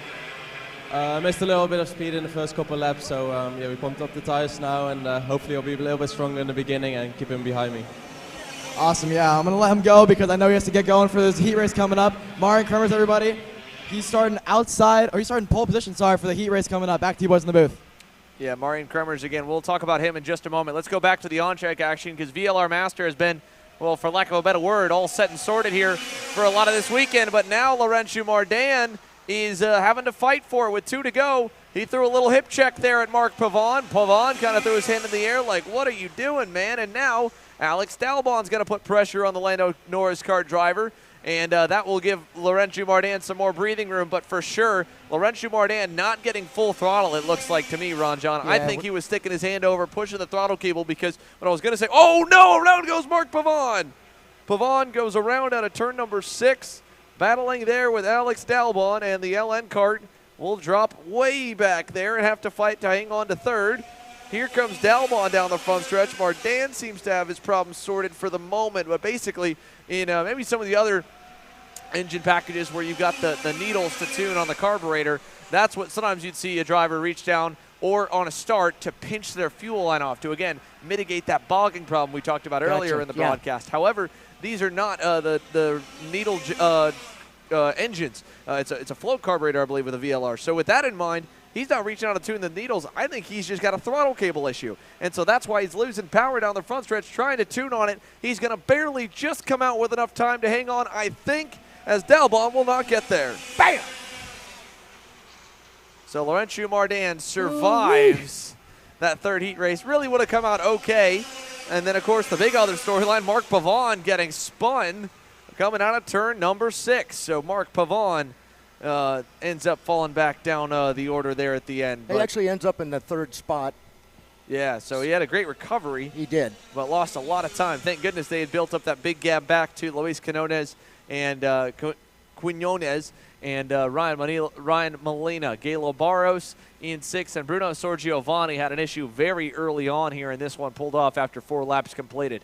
But Pro ROK Shifter getting set to go. We'll give it a moment here for Marian Kremers to get his suit on and get himself fitted into the go-kart here really quickly. Appreciate Marian taking the moment here to come and talk to us here. You can see live on the grid, he'll hop down into that PSL Karting Bureau Art and gets it to lead off from the pole. Now, like Alexander Searle mentioned in that pre-race interview, Marian Kremers was able to get the whole shot, get that jump into turn number 1 in heat number 2 that he was looking for yesterday. However, he did not get to hold the lead. Like he said, kind of wasn't too quick early on in the session, and the pace was not there on cold tires and low tire pressures. Said he pumped the tires up, going to go a little bit higher on pressure to try and come in and peak a little bit earlier on in the session. So hopefully it will work out indeed for Marian Kremers. But he's got AJ Myers on the outside, who also probably has made some more adjustments to find some more speed here in the Pro ROK Shifter Heat races. So we'll see what it looks like now as more viewers continue to populate the live stream here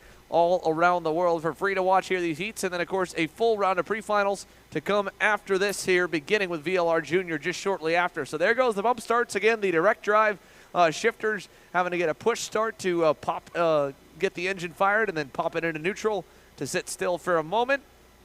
And then we'll go to the start lights here for the standing start to see who gets the jump into 1. And again, A.J. Myers was able to get around Marian early on in heat number 2, so he enters with 0 points because there is a 1-point bonus for winning a heat race in the way the heat race tallies work. If you win, you get 0, and then from everywhere else on, second place gets 2 points, third place 3 points. Lowest point score will get the pole position for the pre-final at 4:30 p.m. Eastern Time. So with pre-finals kicking off here at 2:30. For the first division. For Marian Kremers and A.J. Myers here, it's really between the two of them if you didn't look at how things went earlier this morning, because Josh Conker got a fantastic start on that Carblos Racing Maranello, and now he's got a little more work to do to try and replicate it. If he can do another good start like that, get around Pedro Piquet from the outside lane on the clean side of the racetrack, and maybe even go to work a little bit on 2 of the best in A.J. Myers and Marian Kremers, maybe we see the Canadian, the Stars Championship Series ROK champion, get himself into the fray. As they come around the line here, warm-up lap, Ron John, couple opening thoughts you got? Yeah, first of all, I'm going to really, once again, pay attention to this start. So vital that they get out there in front, a good, clean start, perhaps for Marian. But again, also, too, I'm going to keep an eye on Josh Conker. Josh was definitely showing he had the speed in the kart, so we'll just have to wait and see. He's got a lot of talent out in front of him, but again, Josh Conker in the 423 is going to start in the 4th position. Another name just to mention, somebody kind of further back in the pack. Look forward to see how Hunter Pickett makes out this time. It's been a pretty tough weekend for him so far. Yeah, Hunter Pickett had a crash in heat number 1, not too much speed really in heat number 2. The other PSL Karting Bureau Art in the field along with Pickett. Of course, Pedro Piquet was quick in the afternoon on Friday. However, not a good start and just faded in heat number 2. And then Vincenzo Saraceno, good heat race on Friday, drove it up through the field to 4th. However, kind of got outraced a little bit at the end, moved out of the way by Giorgio Carrara, and faded back to 6th in heat number 3. You got Baylor Griffin there in the mix, and the rest of the pro ROK shifters set in the boxes. The green flag is up from the back of the grid. We're clean and set. Engines on, lights. Time to bring the action here for Marin Kremers and AJ Myers. A crucial final third heat start. Who gets the whole shot down to turn 1? Oh, and we got one stalled in the back as into turn number 1. They're even and give the lead to Kremers as he closes the door on Myers. But great start again for Josh Conker, and it was Baylor Griffin who had stalled back here on the grid. Able to get it back underway, though, and get out there and start racing. In the meantime, boy, what a start there for Marian. Giorgio Carrara with a good start up into that 4th position here as Pedro Piquet slides backwards. But up front, Marin Kremers gets his 2nd whole shot of the day, and now he has an opportunity to try and at least make up some points. And he's a big Josh Conker fan right now, because if Conker can get around A.J. Myers, shuffle him back, maybe start blocking a little bit, you could back the field up and try to get that pull starting spot for the pre-final. But at least in the case of Marin Kremers, if he gets the outside spot, he'll be on the clean side of the racetrack.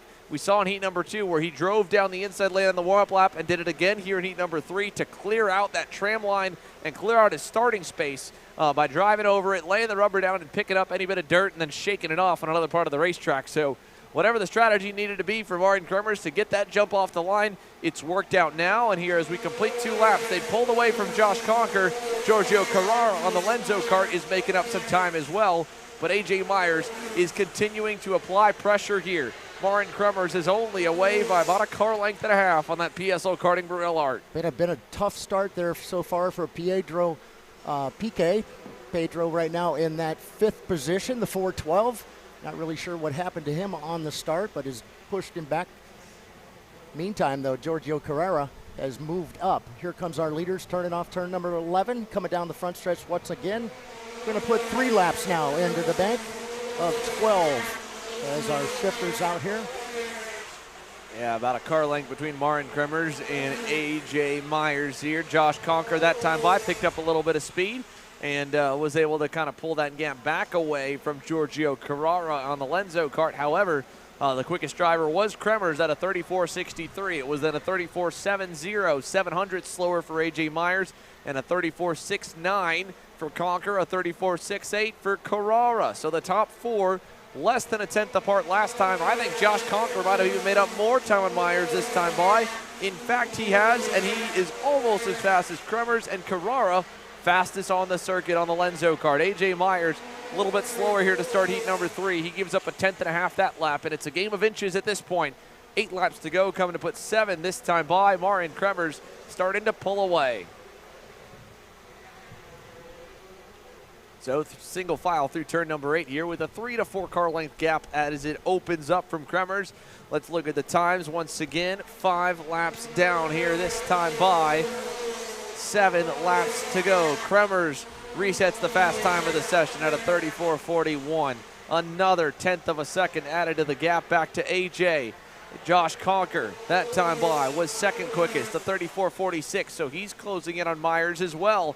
That would be a huge confidence boost for the Carblows Racing Engines Maranello kart driver of Josh Conker if he could get around the multi-time Florida Winter Tour and Pro National Champion A.J. Myers here. It'd be huge for him, especially for that small race team out of the Northeast. Behind him, Giorgio Carrara here, the factory driver for Lenzo kart, looking a little bit stronger here in his 2nd week in America and really making some serious strides for the International Motorsport team. For the PK Sports driver Pedro Piquet, on the other hand, that gap is over 1.4 seconds from these 4. It's a big breakaway for the front 4 with Myers and Conker just getting closer and closer together lap after lap. Josh Conker eating away at that gap for 2nd. This time by, he'll have 5 laps left to try and make something happen here. 3 car lengths, the difference. All right, you just come back once again past the start finish here. Marin Kremers about out 8/10 that last time past the start finish. Looking at them as they head towards turn number 4.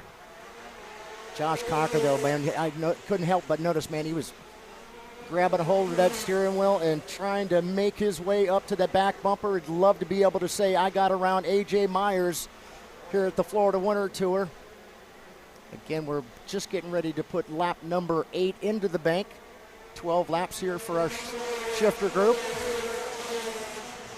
Josh Conker again made up just a little bit of room there. Only about a 6/10 gap there between him and AJ, as again Marian able to hang on out there in front. AJ definitely has a friend right back behind him. But Josh has got to be aware that Giorgio Carrara is right there as well. Anything should happen up in front of him, he's going to pounce. Yeah, Giorgio Carrara keeping things honest up in front. It's again got Josh Conker taking a look back over his shoulder again at a turn 11 just to check the gap back to Carrara on the Lenzo kart there. The leaders pulling away while behind. Pedro Piquet has Vincenzo Saraceno hot on his heels. Only 1/10 away from Saraceno is also Hunter Pickett. Pickett that time by was a pretty decent lap. He picked up a 10th and a second. So while we've got that battle up front here for first, second, third, and fourth, and that's looming with 2 laps to go. I would love to see a quick look at the update for 5th, 6th, and 7th as well.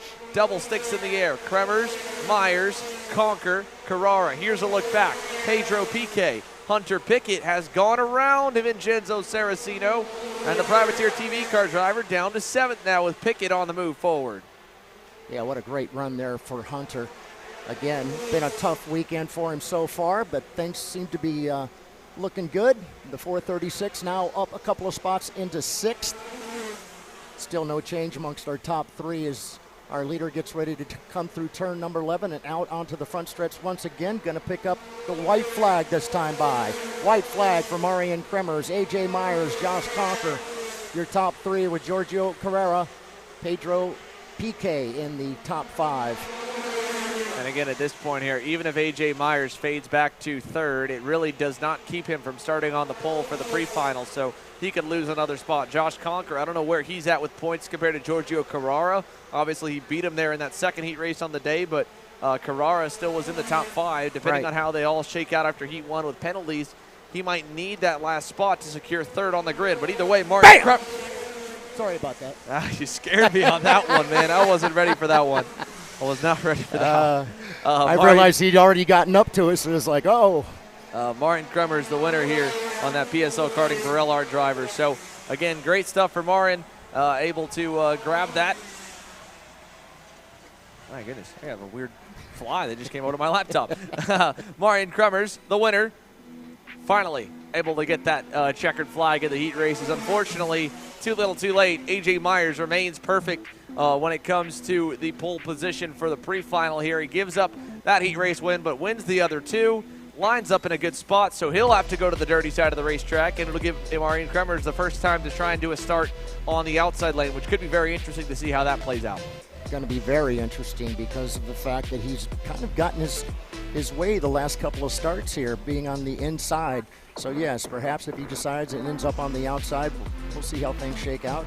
Pre-finals getting ready to roll here in just a few minutes. Again, just a perfect weather day for drivers. A little overcast, nice little breeze. They got a little bit of a break here between the groups. Yep, which will then give us. We're going to go pre-finals. It'll give us time to take a quick commercial break, and we will come back and chat with maybe a couple of our pro ROK shifters following that one there. We saw Conker getting into it, and of course, Giorgio Carrara with the best heat race he's had all weekend long. Pre-final action's coming your way as Shot at the Grid shows you Stephen Miller on the Chad Dawkin Racing Kart Republic here is getting set to lead your VLR Juniors out to the green. And again, here looking at the live grid for the VLR Juniors, it's all coming your way next. All 10 classes. One more time to the rotation before main events are set. Let's set the grids here with pre-finals live on Kart Chaser. Set me free.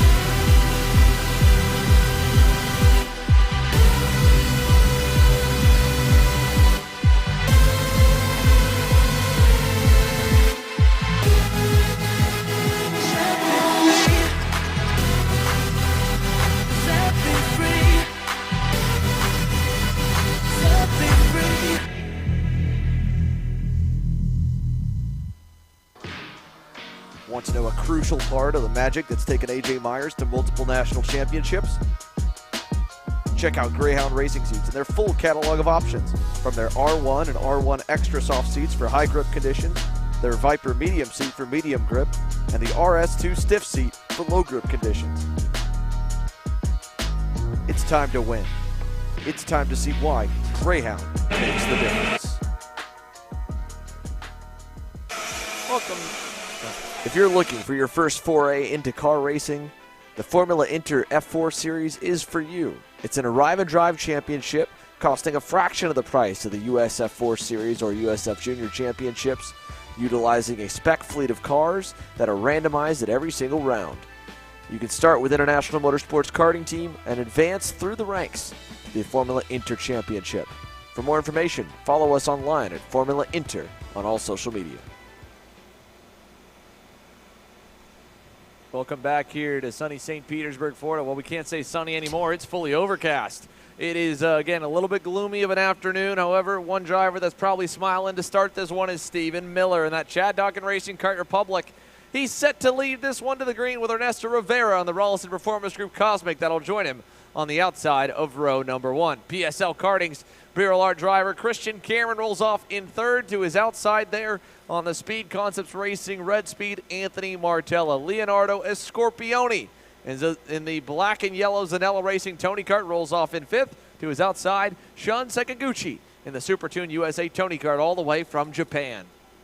Up next going to be Carson Weinberg, the 871, along with Diego Ardiles, the Rollison Performance Group driver. As they've already made their way, they've formed up. They're coming down the tram line now. Hopefully we'll get a start here. This is pre-finals, 14 laps for our VLR juniors. Lights are out, we are racing. Boy, look at that bad move he tried to make from the outside, not quite able to do it. Looked like Ernesto Rivera wanted to get to the inside as they head through turn number 4 for the first time.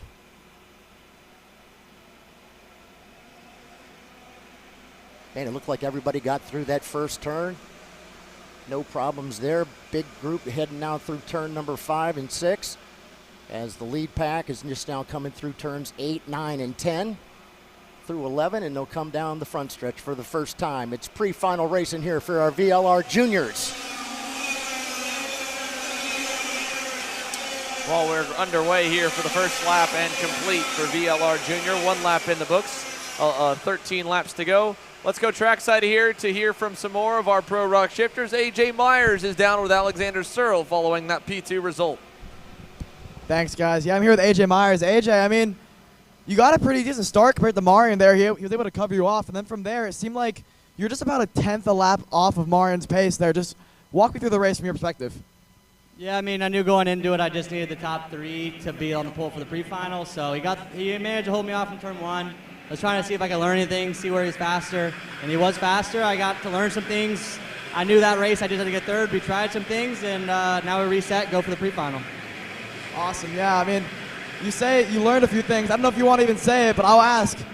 Did you see anything that you were quicker than Marion from that you would like to share?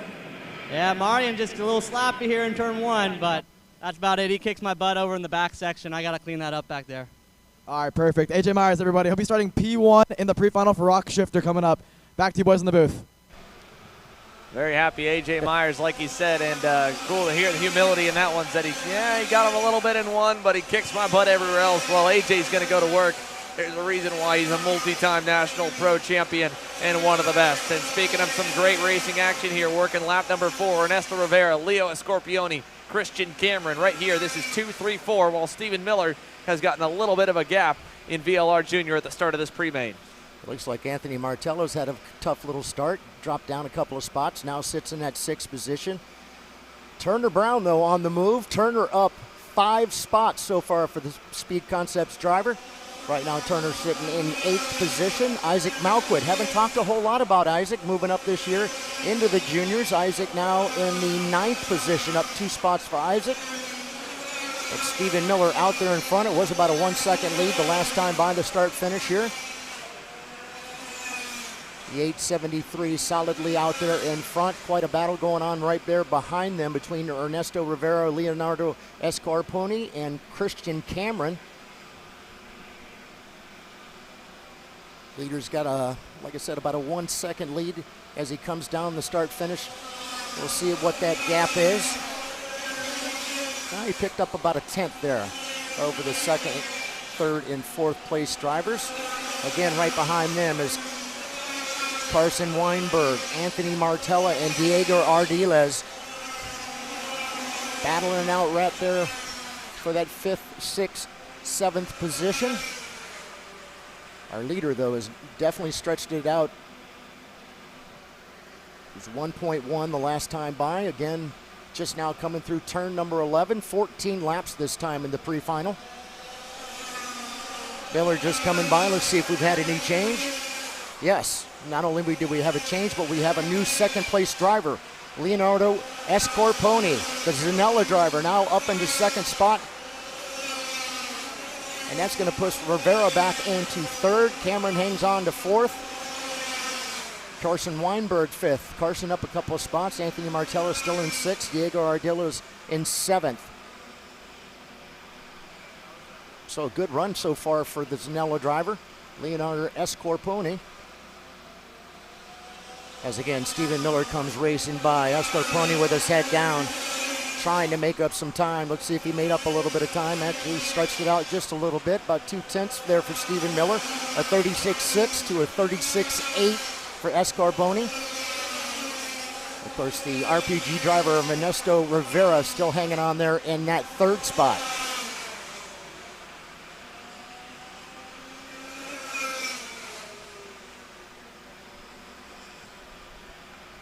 And again, Stephen Miller kind of out there on his own, allowing the rest of the guys back behind him to battle it out for the other two spots on the podium, if they will. And that's exactly what's going on. Leonardo Escarponi hangs on to it. Ernesto Rivera likes it, and Christian Cameron goes purple that time by. Fastest out on the track. A 36.6 to a 36.6.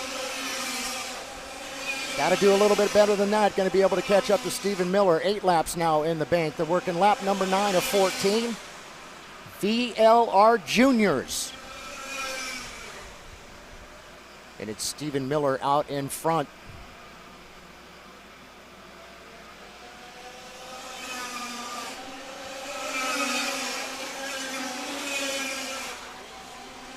In that battle for second place are 3 karts nose to tail.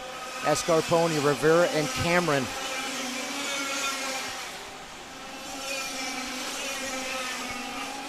Thought perhaps we might have had a shot at a change there for that third spot. Don't think, excuse me, that would have been the second spot as well. So here comes our leader once again. Getting ready to turn again down onto the front stretch.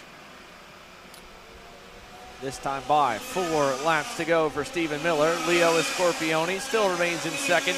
Rivera third, Cameron fourth. Great run for Carson Weinberg, up a handful of spots there into the 5th position. He's continuously chipped his way forward and towards the lead as his 3-car group goes through. Back behind him there, Diego Ardiles and then Anthony Martella. John Antonino, big run from the tail end here. Up 11 spots from 25th to 15th so far with digging for more. A few other small movers here and there, but as you can see at turn 8, there's that fight for second. Then you've got Carson Weinberg and Diego Ardiles behind the grouping here, but Stephen Miller is safe and sound out front. 3 laps to go, and a very solid opening month of the year for Stephen Miller and Chad Dawkins Racing. There's that 3-car group with Weinberg at the front and the Tesoro Raceworks CRG behind him. Is the RPG Cosmic of Diego Ardiles, and then from there it's the Speed Concept Racing Red Speed of Anthony Martella, who is at just a backward slide that's finally stopped back at the 7th position, a couple seconds up the road from his teammate in Turner Brown. Oh, we got a pass up here for third. Great catch there by the cameraman. It was Christian Cameron, P3, getting through on Ernesto Rivera, and Leo Escarponi's got to be careful here because Christian Cameron putting on the afterburners here with 2 laps to go, Ron. Yeah, that was a great pass there by Christian. Good run so far up into that 3rd spot where he started off. Ernesto Rivera now back down into 4th. Carson Weinberg and Diego Ardiles rounding out to top 6. I'm just looking for our lead driver. Right now, I believe our leader is coming through turn number 8 and 9. What a day Stephen Miller is having. He's going to come by, look up, sees the white flag. One more trip around the 12-turn layout here. Big block there from Christian Cameron down the inside in turn number 1 to defend from Ernesto Rivera there for third. Leo Escorpioni remains up in front in second, and he's got a bit of a bigger gap as we've got a big battle there behind. Diego Ardila is blocking heavily from Anthony Martella. Carson Weinberg as well in the mix, while Stephen Miller leads them into turn number 8. And a perfect weekend here, at least in terms of VLR Jr. You couldn't ask for a whole lot more from the kid. Stephen Miller on the front stretch will win the pre-final here in VLR Jr. Bam! He'll start from the pole here tomorrow morning for the first main event of the year at 9:40 a.m. Eastern. You go back on through with Scorpioni, Cameron, and Rivera. A lot of work to do. Again, we mentioned it a little bit earlier. I think these conditions we've got right now, mid-60s, overcast skies, so that track temp's going to drop probably 20 degrees from where it was maybe earlier today. This is what the track should look like, feel like, and air and track conditions probably end up, again, turning out to be for the mains tomorrow. So crucial session, big boost of confidence for that Chad Dawkin Racing Kart Republic driver, Stephen Miller. Also, too, Xander, it'll be interesting to see whether or not we get any rain. Yeah. The rain come in and then wipe out all of the rubber that they put down through the weekend. I don't think that'd be very good for them. No, it'd be a big shake-up Make it here. nice and slick, that's for sure. Yeah, we don't have any slated for tomorrow, thankfully, but we are set to have, again, cloudy skies, and we were set to have a lot of rain today, but luckily it has held off to this point. May still come, may not, but overall it looks like it's getting a little bit better for that forecast. It was looking to be really ugly all day long here with a 70-80% chance coming into the day. That's been adjusted throughout, and now we're just getting to the latter half of the day here. Just a little bit over 2 hours of racing still to go with VLR Sr set to come, so we just got our first pre-final locked and loaded and out of the way. Our 14 laps in the books for VLR Jr. VLR Sr will be coming your way next year with Elio Meza on the point, and the Iron Rock Motorsports Tony Kart. He's been dominant. Can't say much more here for him. He really has. Amazing run, considering the fact that this is his first year, just moving up for the first time. So far, he's been the class of the field. We'll have to keep an eye out, see how Elio makes out the next time. But I know he's got some folks right behind him that would love to get out there in front of him. One of those being the driver that starts in second, Wes Duchak, on that RPG Cosmic. And if we take a look at some of the scenes around the St. Petersburg Tropicana Field, well, the Rollison Performance Group team, high up on top of their hauler, are getting set to watch Wes get underway here. You can see them just in one of the other camera angles that we have. There they go.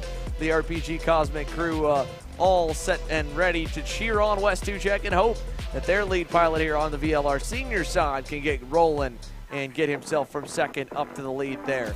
You go back from Wes Duchak, we had a good little battle in the final heat race with the likes of those on screen. Grayson Redson was going at it with Iron Rock's Braden Domey, and then heartbreak for Domey there right at the end, of course, with that issue taking him out of contention, of course, throwing the chain with just a couple turns to go in one of his heat races that just really put him down the order. So he's got at least the confidence knowing he's got speed, not the biggest grid, so not a whole lot of room to have to come from the rear, and he will be able to make up a lot of time as a whole. Miles Hewitt in the Tesoro Raceworks CRG, the number 917, is rolling off in his first ever senior start. So he's set to try and make his way towards the front of the grid. Jed Perkins in that Chad Dawkin Racing Kart Republic, and then rounding out the field there in the Super Tune USA Tony Kart, Hao Peng Zhang will roll off in 7th.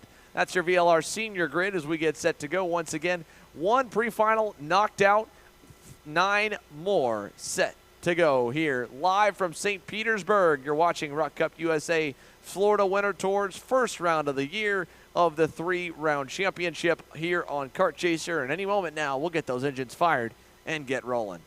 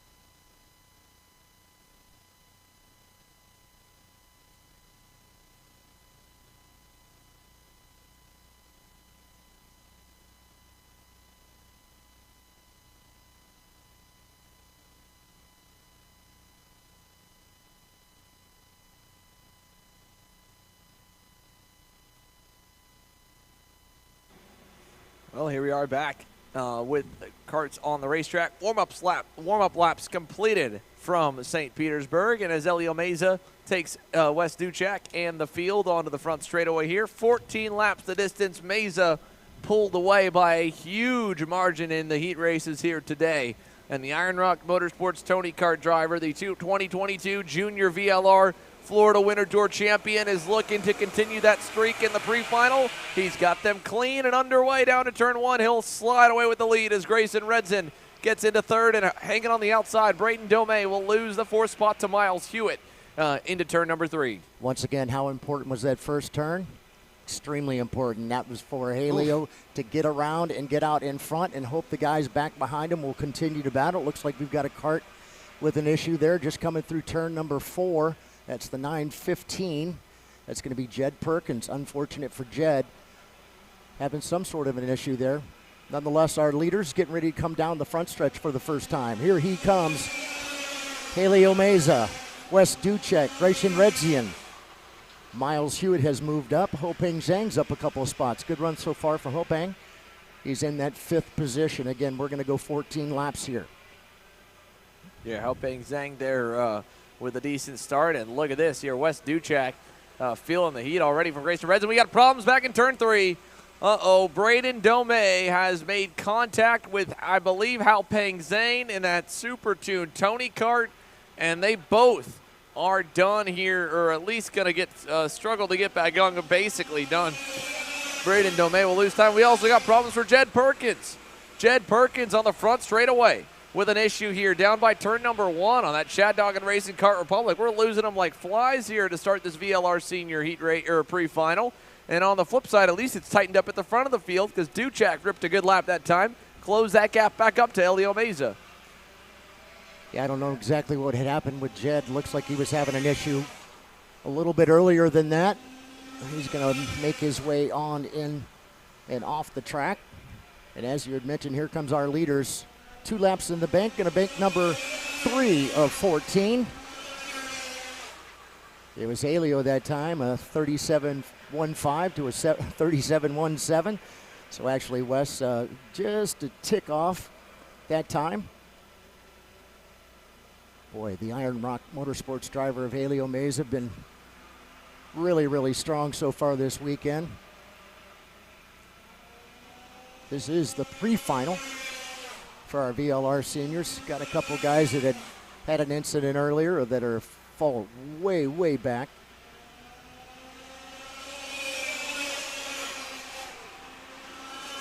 Yeah, now with Elio Meza here, just about 3 car lengths up the road from Wes Duchek. Let's go side by side. Leonardo Scorpioni is down here with our very own Alexander Searle. Best of the rest behind Stephen Miller, the Zanella Racing Tony Kart driver, P2 at the end of the pre-final. Where does he feel like he's missing? What does he need for tomorrow? Let's send it to Alexander Searle and find out. With Leonardo Scorpioni. Leo, I mean, 5th to 2nd there in the Junior ROK, VLR Jr Pre Final. Walk me through your race. I had a good start, went up to 3rd, and then I passed the next one, and then we just try to catch Steven from there. But he was too quick, but we'll see from tomorrow what we can do. Yeah, I mean, obviously you've had a few solid heats there and a really good pre-final. How good has OTK been for you? It's been pretty good. We're gonna try to make some changes like overnight to see if we can catch Steven, but it was really good, like the whole race. Awesome, yeah. Leonardo Scorpione, everybody. 2nd place finisher there in the pre-final for VLR Jr. Back to you boys in the booth. All right, thank you very much, Alexander. Greatly appreciate that. Leonardo had quite a run. Congratulations to him. We'll look forward to see how he shakes out tomorrow in the final.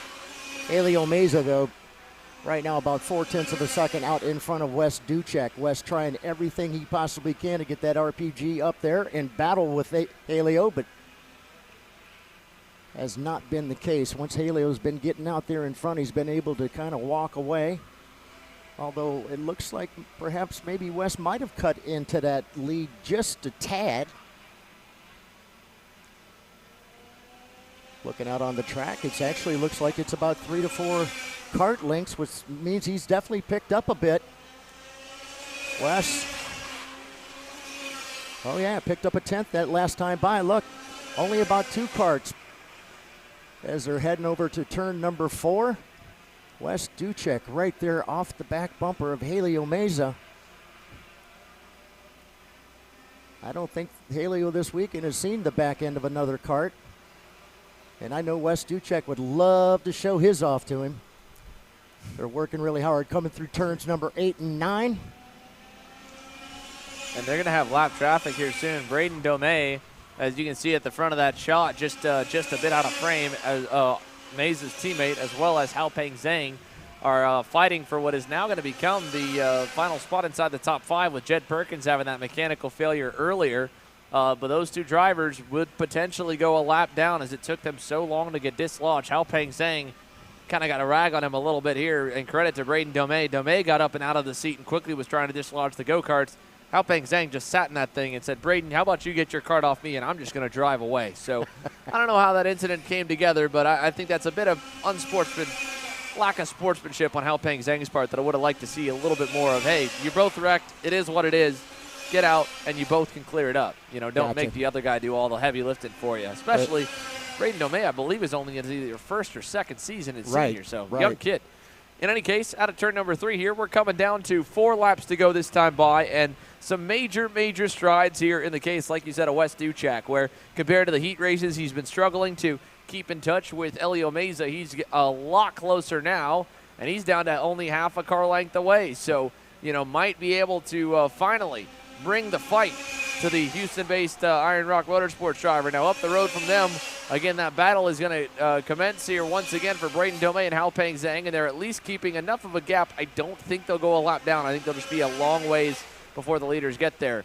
Ducek, though, a little bobble through turns 1 and 2 this time. Helio Meza doubles that gap. It's up to 3 car lengths now as they head for turn 5. Be interesting to see if anything, or if the other guys do manage to catch them, and find out if lap track could cause a little incident there, allow Wes to get around Helio. We'll see, as it looks like Domein's going to go around Zhang as they come down the front stretch. Meanwhile, your leader's coming right back behind him. It looks like they're going to catch him at the turn number 1. Haopeng Zhang and Braden Domey up in front.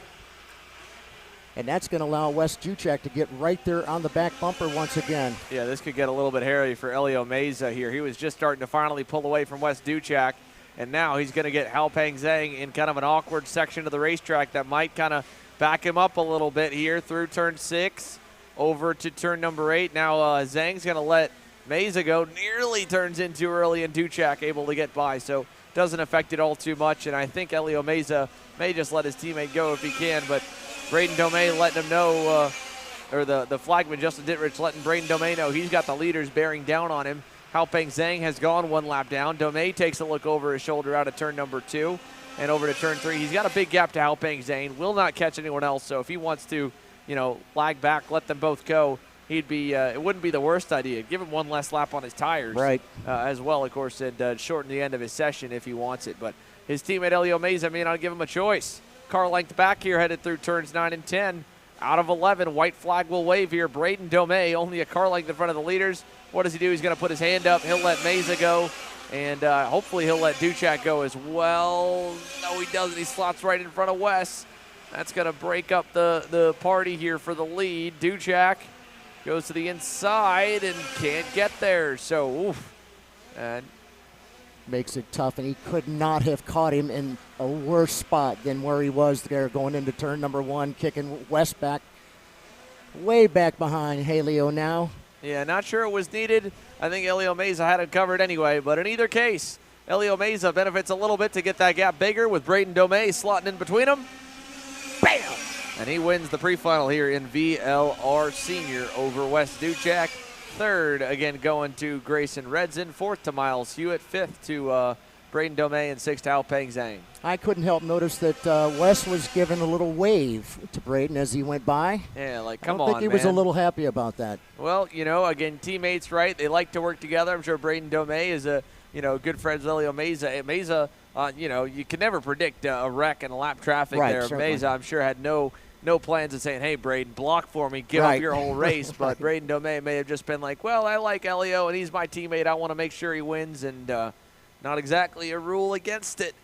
Just a way sometimes things shake out. Hopefully no lap traffic disturbs what should be a very entertaining mini race, though. And Kai Johnson would love it if he stayed out in front for the entirety. The PSA race team, Team Benek, number 167, will line up on the pole once again here to the inside of the field here, as he has done a great job to get the most points he can out of his heat races. He's been super smart at the front, and the St. Petersburg, Florida native is going to get to lead the field to the green here on home turf. Little home cooking there for Kai. Absolutely, he's been very dominant too. Gets out there in front and does just pretty much like the rest of them. He just kind of starts to walk away a little bit, allow everybody else back behind him to continue battling, and he'll continue setting the pace for him. Again, getting ready for our minis to come out. Ought to be a great race. Yeah, it should be a solid run for the minis here. The Master Shifter ROKs will follow. Then we go Pro Senior ROK Racing and on forward. A couple of views again all around the paddock here. As people, there's a good look at Hunter Pickett here, who had just come off a solid race in Pro Shifter ROK. Coming up to the fence line to watch a number of probably those PSL karting Red Army Burrell Arts there, and more views from around the fence line as everyone's trying to find a little bit of elevation to watch over the barrier racetrack here. These barriers are not that tall, but they're just tall enough that it makes you want to try and just get up in the air. You've got teams with ladders that they've got zip tied to the fence with their team logo on, and make sure you do not walk up to the wrong reserve ladder and try to get up on there, because they bring those out for a reason here. And I'm surprised that the Walmarts nearby have any ladders left over after one guy does it. We've got probably 10 on the fence line here today, and probably we'll have more tomorrow. But in either case, still decent weather as a whole here in St. Petersburg. Yeah. Nice nice little breeze. Maybe a little sweater if you want it. If you're from the north, probably t-shirt weather for you. There's a look at Morten Van Dock coming on over into the grid there. The VTM racing team and Racing Engines owner was having an up and down run through his heat races here, but he seems to be in pretty good spirits. And here's a look as well around the outside of turn number 1, where you got spectators kind of right up against the fence line where our cameras are at, and we'll hopefully get a few more of their shots on the grid as everyone's ready to watch some more action. The mini ROKs, pretty decent turnout, about 20 plus in total. I think we sit around 23 or 24. Master Shifter ROK, a decent turnout to start the year, and I think we would have probably had even a little bit more at some of these drivers seeing the changes in the layout that have been made, because the racing here has been really, really solid here this year around. A big improvement over last year. So kudos to Robbie Poupard and the ROK Cup crew that have done an awesome job of making some small changes to really just, again, add a little more passing to this racetrack.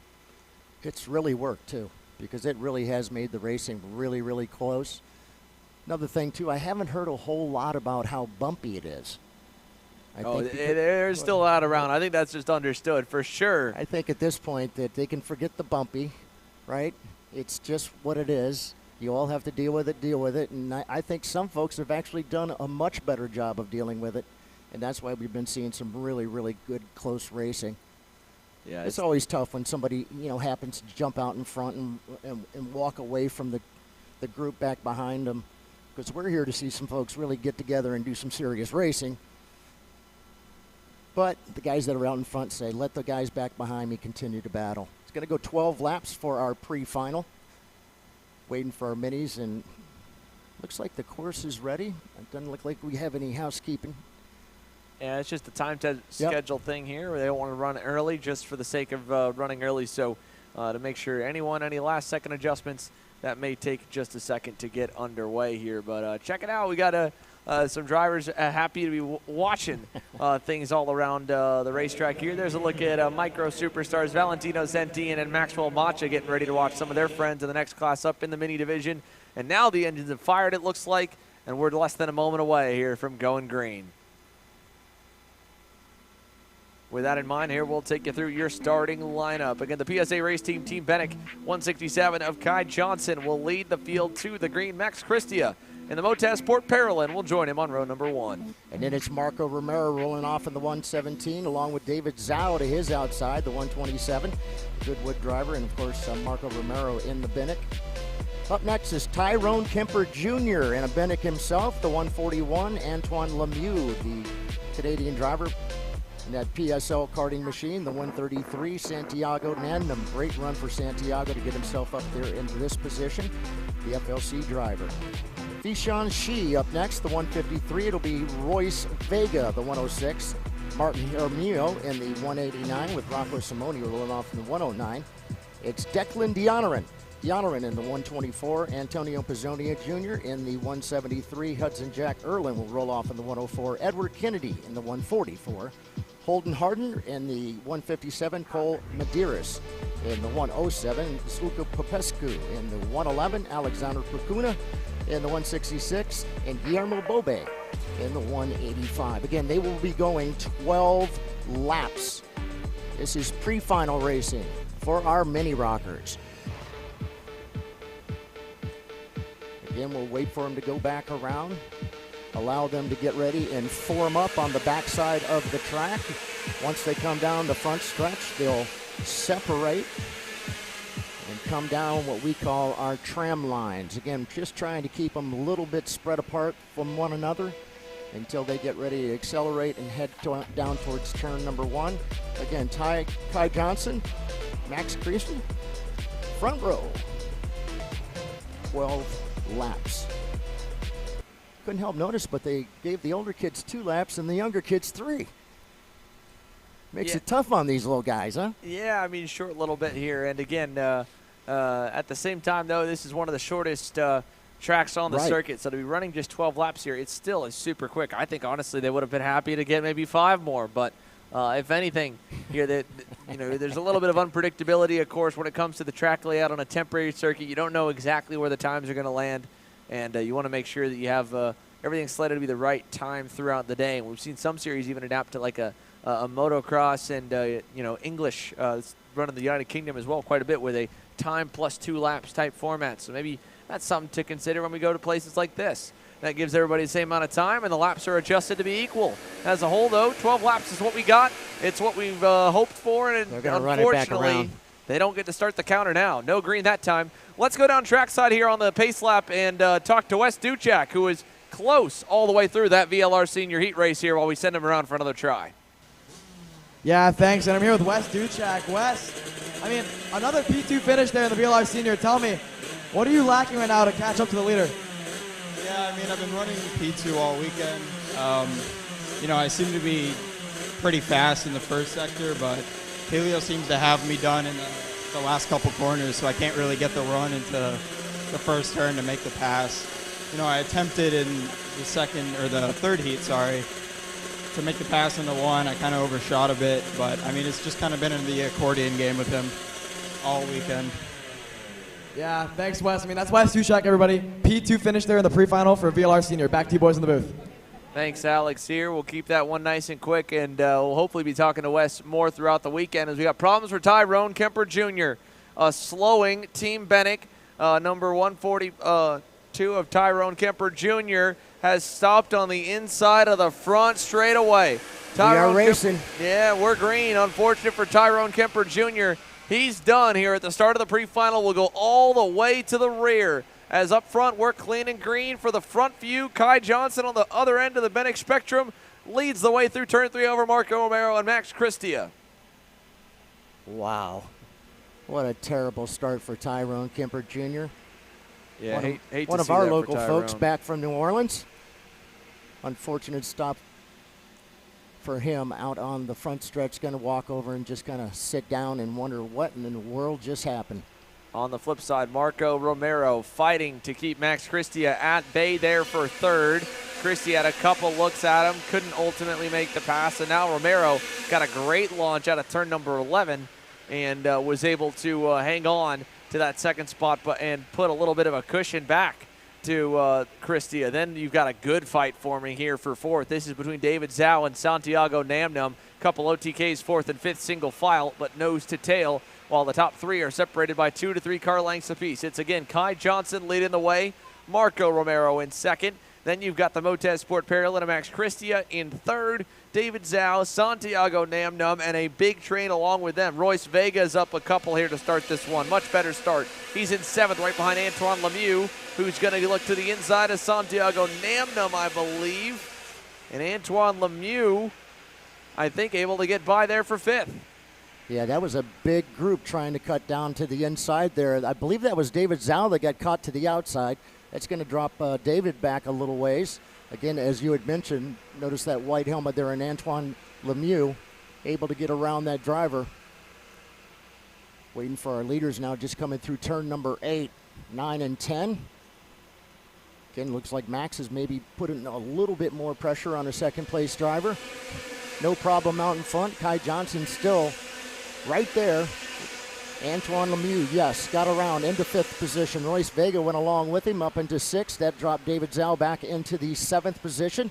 It's Declan Dionaran in the 8th spot, along with Martin Jaramillo. Jaramillo in the 9th spot, and Fianchy right now sits in 10th. Just 3 laps in the bank here. Going to go 12 for the pre-final. These are our minis. Now we do have a driver right there sitting in that 4th position, that Santiago Nandam, just kind of on his own, hoping that the guys up in front of him will get a little racy and perhaps allow him to get up there. Because I can promise you, back behind them, they're very racy. Back behind them is Royce Vega, Antoine Lemieux, David Zhao, Declan Dionaran. Battling it out as our leaders just now come through turn number 5 and 6. Through 7, now down to turn number 8. Still the Bennett of Kai Johnson out there in front. Max Christie definitely putting a little more pressure there on Marco Romero as they once again come down the start finish. Down the front straightaway into turn number 1.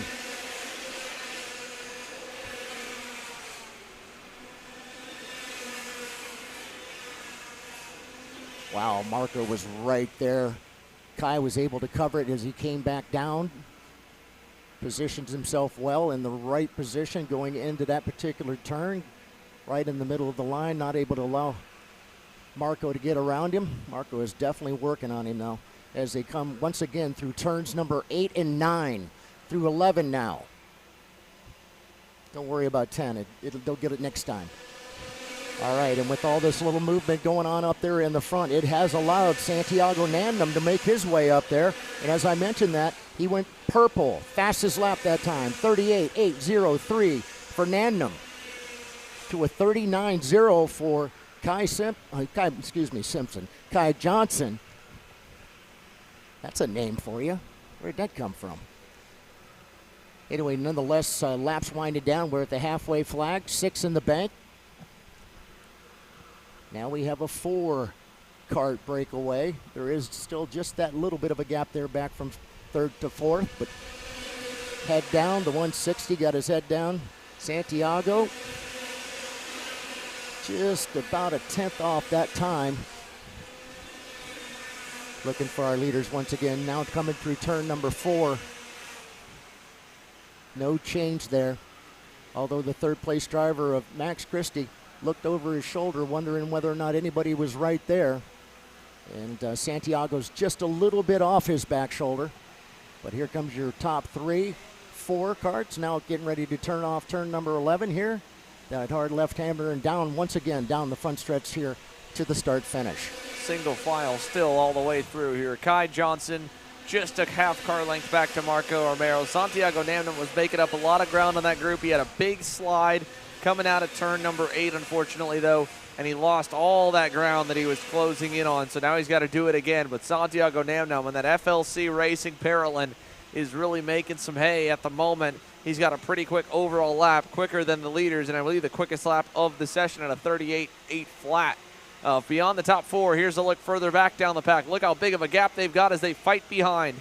5th place on the racetrack, David Zhao versus Royce Vega versus Declan Dionaran and Antoine Lemieux, all 5th through 8th in that second group here, and they've got more still.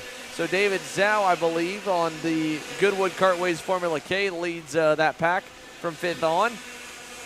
Out of turn number 2, they come here with 3 laps to go. Then it is Antoine Lemieux in the PSL Karting Burrell Art. Then you have the Cosmic for Racing Edge Motorsports at Declan Dionaran, and Royce Vega was at one point up in the 5th spot. He's all the way down to the 8th position now in the Team Bennett entry. So P8 for Vega, then Fianchy in 9th, and Antonio Pizzonianito in 10th. This time by that battle, along with the battle for the lead, we'll see 2 laps to go. Up front, though, no changes still as we pick them up here. Kai Johnson leads to turn 1. Boy, I tell you what, Marco Romero, though, is right there hoping that Kai might make a mistake. Keep an eye on him. He's certainly been looking at this particular turn there. No change. Kai perfect through that. Heading up to turn number 6 and 7. Still Marco right there. And Max Christie is still keeping Marco Romero honest as well, as he holds him just at a car length's reach away. Any bobble from Romero would bring him into the mix as well. But with the white flag waving here, Marco Romero needs a superstar final lap to try and pull off the win in the pre-final and get that inside prime starting position for the main event to get that pole award for it. Kai Johnson wants to keep it. He'll block the inside into 3. Romero not close enough to get a good crossover coming out of the corner. He'll pressure him into turn 5, force Johnson to go center track. He does. Half a car length, final passing zone, turn 8. Down there into the corner here. Johnson goes low. Romero high. Christie trying to get there as well, but there will not be enough time or enough space. Kai Johnson does a great job. He'll win the pre-final in Mini. Bam! Marco Romero finishes second. Max Christie a third. Fourth will go to Santiago Namnum. Fifth to David Zhao as across the line side by side for 6. Declan D'Honorine just barely edges out Royce Vega. 18 thousandths of a second there. One of the closer side-by-side finishes for any position we've seen this week. No kidding. Antoine Lemieux, 8th. Fianchi, 9th. Antonio Pizzognanito hangs on to the edge of the top 10 there. 3 spots up from his starting position on that Orsilone Racing Parolin. Well, Master Shifter ROK coming our way. Pro Senior ROK starting to get up into the staging area. It's time for another commercial break. We come back here, the 4th group on the run order. Master Shifter ROK set to go.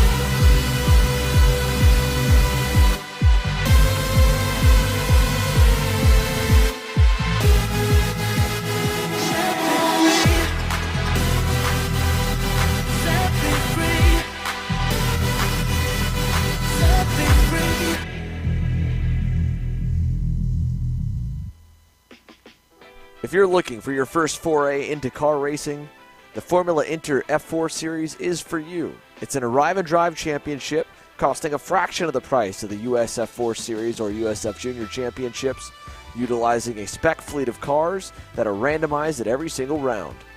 You can start with International Motorsports Karting Team and advance through the ranks to the Formula Inter Championship. For more information, follow us online at Formula Inter on all social media.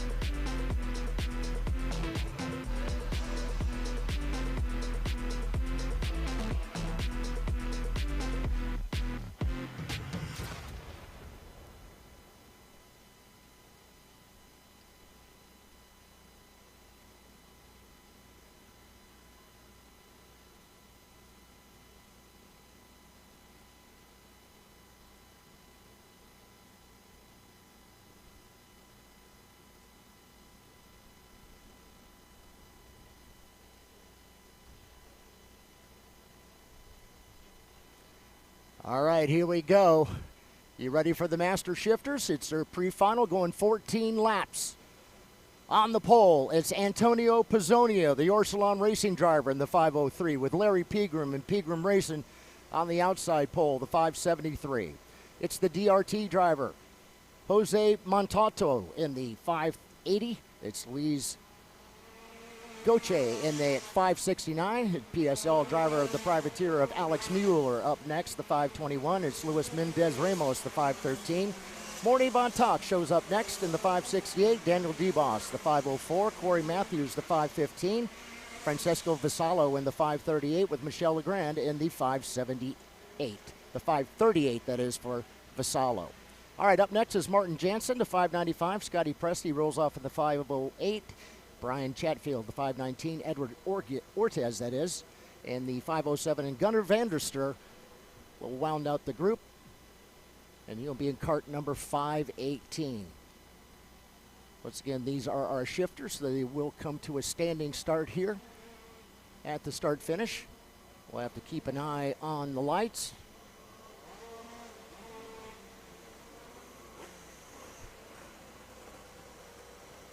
Once again, they kind of do this like the Formula One start. They'll get everybody in position. And right now, it's going to be Pizzoni on the outside. Looks like he's on the inside, and Larry Pegram on the outside. A quick, short run down to turn number 1. Don't really want to be on the total outside because you end up in the marbles, but here we go.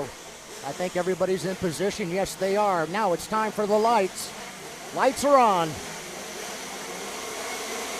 Here we go.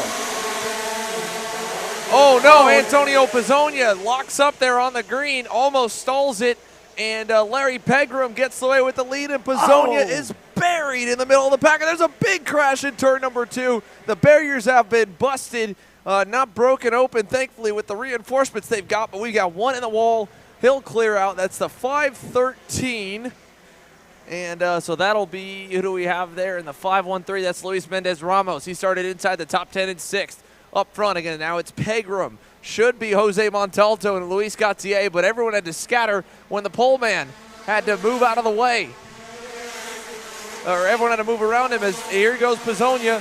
He'll get back by on 1 down in turn number 1. Somehow Antonio Pizzonia didn't lose all too much, and great heads-up move there by Alex Mueller. He gets by as well. Big backward slide there for Luis Gautier. I don't know how Antonio Pizzonia did not fall further back. I mean, he did not go off the line. That was amazing. I was just glad to see everybody didn't totally run him over. Nothing like being stuck when you're on the front part of the group with the other guys coming back behind you, but nonetheless, he was able to recover. Sits in that second position. Larry Pegram. How about Larry? He's got a great start once again. About a 1.4 second lead Larry is over Antonio. So now we'll keep a tab on it here to see him try to track down the former AMA Superbike Pro rider here out of Ohio, Larry Pegram, in that Pegram Racing Trinity Karting Group Kart Republic. He's got himself running in Master Shifter ROK. He's got his daughter running in Pro Shifter ROK as well, Riley Pegram, in her first shifter race to my knowledge.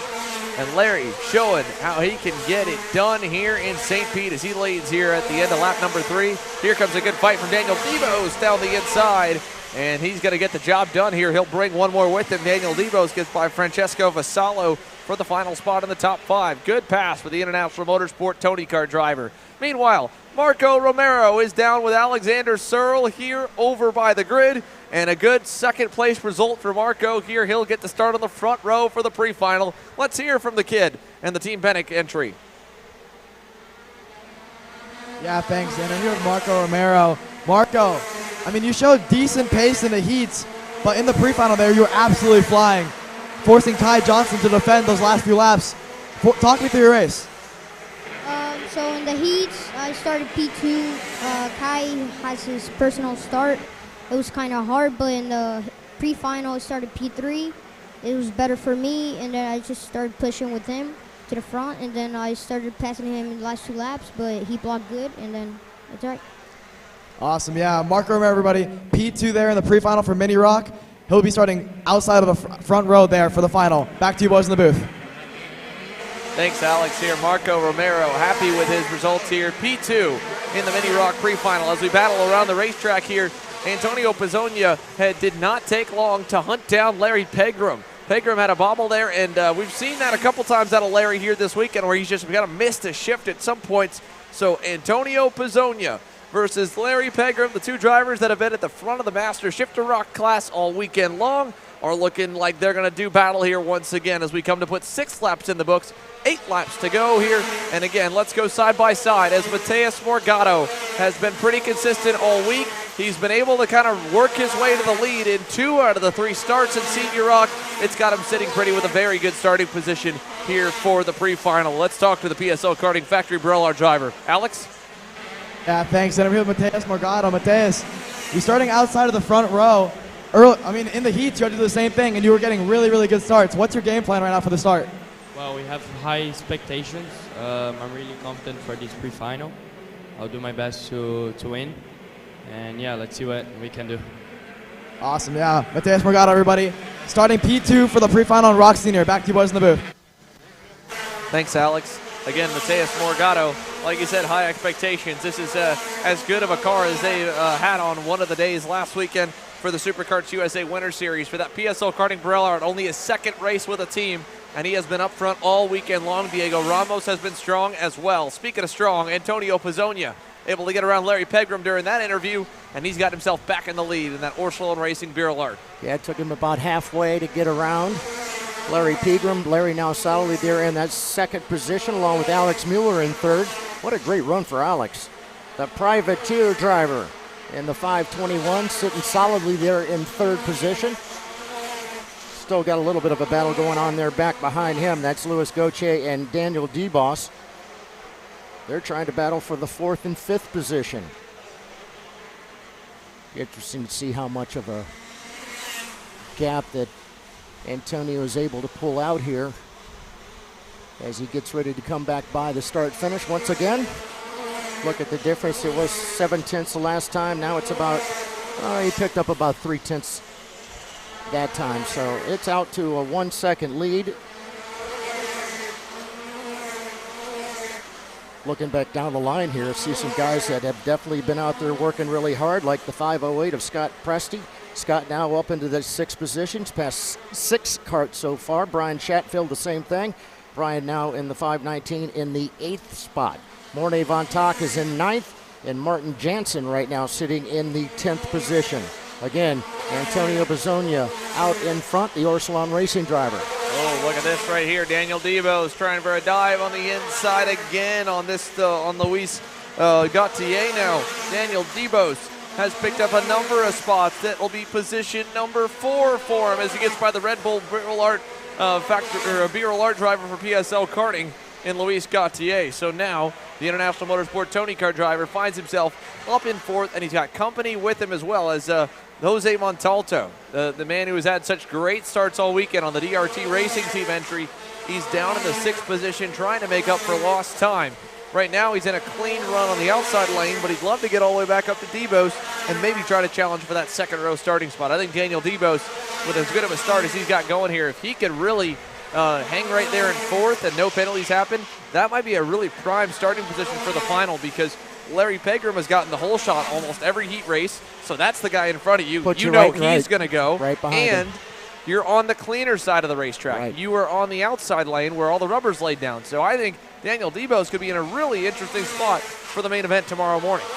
All right, they're getting the 2 to go. I'm going to be interested in finding out exactly what happened there with Antonio on the start. It's not often you see somebody of his level miss his start, but something definitely happened there. He almost got run over. Fortunately, he was able to recover, get back up there, and now sits way out in front, about 2 seconds now for Antonio Pizzonia. Again, picking up the 2 to go here at the start finish. Well, the one thing to keep in mind is when the starts take a little bit longer, if you have to pull the clutch lever and you anticipated the lights to come on sooner and they don't, and you have to wait a little bit longer and you're kind of revving it, holding the clutch in, you can burn your clutch up pretty quickly. I've seen it happen to even the best of them. So it could be Antonio Pizzonia with maybe a clutch issue. It could be, again, just a human error as well. In any case, though, he's done a great job recovering for Absolutely. it. He's got himself back to the lead, back to the point, and he'll continue that domination here as we watch the battle back for fourth was a good one. The battle back for third was decent as well. But there's been pretty much no battle since he's won it over Antonio Pizzonia when it comes to the lead. He got by Larry Pegram, had to get by a few others. Ultimately, he is your winner here in the pre-final. Bam! So Antonio Pizzonia puts VLR up on top here. The Orsolon Racing team gets another one. And again, that's great for the boys in red. The kart's not red, it's the Orsolon Racing livery, but it is a VLR chassis. And well, as we mentioned, Mateus Morgado, one of the PSL Karting VLR factory drivers here alongside Diego Ramos. They've got a lot of pressure to perform because they've been close already here to start the year, and they've got a lot of speed to work with. However, Aiden Ingrata, with that great drive late in the going in heat number 3 to earn a few more points by working his way into the top 5, was able to outscore Morgado. He'll lead the field to the green. We've seen Morgado be able to kind of outmuscle and use that expertise and just knowing what he can get away with on the starts, of how to accelerate, how to get that jump into one on the rolling starts to really kind of use up Blake Nash a little bit. Does he do the same to Ingrata? Does he get away with it? We saw Nash was able to go a little bit earlier, fire off at a good point, kind of catch Morgado off guard, and keep the lead to the first corner. Aiden Ingrata, again, he started close enough to the front. He was able to see what happened on all 3 heat starts. Behind him, he's got his teammate. Jorge Ortiz gets a much nicer starting position for the pre-final than where he's had most of this week. In that 311 Speed Concepts Racing red speed, he rolls off to the inside of row number 2. There you can see Cameron Weinberg on your screen rolling off in the 5th position on that Tesoro Raceworks CRG, but P4 on the grid here for what I believe to be is that going to be Carol Pashowicz in that Lenzo kart, or maybe Noel? No, that's Noel Leon there on the Alessandro's Racing CRG, rolling to the outside of row number 2. Diego Ramos there on row number 3, and there is Pashowicz on the Lenzo kart for Team International Motorsport. And the number 310 rolls off down the grid in 7th on the inside of row 4 to his outside, and a good recovery drive to the week for Connor Zilish. He'll roll off 8th, right about where he did again through the early parts of the weekend. Then behind Carol Pashowicz, you'll find Justin White and then Blake Nash here, I believe. If not Nash in front of him. They're both kind of lined up awkwardly a little bit there, but I think it's maybe Blake Nash inside the top 10. I'll double-check the grid here in a moment, and then to Blake Nash and Justin White's outside there, roughly, will be Nash Motorsports driver Louis Westover and Heat 3 winner. So Westover makes up for that crash in Heat 1 to get himself a top 10 starting spot. So does Connor Zilish. We've seen so many different faces at the front of the grid. It is indeed Justin White in 9th, Westover 10th, Blake Nash 11th. Santiago Fernandez rolls off alongside Nash there at row number 6 for the AJF Racing Tony Kart. It's Nolan Bauer on that Prime Power Team VLR in the 388. That'll roll to the inside of row number 7. Nico Ambiato rolls off 14th. Bernal Valverde 15th. Agustin Trappa in 16th. Rodrigo Gutierrez and Augusto Soto Sharipa will round out row number 9 to the top 20. Frankie Esposito in the 377, and Camilo Trappa to the outside of row 10. Tristan Desai, Chris Verino, and Franco O'Dowd Savaglio in the 391. We'll start shotgun on the field here for Pro ROK Sr. But Aiden Ingrata, the first of probably 10 to 11 cars, I think, that have a real shot at the win. It just comes down to, as we've seen it, how good you can get through the start at turn number 1, and really how you can navigate the first couple laps to whether it's fighting backward momentum, trying not to go offline, knowing when to defend, when not to. I mean, you got a very dirty racetrack when you get away from that groove, and we've seen, again, multiple drivers get burned by it quite a bit. Here's a look at the ROK Cup USA officials trying to do what they can to clear that groove out. During the gaps in the sessions, they're taking leaf blowers out to just blow a lot of that dirt and dust and rubber marble buildup on the outside of the track and push it up to the barrier line, but it's just natural when you're driving on the groove and those pieces come off. They're only going to get, again, pushed wide if you go wide. So in either case there, ROK Cup USA officials doing what they can to just continue massaging this racetrack almost like a dirt race just because of this added time we have built in to the schedule. So kudos to the team here this weekend to doing what they can to make the best of what we've got here and continue to work on, again, giving us some really, really good racing venues and as best as we possibly can have. So now it's time, I believe, to fire him up. Aiden Ingrata on the inside to his outside, Mateus Morgado. Morgado's had to start on the outside again, second place all 4 race sessions so far. Can he make that P2 a number 1? Well, we're about to find out here for Pro ROK Sr. The comments and viewership always spikes when we get the first of our 2 headline classes to go out because it is so unpredictable. 3 heat races, 3 different winners, 3 completely different, really top 5s, Ron John. Yeah, this is going to be a great race without a doubt. These guys put on quite a show throughout the weekend, and this is the pre-final. This is what it's all about, as they get ready to prepare themselves for tomorrow's big finals. But these seniors, kind of look around there, you've got probably a good 14, 15 of them right off the bat that you would say, hey, they could win it. Aiden Ingrata's a great driver, so with Aiden out there on the point, it's hard to pass him up. Mateus Morgado on the outside, we'll have to wait and see. Jorge Ortiz, his first time up in seniors this year, doing really well. Of course, he ran last week, so let's just wait and see. We got Noel Leon. Noel right now is going to end up starting in that 4th spot. Actually, it started way back in the pack, got that victory, so that certainly, with those numbers, moved him up. And Groden trying to warm up those tires as he comes screeching down past the start finish for the first time again. Get them all to come back around. You can tell they're all full of teenage angst. They are fired up.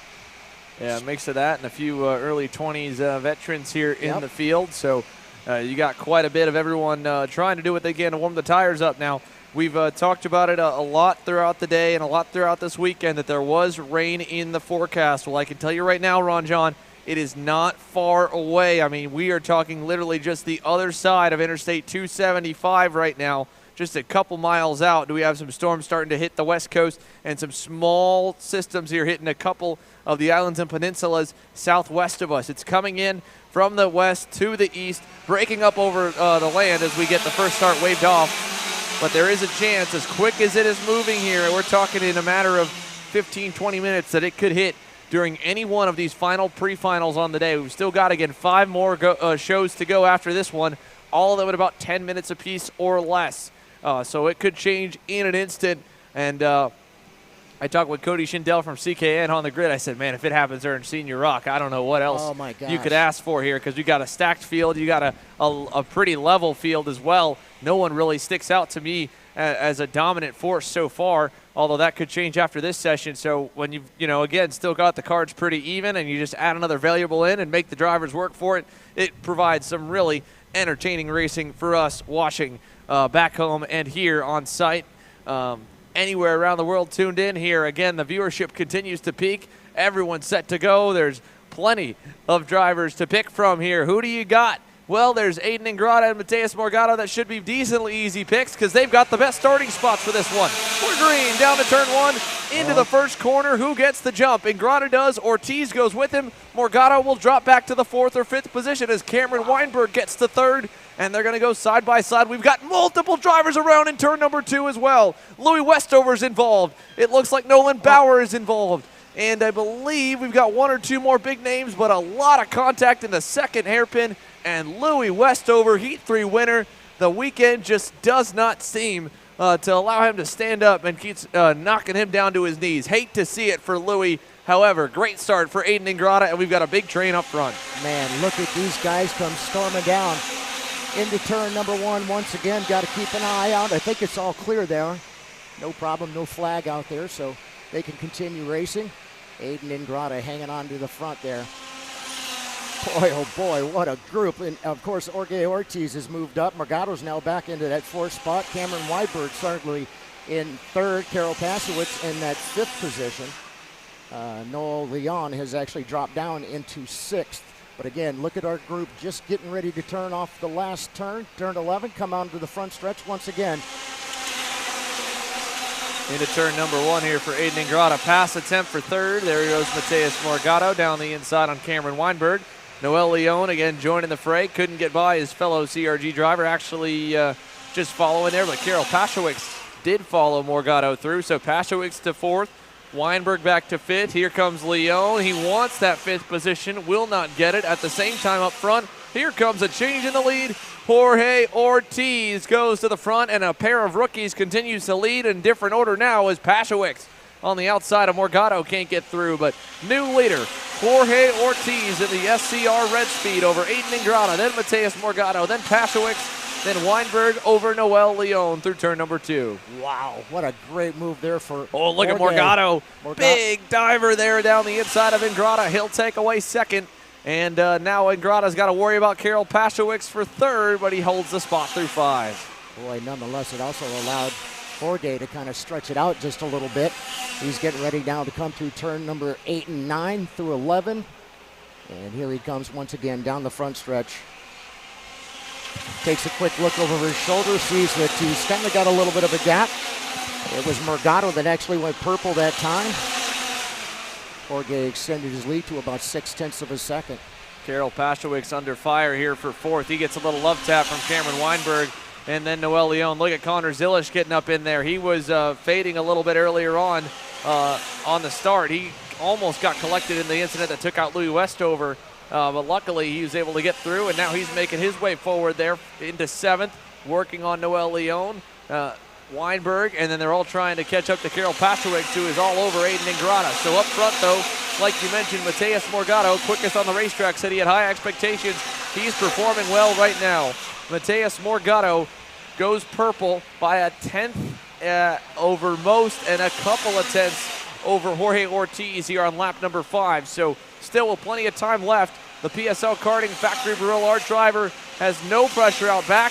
Clear racetrack out front now as he takes the lead in turn 8. Wow, what a tremendous move there. It looked like he'd been sizing him up throughout the track. Made a great move coming out of turn number 8. Got a new leader. It's Mateus Morgado, the PSL karting driver. Wow, kicking Jorge Ortiz back into 2nd. Aiden Ingrata in 3rd. Karol Paszewicz still banging in the 4th Paszewicz up to 3rd there, side by side with Ingrata. They're side by side, still out of turn number 3, but Paszewicz, good pass in turn 3, gets by on Ingrata, and Ortiz right on the bumper of Morgado, forces Morgado to go a little narrow into turn 8 there, but it's Paszewicz able to finally get around Aiden Ingrata. Been waiting on that one for a couple laps. He gets the job done, and here we are at the halfway marker. Cross sticks in the air. Morgado your leader. Ortiz in 2nd. Paszewicz is 3rd as they head through turn 1. All right, I know that Jorge would love to get back around Mateus, but Mateus is, we're talking about an international champion here, so he's got his hands full. They are getting the halfway flags. Last time by, it was only about 0.2 of a second. There was a little bit of a gap there from Ortiz back to Paszewicz. Paszewicz now in that 3rd spot. Aiden Ingrata dropped back to 4th, waiting for the group to come back around. Yeah, Morgado pulled out a big gap on Ortiz that time by here. Jorge Ortiz fades a little bit. Paszewicz, Ingrata, Leon, Weinberg, Connor Zilish back in 7th. He's just ahead of the top qualifier, Blake Nash, who's picked up a couple spots in 8th as the field rounds turn number 3. That time, the quickest driver was Paszewicz in that Lenzo kart for International Motorsport. He's bearing down on Ortiz with 5 laps to go this time by. When does Karol Paszewicz try to make a bid for 2nd? Does he even want to finish 2nd and start on the outside groove? We've seen a few guys lose out on that deal, like Oliver Weldon in that final heat race for Junior ROK. Sure did. Down the front stretch, not close enough, but almost there here. Meanwhile, Noel Leon continues to work on Ingrata for P4. Oh, we got lap traffic on the way as well, so everyone's going to be mindful of that too. When do you catch the lappers? Can you get around them easy enough? As Morgado, the reigning Florida Winter Tour champion from the AM Racing Engines and AM Racing Team X-Pre to now the PSL Karting AM Engines Bureau Art. As we go side by side, there's the pass made by Paszewicz. He gets P2. And across the line, 4 laps to go for Morgado. Comfortable lead as he works his way around the lap traffic to turn 1. Boy, he couldn't have been in a worse spot, though. Nothing now leaving him right there in that particular position as they just go through turns number 3, heading for turn number 4. Pasowitz has been fast, was the fastest Kart on the track the last lap. We'll keep an eye on Carroll, the 3:10. Yeah, although to be fair here, Morgado looks like he's got a pretty good gap. Yeah, I think he's got him pretty well covered here as we're side by side. Well, having a little defensive driving from Aiden Ingrata against his former teammate in Noel Leon. Teammates over in Las Vegas under the Speed Concepts Racing tent. Leon back with the Alessandro's Racing USA team based out of Miami, Florida, is going to try the inside, and he drives up on top of him. Ingrata and Leon together, and he finally gets unstuck from the SCR Red Speed, pops over his left front tire. Both of them fall back here way down the order. Noel Leon trying to get aggressive with the pass. Ingrata trying to hang on. Heavy damage, I'm sure, for both of them.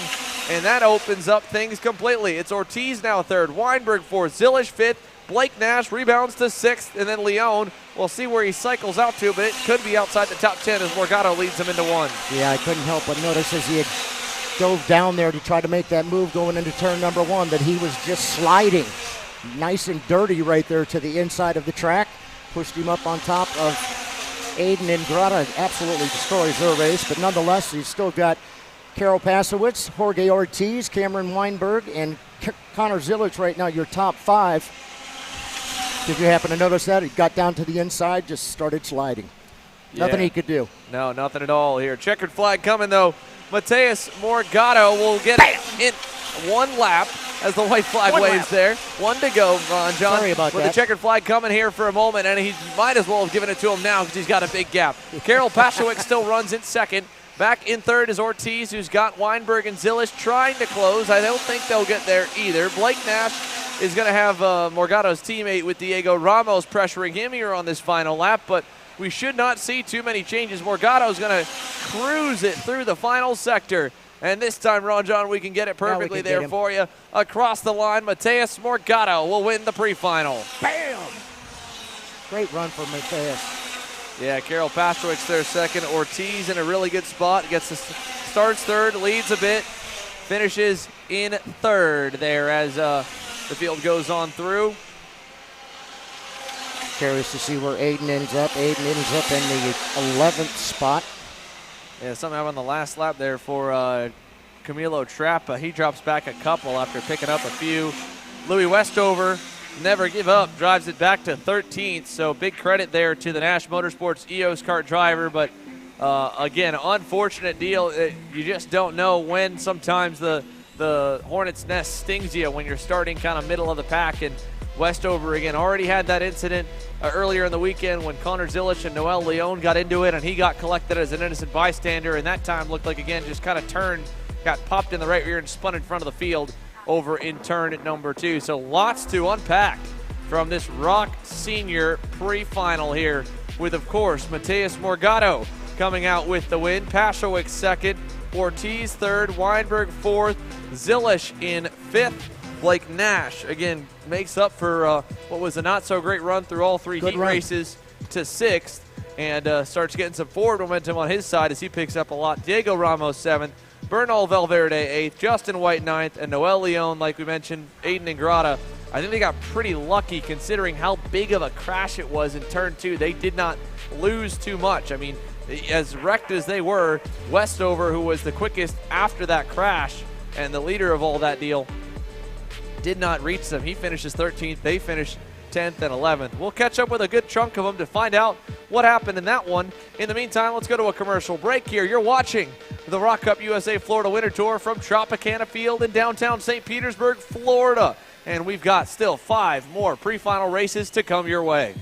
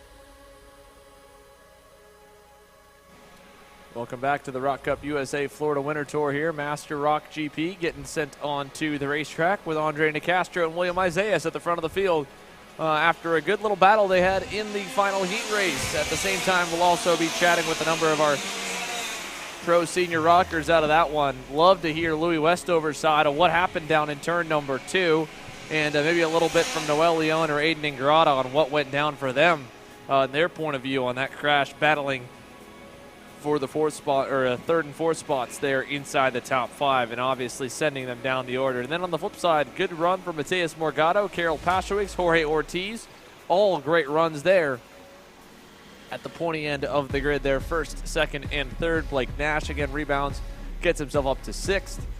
So here we go.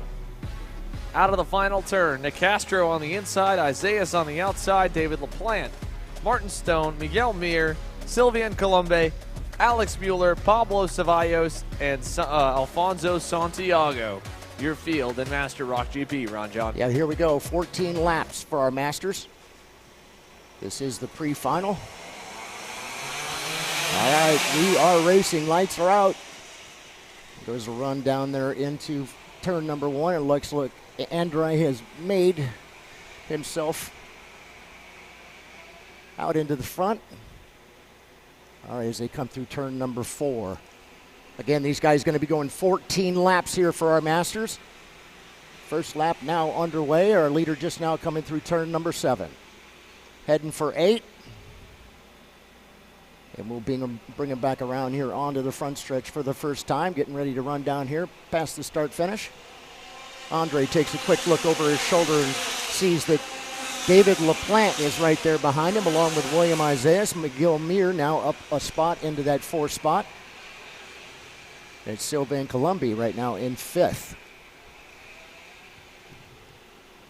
Yeah, not much happening just yet here. A little bit of a cat and mouse game, especially for William Isaias, as he loses out with falling down to 3rd from the race leader Andre Nicastro, and has not been able to find a way around David LaPlante. So 2 laps to be completed this time by. Still 12 laps remaining, but he cannot let the Brazilian Andre Nicastro continue to get away as the Racing Edge Motorsports Cosmic driver goes fastest by about 1/10.5 there over the rest of the field that time by. Isaiah's going to try turn 3 inside, gets it done on David LaPlante. Nicely done by William Isaias. Was about a car length back, but makes the move in the second hairpin on the circuit, and the International Motorsport Tony Kart driver can now fully focus on trying to close that gap to the REM Cosmic of Andre Nicastro. Yeah, and it's already out there about 0.7 of a second over the second place driver. Of course, William Isaias now in that position. Head down. Let's see as they come back by. It comes out to about a 1.5 second lead there for Nicastro over William Isaias. Again, your leader just now going through turn number 4. They'll make that quick little run down the short chute there to turn number 5. Through 5 and 6. Boy, and then they'll make that, again, a short little run down here to turn number 8, which seems to be a popular spot if you're in the right position to get around folks, make a pass, and then we'll make that left-hander once again onto the front stretch. Racing down towards the start finish, we'll put bank lap number 4. So 4 laps now are down. Gonna work our way all the way to 14 here for the pre-final. It's the Florida Winter Tour for 2023, the 25th edition. ROK Cup USA, proud to be putting on the 25th edition of the Florida Winter Tour here in St. Petersburg, Florida.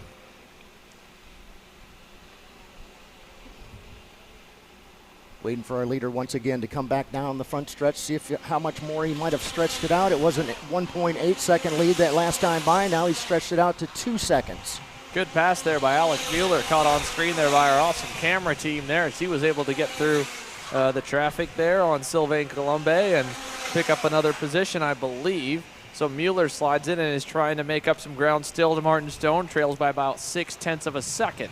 At the same time here, our pro senior ROK drivers have just gotten through the scale line area, so we'll start going side by side to hear from a number of the finishers in senior ROK.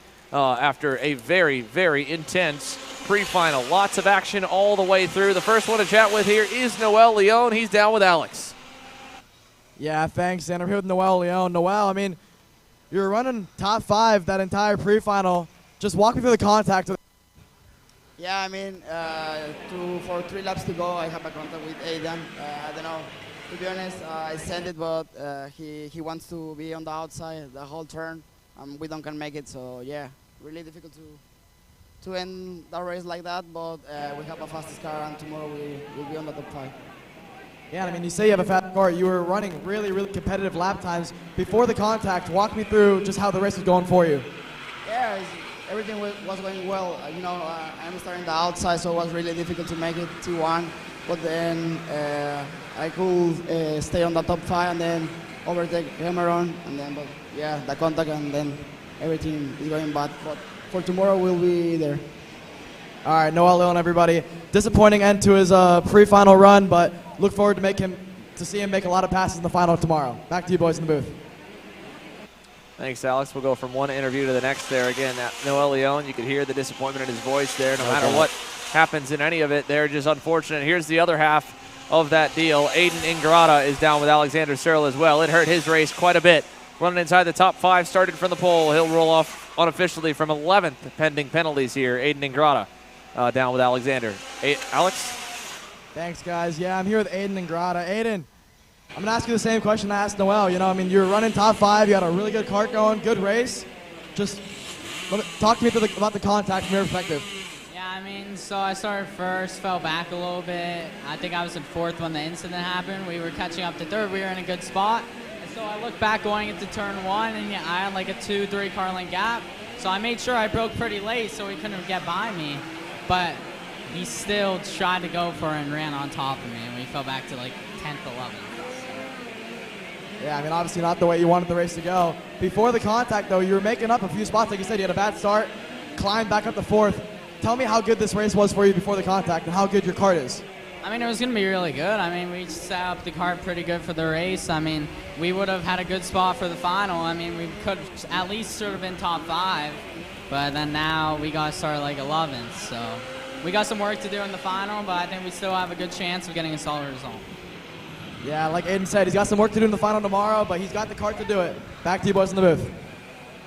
Thanks to Alex here. So, again, unfortunate for Aiden Ingrata. And, again, like you said, Ron, we were talking a little bit off screen here. It was definitely a very aggressive dive bomb from Noel Leon to try and get there. And Ingrata tried to keep him from getting there. And then, of course, just contact. Once the wheels got hooked, it was game over at that point, going for it to make up some more spots.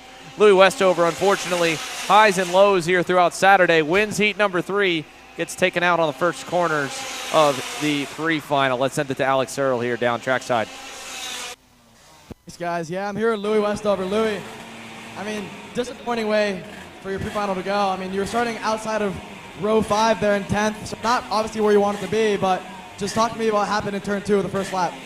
Well, it's obviously a really tight track. I was on the outside of the 5th row. I got loaded from behind, put onto like the dirty stuff, and then a crash just happened in front and I couldn't avoid it.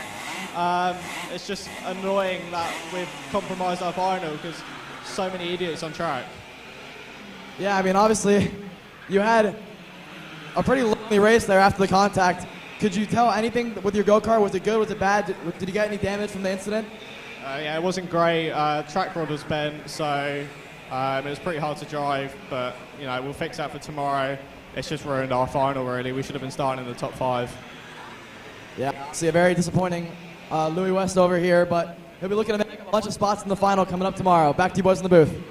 And it looks like, once again, Connor Zilic has taken over the camera. Apologize about that little gesture by the end for Louis Westover. I don't know if we cut that or not, but Connor Zilic having way too much fun working the broadcast camera. Meanwhile, white flag in the air for Andre Nicastro. Dominant run all the way through. William Isaias, David LaPlante trying to hang on, though. And as we look to the checkered flag here, no battle, I don't think, will happen for second. It'll just be Mr. Nicastro, Captain Brazil, leading them down the front stretch, and he will win the pre-final here in Master ROK. Congratulations. Bam! Great run there for Andre. So Andre Nicastro wins the pre-final in Master ROK. I believe Connor Zilic, or our overall winner in that one, Mateus Morgado, might be down over by the interview section as well. But we'll see what we've got left here to chat with in Senior ROK as the Master ROK drivers have all wrapped up On the racetrack, in Andre Nicastro, your winner over William Isaias, David LaPlante, Martin Stone, Alex Mueller rounds the top 5. Then you have Sylvain Colombe in 6th, Pablo Ceballos in 7th, Alfonso Santiago 8th. The only DNF was Miguel Mier with, unfortunately, an issue in that one as he DNFs down in 9th. Connor Zilich is standing by now with Alexander Searle. Pretty solid pre-final for him, and he seems to have a pretty big smile on his face. So, Alex, take it away. Yeah, thanks, Xander. I mean, like you said, a pretty solid run for Connor. Just up and down, between 5th and 7th the entire race. Connor, walk me through that race for you. First, Xander, I don't really know why you're interviewing me. All I wanted to do was control the camera and zoom in on Louis' face. But while I'm here, I might as well talk about it. Like I said, we're still getting better and better. We didn't have the best starting spot because of our one bad heat race, but we were able to move up into the top 5 there on the last few laps and get us an inside starting position for the feature. So, I think we got good speed, and I think we're going to be able to do something in the feature once we get some new tires on and get booted and suited for the feature tomorrow. So we'll see what goes on, but I think we got a good piece. Well, listen, Connor, here, if you want to keep taking over our broadcast, we're going to put your face on it at this point. You can't keep getting away with that. Poor Louis Westover is going to have more close-ups than I think anyone else here today. So either way, Connor, we got to give it to you on that one. But I got to say, man, looked like, you were holding back there at the end of that race. Were you leaving anything on the table? Come on. Oh, he can't hear me anyway here. There's always something on the table, Xander. I did make a few mistakes, but we're going to clean it up tomorrow and get ourselves up on the top of the box once we clean it all up and get everything sorted out. Thanks, Connor. A very rusty Connor Zilich trying to shake it off after that one. We'll let him get back to it. And again, good fun here at the ROK Cup USA Florida Winter Tour. And, well, these kids are about to have a blast. The ROK Micro is getting set to go green here this time by as we'll be getting set for more action. 4 more pre-finals still to go. Micro ROK is on deck. Junior ROK next to go. VLR Master, Pro ROK Shifter. All coming your way. Stick with us. More coverage to come live from Tropicana Field here in downtown St. Petersburg. You're watching Kart Chasers coverage of the opening round of the Florida Winter Tour.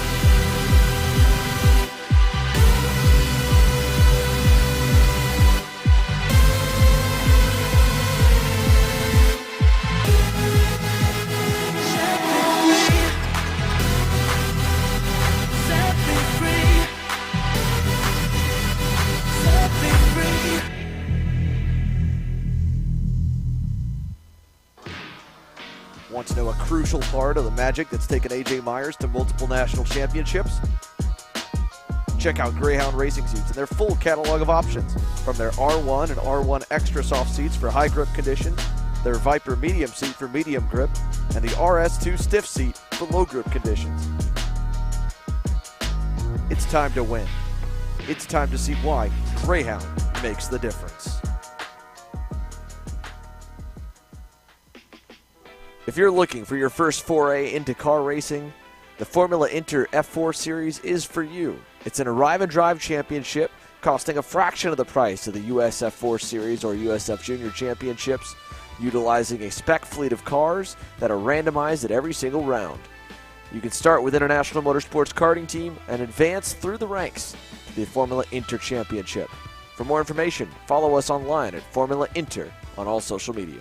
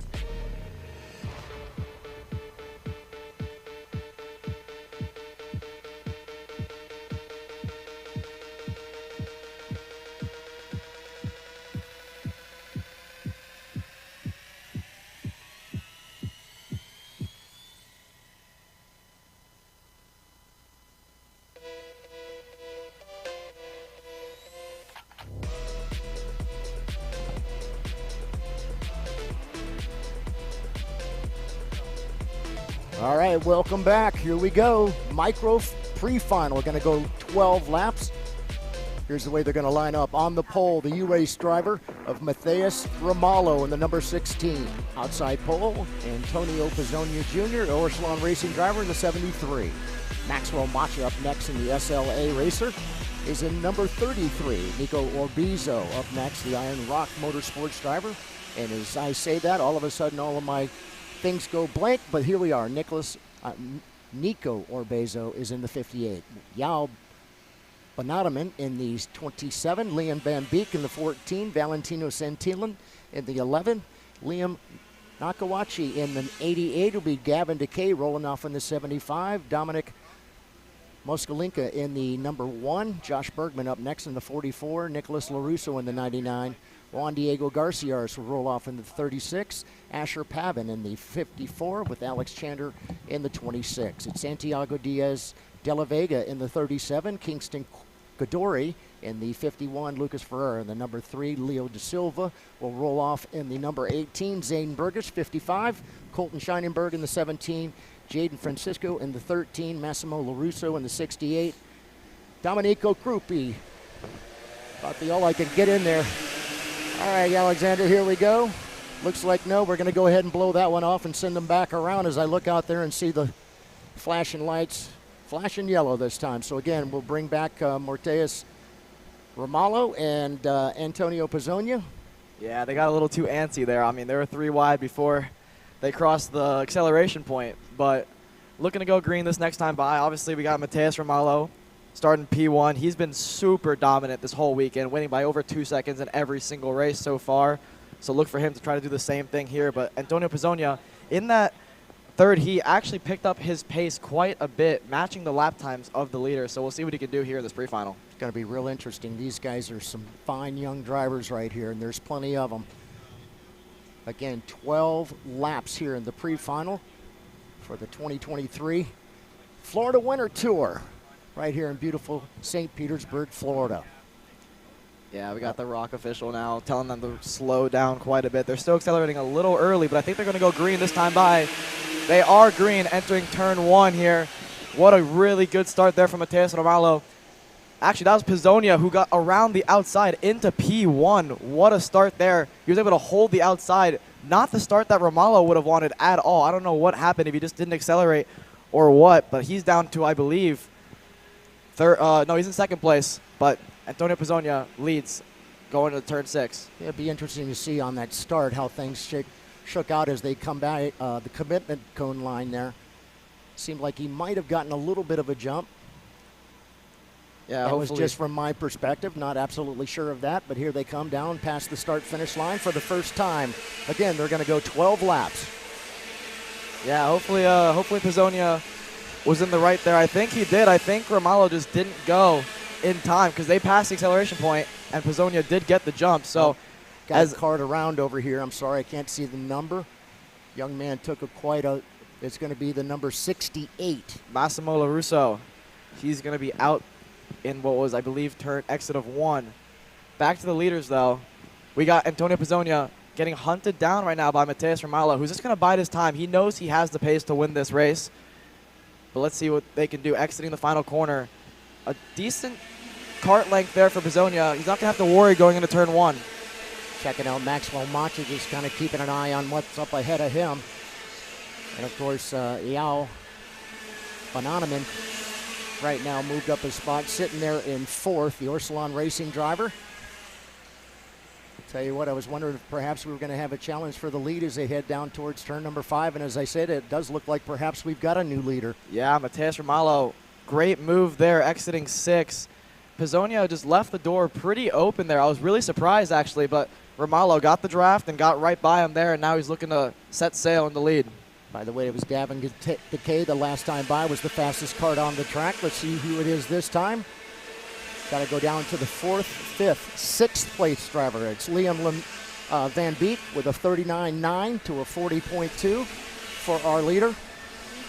Yeah, 39.9. That's a pretty quick lap. I mean, they were doing 39.8s there in the previous heat race, so that's a really, really good lap there for Liam in 7th. Perhaps might have gotten a little bit of a draft there. able to pull out that 36.9. Yeah, Or excuse me, 39.9. Yeah, he is the last kart in a 5-kart train battle for 3rd place. All right, here comes our leaders once again. Still no change up in front, other than the fact that Matheus Ramalho has now actually gotten around Antonio. I thought they'd switch back around. Nope, it's Matheus out front, Antonio in second. Yeah, but Antonio last time by was 0.2 quicker than Matheus. So he's right on his bumper. He's just going to bide his time because I think he knows if he can just stay in the tow here, maybe learn a bit from Matheus, who's been a bit quicker this whole weekend, it could pay dividends for him. Maxwell Mancha's been bounced back a couple of spots. He's now in that 4th position. Yao Bonneman is now up 2 spots. He sits in the 3rd spot. So a good run there for the Orsilon Racing driver as well. So you've got Orsilon Racing in 2nd and 3rd position. A couple of young Brazilian drivers, although Matheus Ramalho is still out there in front. About 0.2 of a second lead there. Yeah, Matheus got a little bit wide exiting 1. It put Pizzonia right on his back bumper now. He's closed that gap to about a kart length and a half, but exiting 3 there, Matheus got a really good run down that straightaway, and now going towards the back section of the racetrack, he's extended that gap by about a kart length and a half. But again, Pizzonia, who seems to be really, really quick in the second half of the racetrack, exits the final corner and gets a really, really good tow. Let's see if he's going to maybe peek to the inside. I don't think he's close enough here as we hit the halfway sign. Well, I tell you, as you look out there towards turn number 8, as they come around that turn, it seems like they're getting kicked out just a little bit. Maybe a little slick up through that particular turn. Yeah, I mean, I know when I was out there doing the interviews, it did sprinkle for about 2 minutes, so it might have created just a bit of a slick patch outside of the racing line. So these guys are going to want to be super precise in this race. You know that's always important, especially when you're on slicks. Yeah, for sure. Pizzonia, though, just keeping Ramalho honest, as last time by, he actually did go purple by a 10th, so clearly he's got the pace to contend for a win here in this pre-final. All right, we're just banking lap number 7 of 12, working lap number 8. And again, as you had mentioned, Pizzonia a little bit faster that last time by. Still got some folks down the order running their fastest lap so far. Yeah, really good run there for Pizzonia. He's going to peek to the inside of 6. Make that stick for Pizzonia. Maybe Ramalho's going to go for an over-under move. Let's see if he makes it work. No, Pizzonia to the lead. What a move there. A good move. Once again, pretty much the same spot that he had made the move on him. What goes around comes around, and here they come once again down the front stretch. Yeah, it's interesting watching these two drive. I mean, they have 2 different approaches to turn 3, and that, I think, is what's causing them to get these moves done. I mean, if you watch Pizzonia, he turns in much later into turn 3 compared to Ramalho. All right, waiting for him to come out of turn number 4 now, running down to 5 and 6. Yeah, Pizzonia has actually stretched that advantage just a little bit there. Just a little bit, yeah. I mean, I think Ramalho is going to be able to reel him back in with that draft, which is going to play into effect here when we get to this front straight coming up. Well, really what's been happening is it's been allowing the top 2 to kind of run away from the 3rd, 4th, and 5th place drivers. Yeah, they're working together pretty nicely. I mean, obviously they've exchanged the lead a few times, but Pizzonia and Ramalho know that if they just work together, this isn't really the race that counts. You know, the finals where you get the trophy. So they just want to stay 1-2, work together, extend their gap, which is now 3 seconds down to 3rd. Last time by, though, the driver in 5th place, Nico Orbezo, actually goes purple with a 39.7. That was 3 and 4/10 faster than your leaders, so he is flying back there in 5th. A really good run there for that particular lap for Nico. That actually leaves him right now in the 5th position. Yeah, back to the leaders, though. They're going to catch lap traffic here. Hopefully they let him by, and he does, in fact, do that. But Ramalho's got a really good run. Late defensive move there for Pizzonia, and it just works out for him there as Ramalho backs out of it in turn 1. Wow.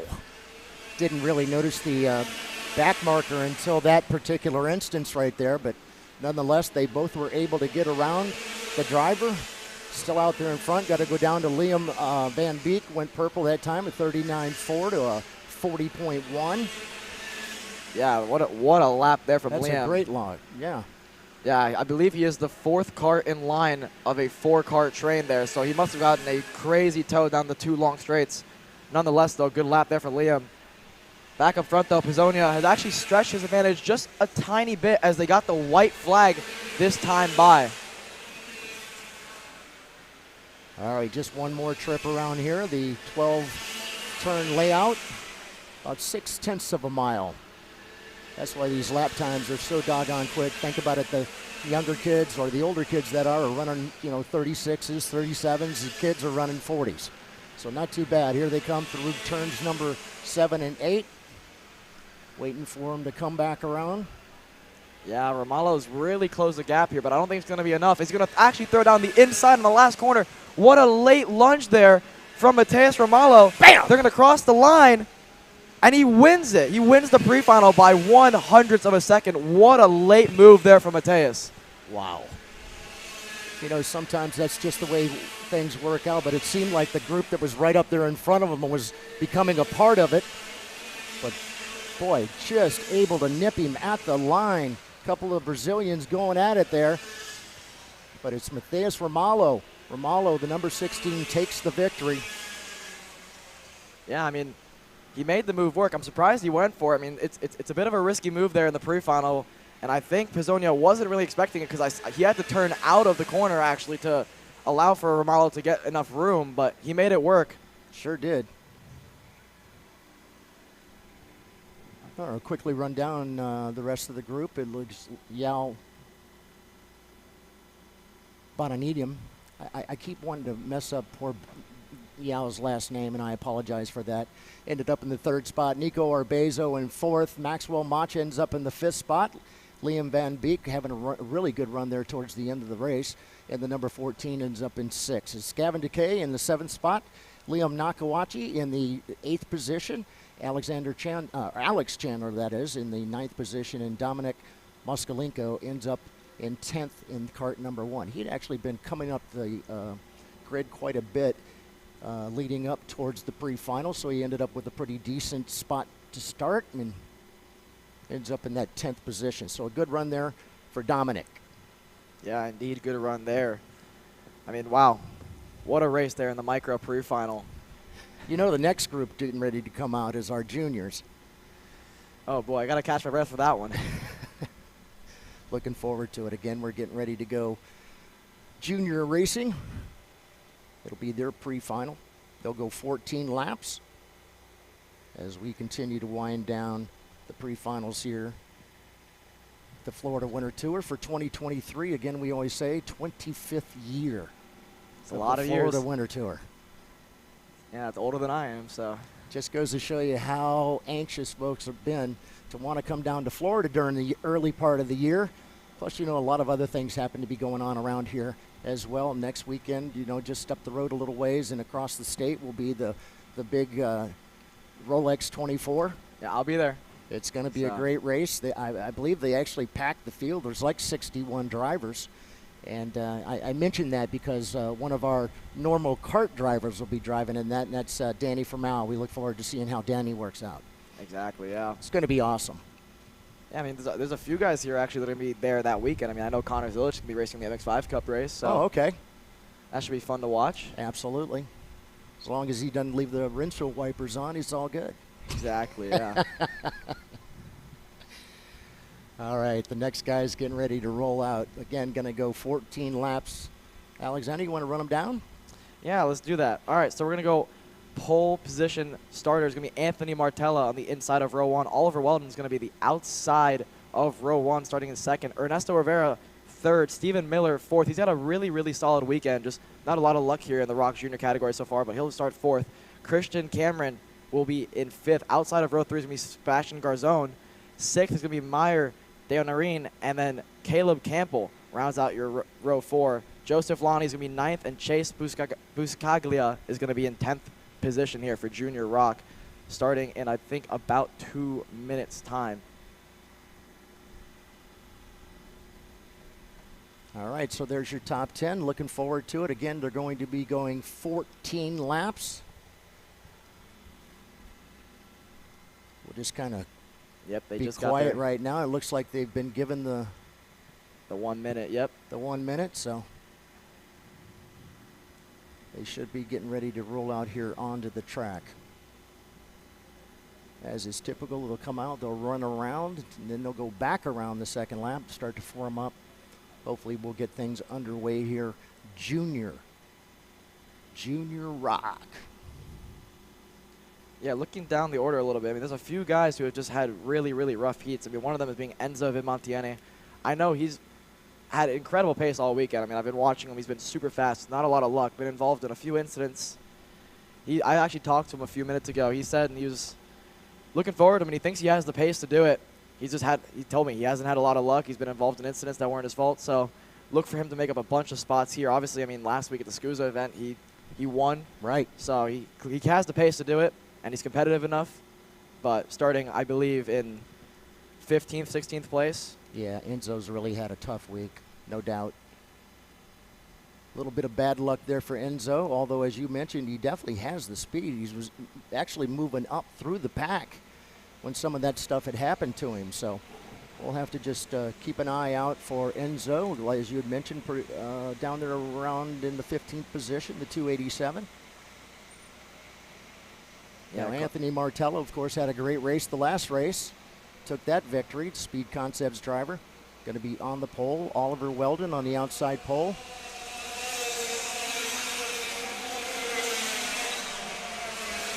Yeah, the cart's getting ready to do their first warm-up lap now.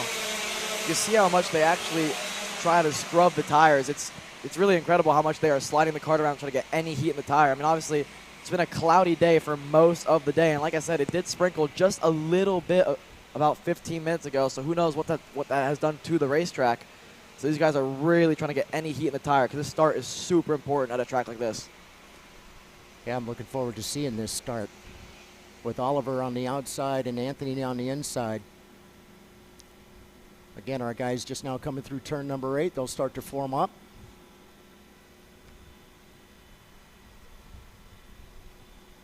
Yeah, Anthony's keeping the field really, really slowed down. Making sure everybody is lined up. I see continuing guys still throwing the arms down, saying, slow down, slow down. Let's see, here we go. Heading towards the tram lines. Looking good. Here's the commitment line. Looks good. Line is out. We are racing. Going to be the inside. Oh, a lot of contact mid-pack. Bunch of contact. Let's see if we can see who that is. There's a few carts in the wall there on the entry to turn 1. Got to watch them coming through number 4 as they go through there. Meanwhile, our leaders out in front, able to kind of break away a little bit. Yeah, Martella got, a dream start, really. Weldon actually fell back to, looks to me to be 5th place. I mean, obviously, the outside here is really, really tough because it leads to an inside corner. Right. A lot of the guys just pinch you down, and it seemed to be that's what happened to Weldon. Back up front, though, Martella is your leader. Ernesto Rivera got a great start up to P2. Stephen Miller, not the start he would have wanted, from 4th down to 6th place now. Yeah, Stephen was one of those ones that was caught to the outside a little bit. Yeah, Weldon, good move there, entering 3. Make that move stick. He's up to 4th place now after a rough start. As you had mentioned, he too was on the outside, and it did. They just kind of pinched him in, allowed the others to the inside to get around him. Yeah, and that's the advantage that Martella created for himself by going slower at the start. He was able to just anticipate his own reaction, and that's why the inside got a better line.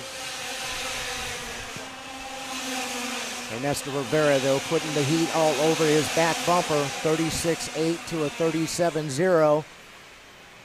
Couple of ticks better. Mayer Deonering now up 4 spots. Good run here for the 244 so far, the REM driver. Right now in 3rd position, dropping Oliver Weldon. Still right now, Oliver actually picked up a spot up, being in 5th. Now he's in 4th, but Mayer Deonering coming right along with him. Yeah, Ernesto Rivera is buying a time right now. I mean, last time by, he went purple. Let's see what he can do this time. Purple again by about a 10th. He's just staying in the company of Anthony Martella because just like deja vu of last race, really. I mean, top 2 guys know they have the pace to try to walk away. There's no reason to race early on. We got 11 laps to go, obviously. Looking down the field, though, Enzo Vimontieni makes a move into turn 3. Move Enzo up to, I believe, 10th place now. So from 16th to 10th already in 3 laps. Good run for him. Good run so far for Enzo. I can't help but noticing that further back in the pack there had been quite a few passes, but meanwhile, Mayor Dianarine. Oh, what a late move there. Ernesto Rivera, super late on the brakes, makes that move stick, put him to P1. Able to hang on, get around Anthony Martella. In the meantime, we've got a Kart around here in turn number 1. Everybody able to get around him, not cause any issues there. Yeah, that was Joseph Lonnie at the 221 Kart around in turn 1. Unfortunate for him, he was having a decent run there in 13th place. I was wondering whether or not with that little battle going on up there in front, whether or not Mayer and Oliver would make their way up. Now they've got a couple of other drivers now on their back bumper as well. I believe one of them being Christian Cameron as well as Stephen Miller. Yeah, looking down the field there, Stephen Miller, 36.1, 0.3 faster than your leader last time by. He is absolutely flying. Obviously didn't have the start he wanted, but he went from 4th to 6th. He's back up to 5th and looking to try to get around Oliver Weldon as soon as possible. Yeah, it's going to take a lot of work for Steven to be able to get up maybe to the top because he does have a lot of work still ahead of him. Like Oliver Weldon, Mayor Dianarine. Boy, Oliver just was able to dive bomb to the inside. Will he be able to hang on? It did look like perhaps Stephen Miller was going to go around Dianarine as well. Don't think he was able to hang on to it. I think Dianarine actually hung on and will end up in the 4th position. Yeah, somehow Dianarine holds on to 4th there, but Oliver Weldon taking after Ernesto Rivera's footsteps there, going for the same late lunge into turn 1 and makes it stick. I mean, a move like that, it requires good cooperation from the guy getting past, obviously. Because, I mean, if he would have kept on turning into the corner, it would have been an incident. So, obviously, good driving from both those guys. Yeah, I don't think they wanted to end their race at that particular point. They understood that we still had a few more laps to go. And it's so important to make sure you end up in a good starting position for tomorrow's championship. Well, excuse me, for tomorrow's races. Championship won't be until March. Yeah, we must have missed it. But Stephen Miller actually got up to 4th, and Dianarine fell down to 6th place. Not really sure what happened there. Last time by, Dianarine was about 2 seconds slower than Ernesto Rivera, so something must have definitely happened in the back section of the racetrack. Looks like some tape flying off the cart as somebody goes racing by. Again, looking for our leader. Leader should be coming up and heading towards turn number 5 and 6. Yeah, down the back straight. There we go. Anthony Martella actually went purple last time by, but identical lap times from the top two. I mean, within 0.02 of a second are those two guys. So clearly just absolutely flying right now. Both those carts are on rails, and they know, like I said, there's no reason to race up front. They want to finish 1-2 in this race. Laps are winding down. We're just now banking lap number 9 of 14. Yeah, I mean, Oliver Weldon actually in 3rd place goes purple with a 35.7, 0.3 faster than your top 2. Wow. He is coming. That's a good run. And of course, he's all by himself. Yeah, it's impressive. Doesn't always necessarily mean you end up with the fastest times, but I tell you what, he's got his pedal to the metal and ready to try to get up there to the back end of the 2nd place driver of Anthony Martella. Yeah, I mean, I'm watching Oliver's kart through those last 3 corners, and it just looks like it's working so nicely. His kart is hooked up right now. Yeah, he made up a little bit of ground there right there in turn number 1. Now they're just now going through turns number 4. Going to make it down that short chute, heading towards 5 and 6. Still no change there. Ernesto Rivera, boy, it's tough to get around Ernesto when he's out in front. Yeah, he likes the lead for sure. I mean, I watched him last week in SCUSA, and once he gets out to a lead, it's really, really hard to catch that guy. But, I mean, Anthony Martella is doing a really good job of staying with him. Yes. I mean, within 0.3, it's enough to where if Ernesto makes any slight mistake, Anthony's going to be there to pounce. But speaking of being there to pounce, Oliver Weldon, 3 laps in a row, has been about a 10th or 2 faster than your top 2. So he is on his way. I don't know if he has enough laps to make anything happen, but he's cut that gap down to 1.1 seconds to your leader. Yeah, well, he's thinking, you know, perhaps maybe the guys up in front of him will start getting a little racy, and maybe he'll be able to make up that ground. Nonetheless, here comes your leader just now getting ready to turn once again onto the front stretch. He'll come down and put lap number 12 in the bank. We're getting 2 to go here at the start-finish. This is Junior's pre-final here at the Florida Winter Tour. Yeah. Looking down the order, Enzo Vidmontien goes purple. He's in P9. I told you guys to watch out for him, and here he is going purple. Not enough laps to make anything happen, but I think he might be able to get up to 8th place at the pace he's going. That would be an awesome run and a great recovery for him, considering the bad luck he's been having. Yeah, back up front, though, Oliver Walden has closed that gap. We might have a race here in the final lap. Yes, he has. All right, white flag is out. Still Rivera out front. Martella, Weldon, your top three. Little gap back to Stephen Miller and Christian Cameron as well. Last lap here for our juniors. About to put the pre-final in the bank. Yeah, I don't think Oliver's going to have enough time here, but I mean, he is right there, and Anthony Martella, it's going to take a super late lunch to make anything happen right here, but one more lap and he would have been there. Here comes the checkered flag. Give it up. Bam! Ernesto Rivera takes the victory. Yeah, what a solid run. Just pumping out consistent 35.9s almost that entire second half of the race. So really, really good run there for Ernesto.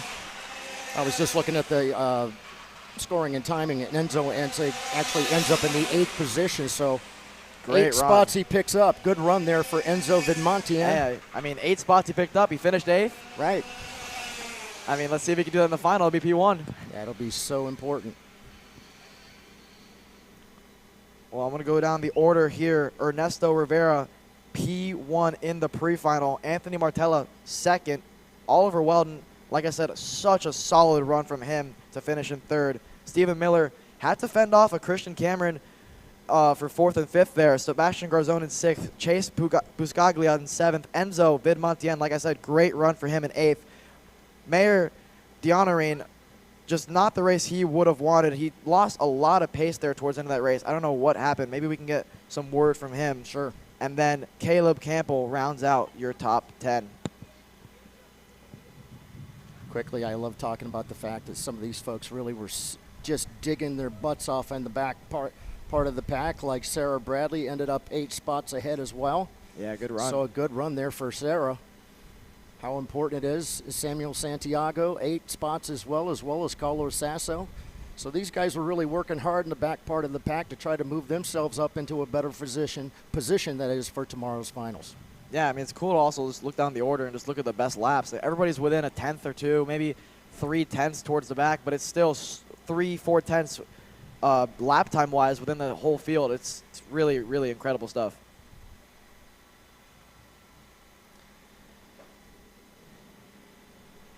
Next up, we're going to have the VLR Master class, I believe, in about 4 minutes' time. But before that, I think we're going to take it to a quick commercial break here at Tropicana Field, St. Petersburg, for the first round of the Florida Winter Tour.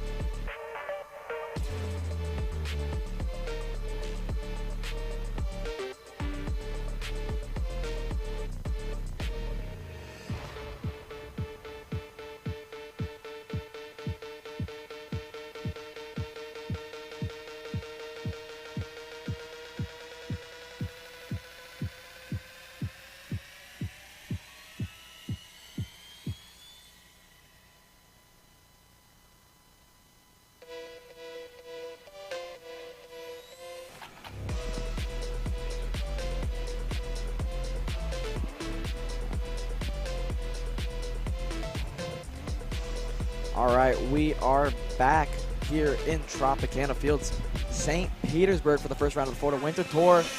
VLR Masters up next. Yeah, it's going to be quite interesting to see if anybody has anything for Lauren Tu Mardan. Of course, Lauren Tu was having some sort of an issue there with his kart in the last race. Almost allowed Alex Dalbon to get up there and pass him, but he was able to hang on and take that victory. He's pretty much been the class of the field. All right, looks like perhaps Alexander, we send it down to, who is that? Is that Xander down there? Yeah. All right, let's send out to an interview, I think. Well, not yet. No, not just yet. Okay. Well, we'll wait. Get everything squared away. In the meantime, we'll go ahead and run the folks down. Lauren Tu Mardan on the pole. Alex Dalbon on the outside. Mark Pavan in the 754s up next. Luis Quiones, the 729. Ryan Molina, the 700. Gallo Barros, the 771. And Bruno Sorgiovanni in the 780. So here we go. 14-lap pre-final here for our VLR Masters. Good clean start there for Lauren Tu Mardan. Mark Pavan again goes around in turn number one. Seemed like the last time on the start, he just got a little hot going into turn number one, got in the marbles, slid out a little bit, able to get back underway. We'll be able to see if perhaps he's able to chase down some of these folks. Yeah, but it did let Lauren Tu out in front. Yeah, he's already got about a 4 kart length advantage. So with the pace he's shown all weekend up to this point, it'll be tough for guys like Alex Dalbon to have anything for him, but we'll see. I mean, it's a new race, so. All right, the Rhino Kart team driver, Luis Quiones, now up into that third spot, bringing Ryan Molina along with him and Gallo Barros. So again, our guys just now coming through turns number 5 and 6. I happen to notice that Lauren Tu once again did reach down to his right side as he was coming back down the front stretch. Don't know if he's going to have, maybe perhaps he's having that same issue once again. I'll keep an eye on him as he comes back down. Nope, both hands on the wheel, no problem. Yeah, I mean, sometimes with these VLR motors, a few guys will reach down, you know, maybe adjust the carburation a little bit, adjust airflow. So maybe it's not much of an issue necessarily, but he's just the little minute details that matter in VLR. And I think that's what he's doing, an experienced guy like Lauren Tu. Absolutely. He's been doing this a while for sure. And, of course, he went purple the last time by. 6/10 faster than everybody. A 1.4-second lead now over Alex Dalbon. Yeah, looking a little further back, we might have a battle brewing here for third between Luis and Ryan Molina. see if we can get that battle going on as Lauren 2 crosses the line 4/10 faster than Alex Dalbon last time by. You're right about that. Looks like Quiones and Molina are trying to battle it out there. 2/10 between the two. Yeah, battle for third here is heating up just a little bit between Luis and Ryan Molina as they head into turn 6. Let's see if Molina can get a good exit out of 7, maybe peek a nose in. He doesn't have it this time by. Boy, again, Lauren 2's just so fast in that techno kart. Again goes purple, a 37.5 to a 38.2. Yeah, I mean, it's scary when a guy that fast goes even faster as the race goes on. So 7/10 faster than Alex Dalbon last time by. And you can look down the list there and notice some of the other guys in green. That means that's the fastest lap so far for them. A 38.6 for Luis Quiones and a 38.9 it looks like for Mark Pavon. Yeah, I mean, that's not what Ryan Molina would have wanted, obviously. Not at all. He was closing that gap to third, but now last time by 3/10 slower than Luis Quiones. So once again, though, Lauren 2, Mardon, purple again, 37.4, 6/10 clear over the next quickest guy on the racetrack. Absolutely flying right now. Yeah, laps winding down. We're just banked number 5 of 14. We're going 14 laps here in the pre-final for our VLR Masters. So, wow, already the beginning of the year. Leg number 1 of the Florida Winter Tour for the 25th year. Here in 2003 as Lauren 2 Mardan comes back by the start finish, a 37.6 that time by. Yeah, Alex Dalbon, though, first time all race in the 37s. Still 3/10 off of Mardon, but Dalbon's kart is coming into play just a little bit, but a little bit too late. Yeah, you can't let him get out there, 3 seconds ahead of you. Don't think you're going to have enough time and enough laps to be able to catch up. As we can see, he's already going through turn number 8, and he's second place just now getting to turn number 8. All right. But as we say that, I'm going to send it down to Xander, who has one of the ROK Shifter guys on pre-grid. Xander?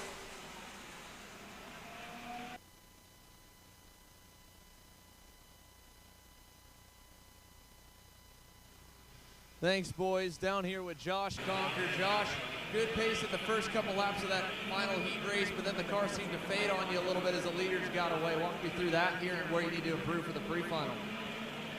Yeah, so Heat 3 went very well. Started off pretty good, better on the tire pressures there. Just made a couple mistakes at the start on the tire and just the way the heat went. So I'm happy with the overall progress and the pace. Made a couple of changes here for the pre-final and looking for a little more. Thanks. Good luck here today, Josh. Josh Conker, boys, back to you. All right, thanks a lot, Xander. Appreciate it. Yeah, Josh has got a little work to do. Of course, he'll end up in a good starting spot, so that certainly always helps. Yeah, I mean, it's good to see Josh running up there. Yeah. I mean, he was putting some pressure on AJ Myers there towards the end of that race, so hopefully in this final we might have a 3-kart battle there between Mari and AJ and Josh Conker. Yeah, I tell you, just the look of him in his kart, you could see he was determined to try to get around AJ. Yeah, I mean, I think a few more laps than he would have, honestly. I think so, too. I think AJ struggled a bit with tire pressures there, so we'll see what happens in the pre-final. Obviously, a much longer race for these shifter guys. All right, Lauren 2 Mardan stretched it out to 4.9 second lead. Dalbon right there in that second spot. Quiones right now hangs on to third. Still that battle going on between Quiones, Molina. Mark Pavon has actually made his way up after spinning here in turn number 1 earlier. Yeah, crossed the line there for the sure end did. of lap 10. Alex Dalbon actually does his quickest lap of the race. Still 3/10 off of Lauren 2, but solid pace there being shown by Dalbon and Mark Pavon at a 37.7. He goes from 5th to 4th, so good comeback drive for Pavon. Yeah, I don't know. He just has not quite figured out turn number 1 on his starts. Yeah. He's had a couple of instances there where he's just slid off just enough to kind of put him up in the marbles and screw up the tires before he heads into turn 2 and 3, which is already tough enough as it is. Alex Dalbon, though, all by himself, the LFB racing driver. Oh, late move there from Mark Provon, and Mark up to third place. It's a good comeback drive from him. Late lunge there. Let's see. No, I thought Luis for a second there was going to try to throw it into 3, but didn't make it work. Put Mark Provon up into the top 3. As I say that, he makes the pass right there where I was talking about. So maybe he found something out after the last couple of laps. What a great run back up the pack here for Mark Pavon. He'll end up in the 3rd position as they cycle back around. Yeah, we got the 2 to go symbol here. Lauren 2 still running, consistent 37 fours. I mean, that Kart is just absolutely on rails right now. At least 4 to 5 tenths faster a lap than the rest of the field. He's on cruise control right now, really. Kind of reminded me of the way he was running in Las Vegas a couple years ago, and unfortunately had a chain incident. But yeah, he was absolutely just walking away from everybody that particular weekend. Didn't end up with the trophy though. Yeah, I mean, he seems to love these parking lot style racetracks, Yes. of course. White flag is out. One more to go here for Lauren 2 Mardan. Yeah, look at the gap that Mark Pavon has put on 4th place after making that move. With the pace he's showing, he might be able to do something there in the final. All right, waiting for our leader now, just coming through turn number 8, Lauren 2 Mardan in the 782. Here he gets ready to come on to the front stretch. Checkered flag is out. We're going to give it up for Lauren 2. Bam! So Mardan takes the victory. Alex Dalbon all by himself in 2nd place. Alex ends up in 2nd. Waiting for Mark Pavon to come down the front stretch once again. He'll end up in the 3rd position. Louis Quiones in 4th. Ryan Molina ends up in 5th. And Gallo Barros and Bruno Sorgiovanni ends up in 7th. Bruno ends up in 7th, yes. All right. Yeah, I mean, it's tough when they get out there 7.5 seconds out in front, isn't it? Yeah, I mean, you got to tell Lauren 2 to slow down a little bit there. I remember it wasn't but a couple of years ago that I had the opportunity to announce Renato Yater David. I think by the end of the race, he was already about 23 seconds out in front of everybody. So didn't have to talk a whole lot about him, right? No, of course not. What an amazing driver. Absolutely amazing. Yeah, but you know what else is amazing is this race coming up really Oh. soon here in the ROK Shifter class. And AJ Myers looks ready to roll. I mean, we heard from Josh Conker on the pre-race there. He looks ready. Yeah, he does. He looks ready to put a fight there to those top 2 guys, and I think he will.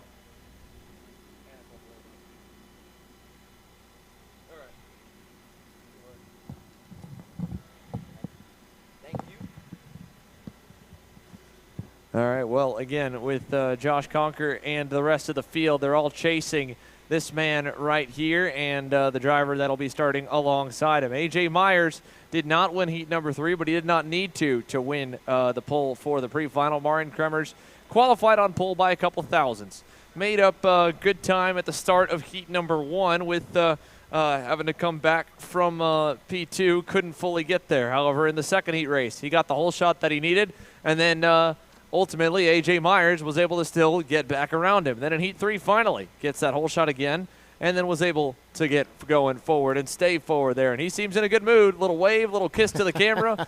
Marian Kremers is ready for action. Josh Conker, again, we spoke to him there in the Carblow's Racing Engines Maranello, and again, he feels pretty good about his chances as a whole. Just needs to keep on digging. So for Josh Conker and company here, the rest of the field chasing 2 champions out in front. He rolls off P3.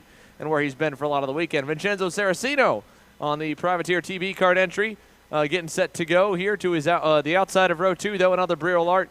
It'll be Pedro Piqué in the PK Sport North America Burrell Art entry. Again, Saraceno there in the TB. Then you go further back. You've got Baylor Griffin. There's Hunter Pickett as well in the PSL karting Burrell Art in the 436 machine. We saw him get going forward pretty good in that final heat race on the weekend to climb into the top 6. I think he could easily become a factor here in this pre-final. It's the final session of the day. VLR Master done and dusted. ROK Jr. and all other classes in the 9 out of 10 grids that we've got have been set. We just have one more set to go here, and we know this one is going to be one of the most important grids to set because of how crucial it is to get a front row starting spot in Pro ROK Shifter, and with AJ Myers and Martin Kremers trading wins back and forth. If you go on the official sessions, we've had 4 so far this weekend, Ron John, qualifying in 3 heats. The score, 2-2. It's all going to be the jump, the start right here in front of us. This will AJ he's to the inside this time. Right. This will be the first time AJ's on the dirty lane, and Marin is going to be on the clean side of the racetrack if AJ picked that. That's the one thing about the shifter kart classes with the standing starts. The pull man does get the option to choose which lane he wants to. Now, the rest of the field, third on, row 2 on back, it's still odds on the inside, evens on the outside. Right. But that front row, that privilege of being the top qualifier or pole award winner to start first is you can elect to start on the outside. Marin Kremers said he debated it last night after seeing AJ get the hole shot on him by a good chunk, but he was obviously confident he could clean off his inside lane on the outlap and lay down some rubber there that would make it where it'd work out for him today. And he's worked out to at least just be even with AJ by the time they get down to turn number 1, and then he's got the inside for the hairpin, so he clears him. It's a gamble if you were the pole man to pick the outside because of how long that sweeping 180 degree corner we have at the first corner is, because you've got, again, less than probably 30 barriers, less than a couple hundred feet that you need to get fully clear of the driver on your inside if you want to get the lead. Otherwise, he'll just slowly, taking that inside shorter line around the racetrack on the bottom, get clear of you.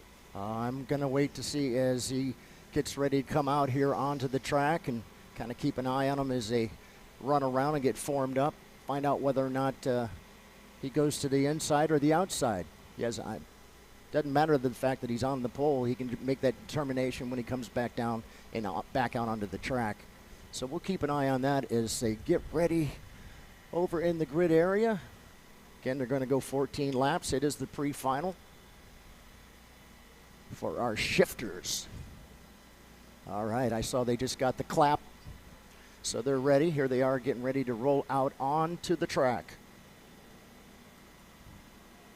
Yeah, so here we go. ROK Pro Shifter onto the circuit. We've gone through the lineup. We've gone through everything there is to touch on here. And the one thing that we've been very lucky for, Ron John, obviously having clean racing all day. Yes. So far, no red flags on Friday, no red flags there today. Oh, we got one on the grid. Baylor Griffin. The problems continue for the Orsalone Racing CRG driver. He was unable to get the kart fired up. They are still struggling. They technically can still try and fire that thing up here. Oh, I don't know what is going on over there. What did he just bring? Did he bring over an air compressor?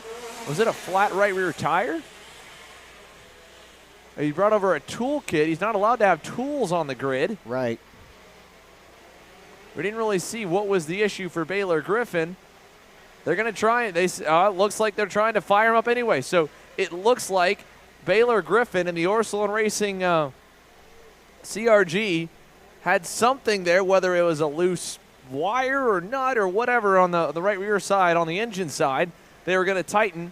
And, again, there's no tools allowed on the grid, so not allowed to do that. Now he's going to have enough time with the leaders slowly making their way into the tram lines to get into their spots. And A.J. Myers, for a second, a little fake out there, stayed on the outside. He did that to keep the tires clean. He was going to stay as long as he could on the cleaner part of the racetrack. But now A.J. Myers, you'll see, they'll roll back and forth there. That's both to pump some water through the engine. It's a little bit of a good technique for the drivers to stay loose and fresh.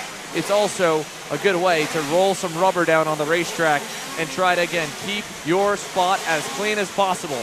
The green flag comes from our official at the back. We go to race director Chuck Yoder, and now our attention goes to the start line. For the final time today, before we get to the main events, we're set, we're ready, we're loaded. Pro ROK Shifter is away here in the pre-final. AJ Myers does get the whole shot down to turn number 1. Kremers can't get it. And there goes Josh Conker on the outside, almost able to get into second, but has to back out. Looked like PK was going to try and squeeze Josh out as well. He's able to tuck back in there, ends up in that third spot. Seems to be his favorite spot so far. Yeah, so A.J. Myers gets the lead here. A couple car lengths since Conker made life a little bit more difficult for Marian Kremers as they go through turns 8, 9, 10, and 11 here. We'll put 1 lap down, 13 laps to go in ROK Shifter. A.J. Myers takes a look over his shoulder. He said he's got Marian, he feels like, in turn number 1. Marian Kremers, there you can see that outside arm really working for Marian Kremers, and he loses some time coming out of turn 2, but A.J. said he feels like Marian might have him a little bit covered on the back side of the racetrack. So there's less passing opportunities back there compared to on the first sector. Puts a ball a little more, I would say, in AJ's favor, or at least the race in his favor, as they exit turn 8 here. Single file still up front. It is, again, A.J. Myers over Kremers. Josh Conker, P3. P4, Pedro Piquet, then Giorgio Carrara, then Vincenzo Saraceno, and then you go back to Hunter Pickett in 7th. A 7-car train at the front of the field before a big gap back, and then you find Dominic Legrand, Baylor Griffin, and Ethan Boer at the end of the top 10 here. Our guys just now coming through turn number 4, heading up to 5. Once again, still out in front, A.J. Myers. Boy, he's so tough once he gets out in front. Just precise. Got to continue to just keep putting it in the exact spots. You're right. There was a couple of woes coming through there. In the meantime, Josh Conker still hanging on there in 3rd place. Yeah, he lost a little bit that time. Yes, Marian he did. Kremers was the quickest as a whole, and Kremers really closed the gap with the roll speed through turn number 8. So while Kremers is not as good in turn number 1, for whatever reason, on the other end of the racetrack with a left-handed 180-degree corner, he looks really good here. Watch him through turn 6 over to turn 7. Look how much Marian Kremers closes up to AJ in the center of the corner. That's because AJ's going on a much wider line to try and straighten out the exit and late apex it, but it's such a quick left, right, left chicane that Marian's line seems to be a little bit better. Whereas turn number 1, where AJ again tries to kind of back the corner up and point the exit, it seems to work out better there for whatever reason. So Marian Kremers, though, quickest driver on the track. AJ Myers was able to get around him in the heat race. Maybe Marian can do the same here as we've got one off. It is the TB Kart of, I believe, Ethan Boer and the VTM racing team and VDM Engines camp. So the 481 is done here on lap number 5. You know, earlier AJ was talking about the fact that he felt like he was a little bit faster than him in the front part of the track, but he was faster than him on the back side of the track. So let's see, Marian's still right there on the back bumper. Boy, was he close right there coming out of turn number 4, heading for 5. Yeah, into turn 5 there. Marian Kremers, like you said, almost could go out and reach and touch AJ Myers with his hand. Super close there. Unfortunately, not a good exit out of 5 for him. Kremers gets a little bit sideways. You can see how rocky of a ride it is for the drivers here, bucking over the bumps in St. Pete. And don't forget, again, Josh Conker just kind of back and forth here. That time by, Conker was quicker than Kremers, slower than AJ, but closed the gap back up. So Josh Conker and the Carbolos Racing Engines Maranello making up some time here and doing a good job to at least just kind of keep the leaders within eyesight. Back behind him, here's a look at 4th on back. Pedro Piquet there right now, a car length up on Giorgio Carrara in that Lenzo kart for International Motorsport. Back outside the top 500, Pickett was able to get around Vincenzo Saraceno. So once again, Hunter Pickett slowly making his way and chopping some wood to get up the grid order and get himself a better starting spot for tomorrow's main event. It's been a weekend to forget up to this point and a really uphill battle for the Californian Hunter Pickett as AJ Myers will exit turn number 3. Here's a look back at the 436 Muscle Milk PSL Karting Factory Burrell R driver. Back through turn 5, Marian Kremers 2.5 car lengths away here from AJ Myers. Again, staying right with him. Just can't seem to kind of get close enough to challenge him. That was a good run through turn 8, though. All over him. Myers might know it here. Does he back him up? Here comes Marian Kremers, half a car length back. Not close enough to send it, but it's close enough to force AJ. I was going to say AJ protected right there, yes. As they go through turns 3, heading towards 4. Boy, it did look like Marian was so much faster through that particular area. Just not quite close enough to be able to make that move. It's just an awkward area, right? There's no way to pass from turn 8 onwards to the end of the lap there. Turns 9 and 10, the double right, and then that left-hander, it's single file. This is a chicane. There's nothing you can do. So when you're fast on that end of the racetrack, I won't say you're screwed, but you don't have a good real way to capitalize on it. And all AJ has to do is drag that brake a little bit more through the center of turn number 11 to make you wait to get on the gas until his car is fully straight, and then he can keep you at bay here. So Marian, what he really needs to do, whatever he can learn from either overnight or right now on the racetrack, is try to find a way to get a better launch through turn number 1 or turn number 2 to maybe try and pass in 3, or again, like where AJ was able to get by him, turn number 5, because he closes up here, and oh my goodness, he found a hole. Prove me wrong, Marian Kremers. Holy mackerel. We haven't seen anybody make a pass over in turn number 11, and Marian Kremers just got it done, and he is your new leader here out of turn 2. Exactly what AJ had said. He was just a little faster through the backside of the track, and he just proved it. Coming out of turn number 11, jumps up in front. We got us a new leader, Marian Kremers. I mean, commentator curse or make me eat my words, whatever you want to call it. We hadn't seen anyone make a pass in that turn 11 corner all weekend. Single speed, mini, micro, whatever, anything. Somehow, Marian Kremers was able to do it, and I think, again, probably part of it was he was knowing that AJ was backing up that corner quite a bit. AJ was wanting to go slow in, not thinking Marian could find a way past him or to his inside, and that way AJ would just kind of back it up, slow it down, bang through first gear or second gear, and then launch out of the corner so Marian couldn't pass him in turn number 1. And Marian Kremers, testament to him being a world champion and one of the best, finds a way to just, poke a hole in that little strategy of the way AJ was driving. Now, they've got lap traffic coming up here. 2 laps to go. Riley Pegram on that TKG Pegram Racing Kart Republic will be a factor. Hopefully not a big one here as we go to 2 laps to go. She's right in the front of Kremers, and he'll get through cleanly. Here comes Myers as well, trying to get by on the outside. Kudos to Riley. She'll let both of them go. Great job. Good job.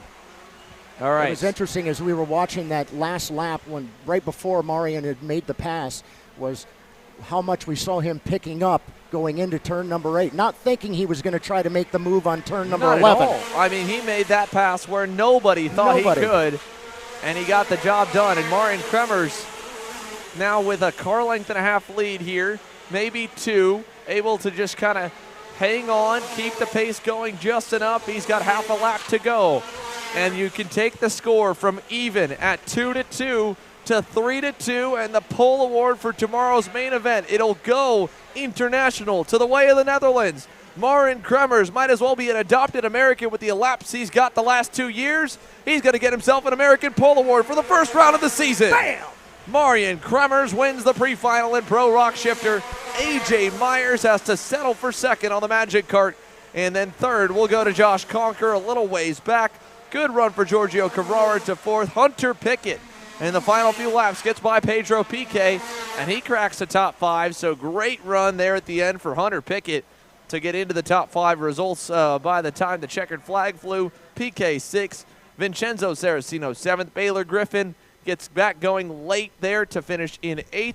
9th going to Lucio Massini, who comes from the back after a penalty in the pre-final, and Dominic Legrand rounds the top 10 over Riley Pegram, and Ethan Boer again was that driver that had the issue on the VTM Racing Engines Maranello. We're going to take a commercial break, our final one of the afternoon. When we come back, we'll hear from both our top drivers and the likes of more through the middle of the grid in Pro ROK Shifter for their final thoughts here on the day, and then sign off for tomorrow. Remember, tomorrow's main event live stream will be exclusive to KC Premium members. So if you are not one yet, you will not be able to watch the main events live here from St. Pete. It gets $9.99 a month, gets you racing action for all 30-plus KC live streams here this year. ROK Cup USA, the U.S. Pro Kart Series, the Buckeye Karting Challenge, the Texas Sprint Racing Series, the IAMA USA Grand National Championship, of course, ROK Vegas as well, and plenty more. So make sure that if you haven't already, go to youtube.com/kartchaser/join. Tell your friends and relatives, or if you're watching the stream right now, hit that join button, and you can make sure that you get to watch the main events, because Sunday, that's all we've got. Finals are next here. We've got post-race interviews, Ron John, and then that'll be it. So live from Tropicana Field, the rain has missed us thus far, and we've gotten clean, dry racing all the way through. Again, no moves from the EMT. Good stuff to hear after 2 full days of action. Hopefully that streak continues into tomorrow. And again, after the break, we'll be talking to some of our top Pro ROK shifters. Stick with us. Set me free.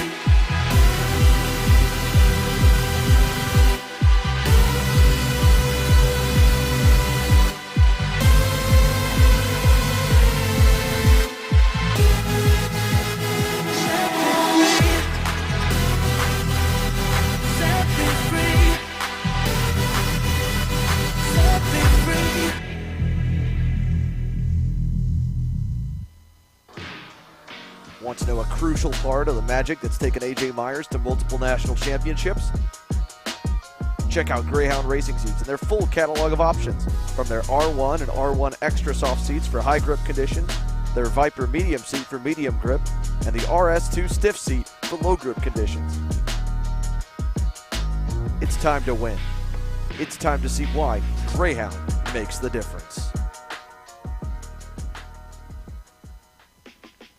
If you're looking for your first foray into car racing, the Formula Inter F4 Series is for you. It's an arrive and drive championship costing a fraction of the price of the US F4 Series or USF Junior Championships, utilizing a spec fleet of cars that are randomized at every single round. You can start with International Motorsports Karting Team and advance through the ranks to the Formula Inter Championship. For more information, follow us online at Formula Inter on all social media.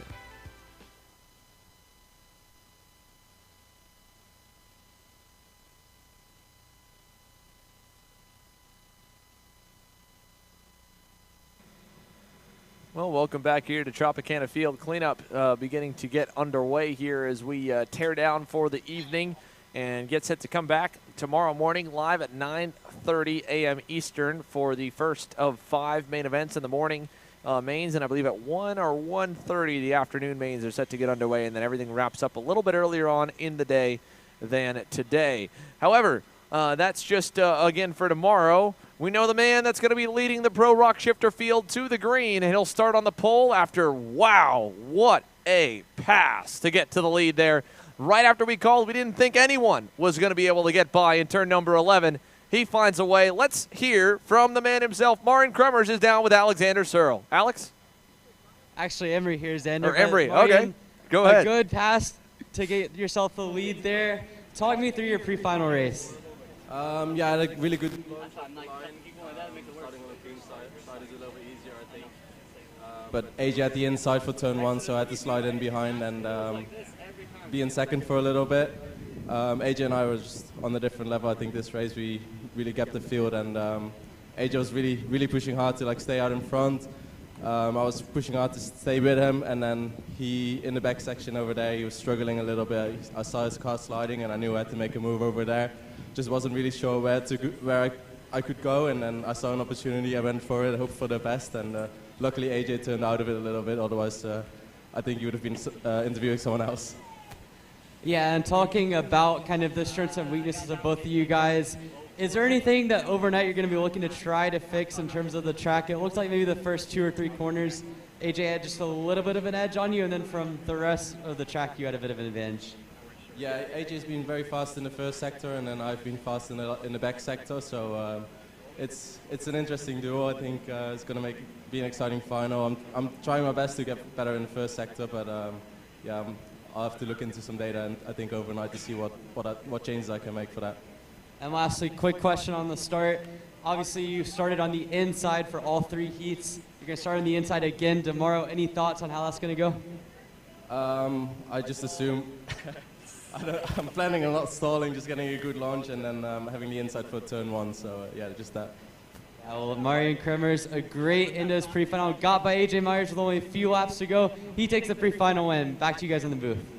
Thank you, Emery, there. So Marin Kremers, like he said, just knew what he had to do, and a good backdrop there. AJ Myers, on the other hand, a lot of respect between the two of them. We'll hear from AJ now here in just a moment. And big credit to Marin for saying, hey, I knew I needed to try something, but at the same time, if AJ doesn't show some respect and, really just kind of give at that point, we both would be probably in the wall. So AJ Myers, obviously not the results he'd want for tomorrow, but hey, he's on the front row, and this time he's on the clean side of the racetrack. He's down with Alexander Searle. Alex?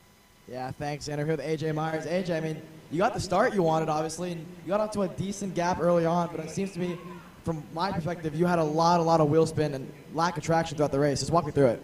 Yeah, I mean, I was hoping that Mariam wouldn't be in second when I came out of turn 1, but unfortunately it was there. I pushed from the beginning, tried to keep it up front, and yeah, I just struggled with grip and traction. Out of turn 3, I hit the gas, it kind of kicked sideways. A lot of it's just tire wear, and we got new tires tomorrow, so yeah, I'm going to fix that back sector better than he fixes the first sector, and that'll be the difference. Yeah, I mean, what is it compared to Kremers that you're lacking in the last sector of the racetrack? I think it must come down to maybe I got a little better rotation through this tight stuff, but when we get that double right high speed, he's full throttle sideways. I feel like if I hit full throttle, I'm going in the barrier, but new tires will fix that real up, so I'm good. Yeah, exactly. Like you said, new tires tomorrow for the feature, so looking forward to that race tomorrow. Back to you boys in the booth. Thanks, Alex, here. We'll let AJ step off to the side. And like you said there, again, it's a lot of sessions on the tires for sure to run them all the way through. So, man, oh, man, did we have a good run up at the front. But there was a lot of other storylines to take into tomorrow. Hunter Pickett has had an uphill climb this weekend. He's continued to work his way forward. And the PSL Karting VLR driver has cracked the top 5 to start for tomorrow. He's down here now with Emery. Here with Hunter Pickett. Hunter, we haven't seen you a lot this weekend. Seems like you had a little bit of a rough go of it. Just talk me through your weekend so far.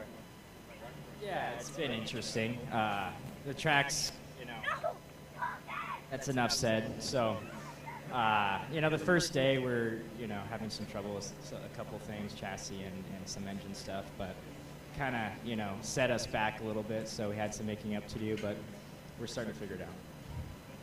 Definitely, and now a 5th place finish in the pre-final. You start in pretty good track position. Not going to have to worry about some of the disadvantages of this track with the lack of passing opportunities. What's your mindset and expectations heading into tomorrow? Well, I'm definitely getting some experience with passing and where to pass, so that's a good thing. But podium will be great, so we'll see what we can do. For sure. After the start of the weekend, a podium will be an excellent result for Hunter Pickett. He starts P5 in the final tomorrow, only on Kart Chaser Premium. Back to you guys in the booth.